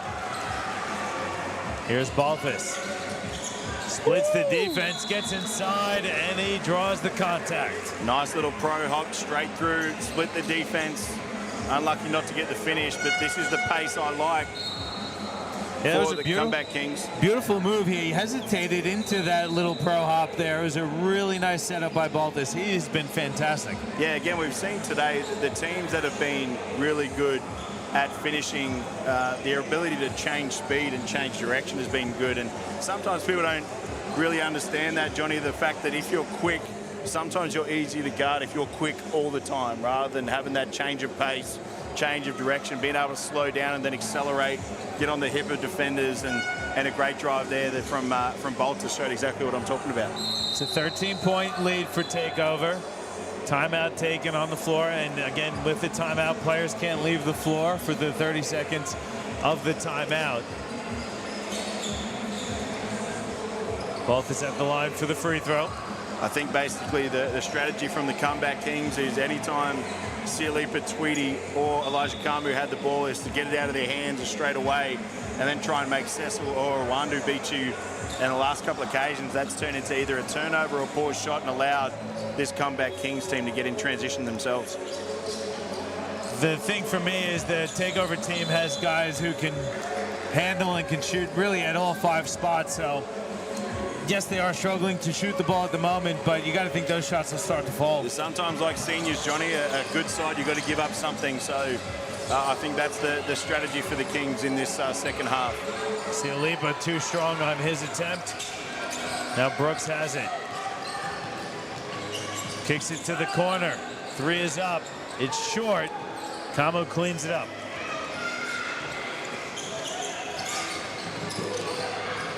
Tweedy, nice bump on Balthus and then misses the jumper. Ben wants to run. Gonna reset in the half court through Brooks. Brooks stops, fades, and hits.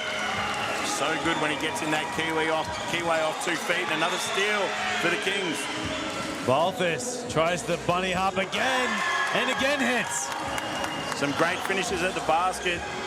And along with that, you've got Carney at the 3-point line as well. So the Comeback Kings with a lot of momentum right now. Deficit is 9.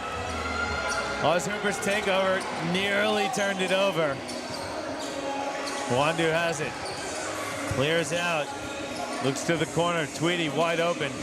Pump fakes, drives baseline. Hands off for Sialipa.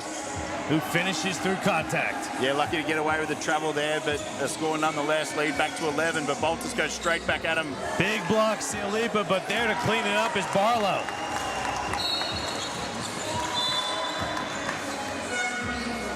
Another timeout taken on the floor.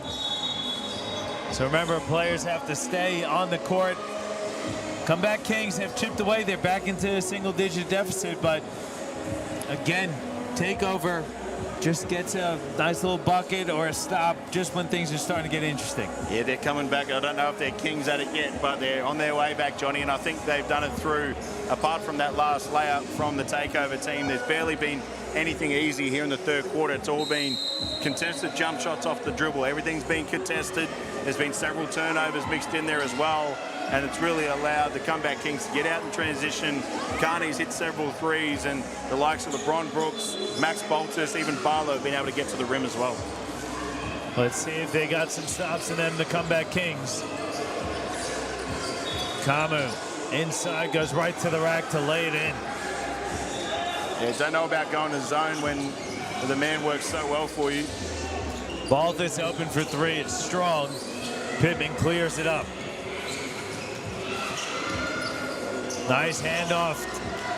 Pittman to Tweedy. Tweedy looks like he jammed his finger, or it could be a wrist. A little bit of contact after the bucket. And you see that, that's what's so hard going up against a team like Oz Hooper's takeover. I think they have to make the sub now. There's 6 players on the court though.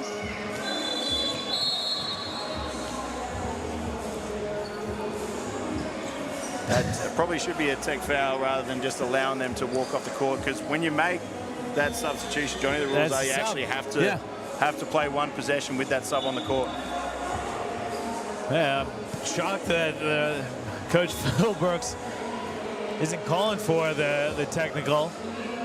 And you see the officials there clearing it up, so no technical, but O'Neal checks in for Tweedy.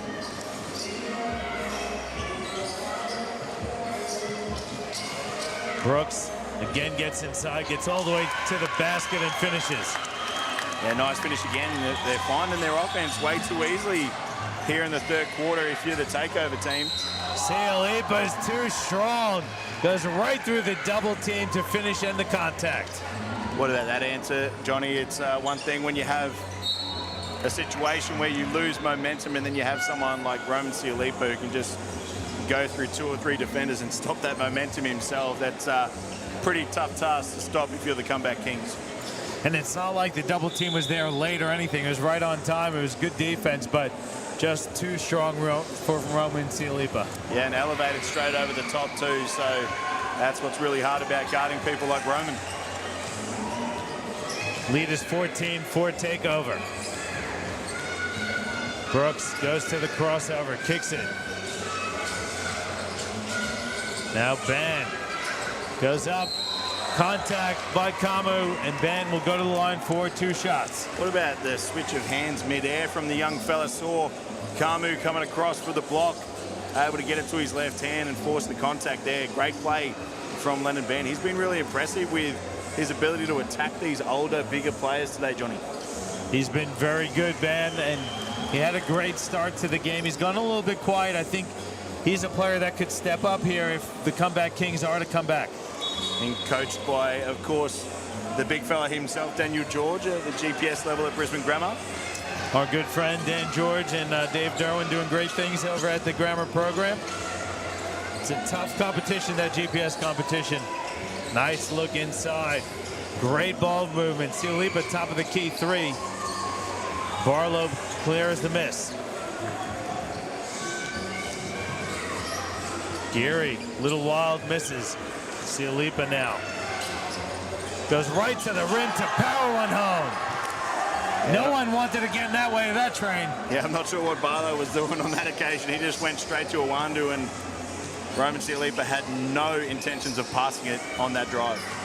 Well, I don't know if there's a more intimidating action in the game, in this tournament, as Roman Sialipa with a full head of steam and no one to back you up.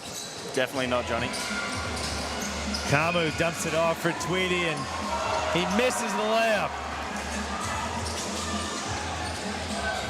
2 minutes left in the third quarter, and as the Comeback Kings did come back, Takeover has taken over.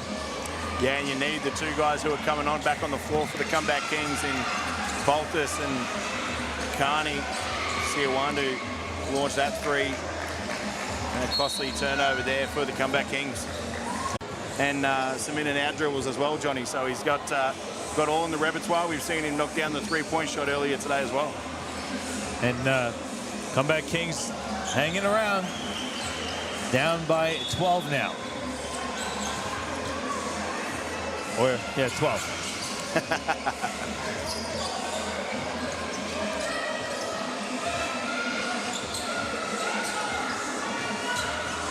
Wandu misses the reverse. Sialipa has it stripped out of bounds. Going to stay with Takeover. Let's see if they can get a shot off as the clock ticks down. There it is. Kama with a great cut and a good find from Sialipa. Yeah, way too easy if you're the Comeback Kings as well. Balthus up and under. Can Barlow put it in? He does to beat the buzzer. 12-point deficit for the Comeback Kings. It's the end of the third quarter. We got 10 minutes to go. Let's take a quick break. Let's find out who's going to be the champion of the Brisbane Classic in the under-18 group. We'll find out shortly.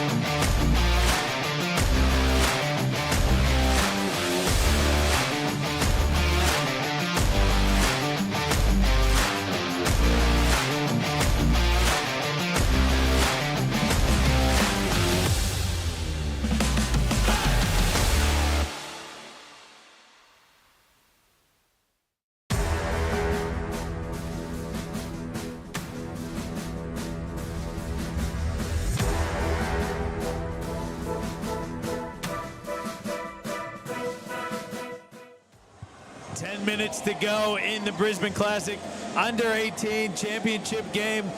Braden Hesselhurst and John Gorn on the commentary. 12-point lead for Oz Hoopers Takeover over the Comeback Kings. They only have 10 minutes to make the comeback. What's it going to take, Braden?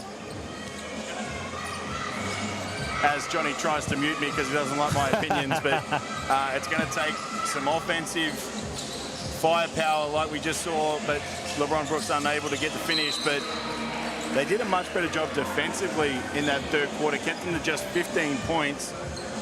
But they need to be able to keep out Roman Sialipa and Elijah Kamu out from getting those easy points that was able to keep them at bay, because if they're able to take that, then they could have kept them to single digits in that third quarter. Great read from Ben to come up with the steal, and he slams it home. That's the energy you want to see from the Kings. Yeah, big start. Good job from Lennon Band, getting out in the passing lanes and in transition as well. Sialipa, strong and one. He says, you want to go strong to the rim? Watch this, young fella. And that's the thing with someone of Roman Sialipa's athleticism and strength. You can't be on his hip or on his shoulder. You need to get directly in front to try and stop him or draw a charge. If you're on his hip, no matter how many players there, you're going to be hard to stop him. Can't finish the three-point play. Takeover, though, up by 12. Brooks hands off for Carney. There is Baltus going to the left. Lost it on the way up.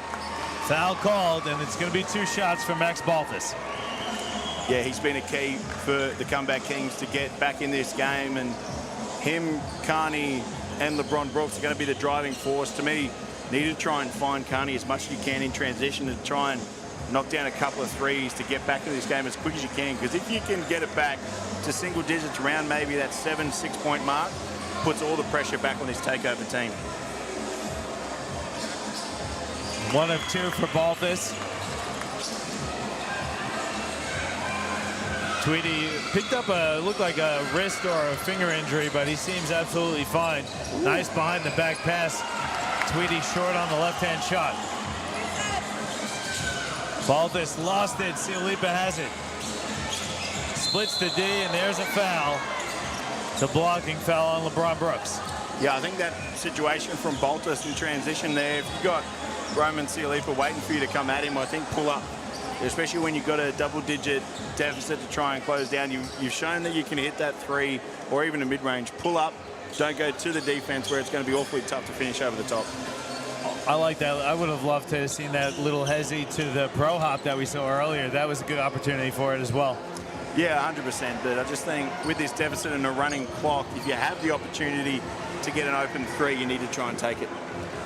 Yeah, and as Braden mentioned, it is a running clock, so the clock only stops at the timeout or at the 3-minute mark of the 4th quarter. And, you know, I understand it's the rules, but when there's a stoppage in play like this, I think, at least in a championship game, you got to stop the clock, don't you? Yeah, 100%. But it's all about who's going to step up for either team at the moment. Balthus has it. Goes for the reverse layup, misses, but Band's there to clean it up. Good follow there from the young fella. Yeah, Lennon said, I'm going to be the leader here down the stretch of this game for the Comeback Kings. I think he said, I'ma be. Yeah, exactly. Well played, Johnny. Tweedy, strong finish at the rim.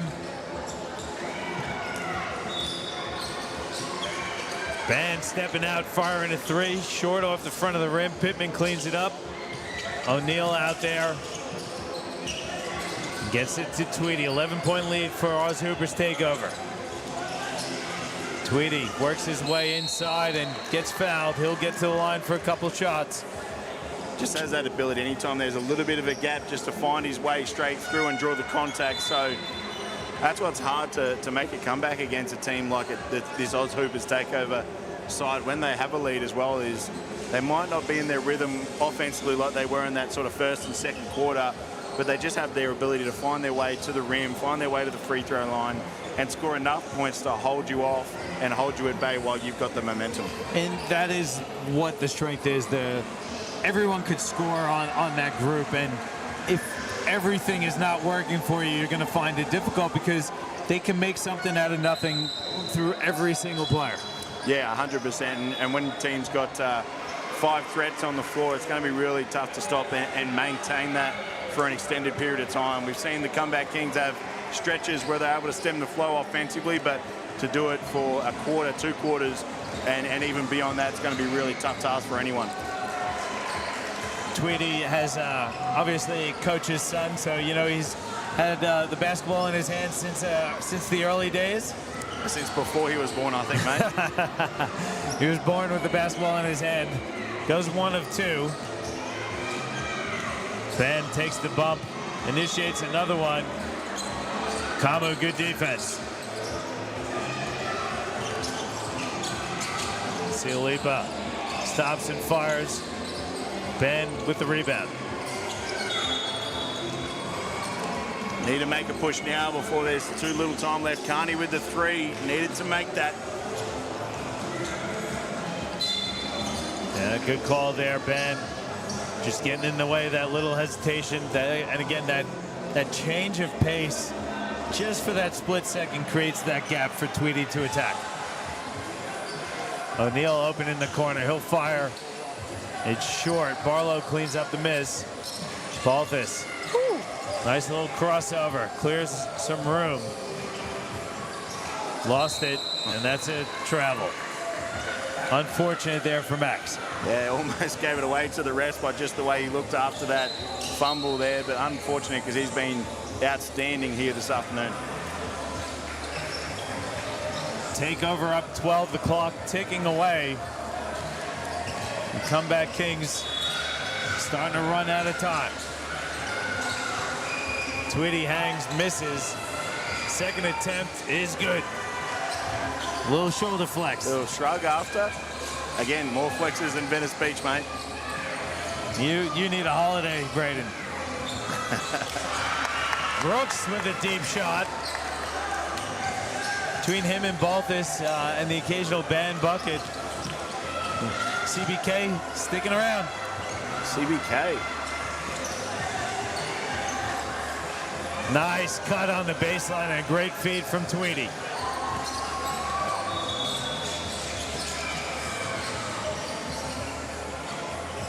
Brooks working on Tweedy, fading away, wanted the foul, doesn't get it. Here's Silipa with the head of steam. Regathers his dribble, missed the dunk. Ben lost it off his foot.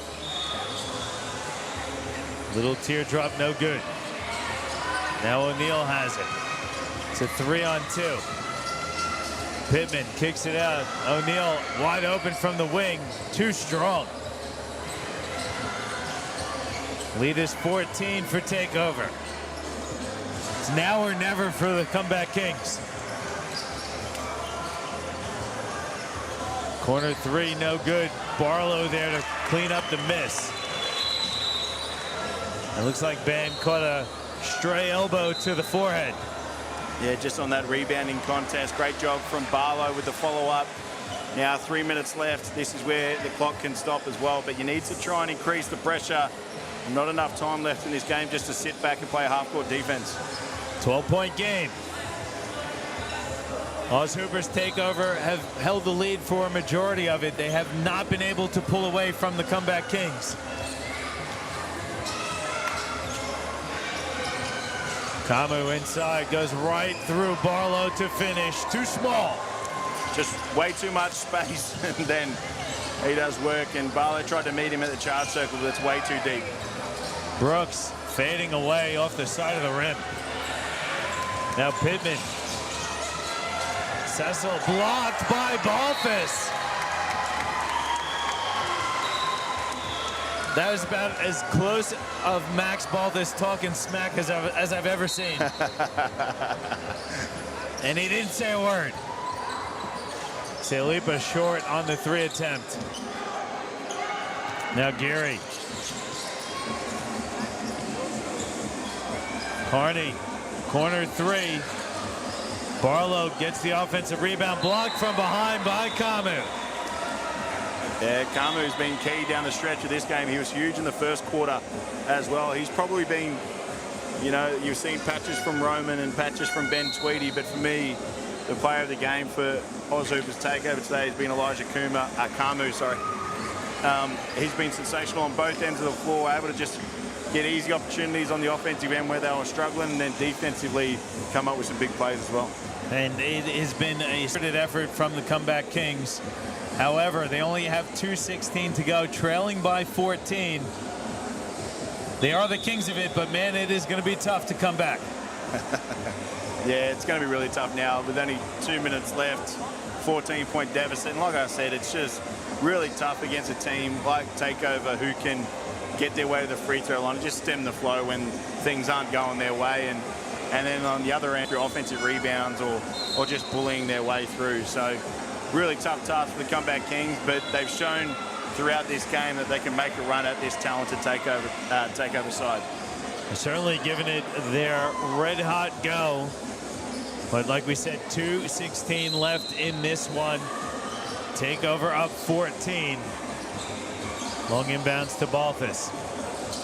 We're going to go right at Cecil. Contact, and it's called. So Balthus will get to the line for 2 shots. Yeah, you just talk about that, how important that first step is when you're attacking someone one-on-one. You're able to get on their hip, get on their shoulder, and try and create that contact, either to go straight past them or get to the foul line. That's what Balthus did with that one. Just got on Cecil's hip and shoulder and felt the contact and threw it up straight away smartly. Unfortunately, missed the first free throw, but good drive and a smart play. Free throws really down, trying to make the comeback. He missed them both. Pittman sees the defense split, finds Kamu to lay it home. and then they come up with a steal. Tweedy finishes, and that could be the finish of the comeback. Not could be, that is it, Johnny. It's 2 layups in a row. Really key players there for takeover. CBK tips it out of bounds. Trailing by 18, 148 left. You just can't be bothered down there. Back is probably not on now. I mean, I wanted to keep going with it because that was the name, as Balthus goes up for the layup, blocked by Cialipa, but got a bit of rim there, so that's going to be goaltend. Yeah, right call from the refs. I don't know if it was the right signal. They were signaling in the circle, but you hit the backboard while the ball is on the basket, and it's can't do that. So good call from the refs with the goaltend. Tweedy getting away from Carney, slowing it down, crosses over, leaves his feet, goes inside, a 1-go. Crazy hook shot, no good. Here comes Brooks with the end. No easy feat for Oz Hoopers takeover. They were the team to beat. Everyone gave them their best shot. They did drop that game yesterday, but too strong here in the semifinal and final. They're going to lift championship here. Yeah, just way too much talent to overcome, I think. 2 teams today that have played them, the Comeback Kings and Game Elements, have given them a real shot, as we see an easy layup there from LeBron Brooks. But when you have that much talent, you need to be on your game for 40 minutes, and unfortunately those 2 teams just couldn't get it done today. But takeover have just made the big plays when it's mattered. And again, like we said, it's not always just talent that's going to win out. Takeover has played some pretty good basketball the 2 games we saw them today. Yeah, at times, and then like I said, when their offense or team defense hasn't gone, they've just been able to use their individual brilliance to stem the flow. So yeah, they've been really good this afternoon. Credit to the Comeback Kings, though, for making it to this point and giving it a red-hot go. They certainly were within striking distance, but they're going to drop this one, and a really good effort for the Comeback Kings. I thought their game plan here was pretty solid. Unfortunately, the talent of the Oz Hoopers takeover just outshone them. Yeah, 100%, and probably let them have too many points in that first half. They gave up 52 in the first half, only 30 in the second half. So if they're able to have that defense earlier in the game, they might have been closer, but Oz Hoopers takeover just way too good. Well, that's going to wrap it up for the Under-18 championship game. It is Oz Hoopers takeover, lifting the trophy for the first time in the Brisbane. Your highlight? I think we might go with Kalen Jackson. I think in that game, I thought his energy and everything was a good step, especially getting on later in the day when everyone's sort of energy levels dropped. I thought that was awesome, but just the amount of talent on show across the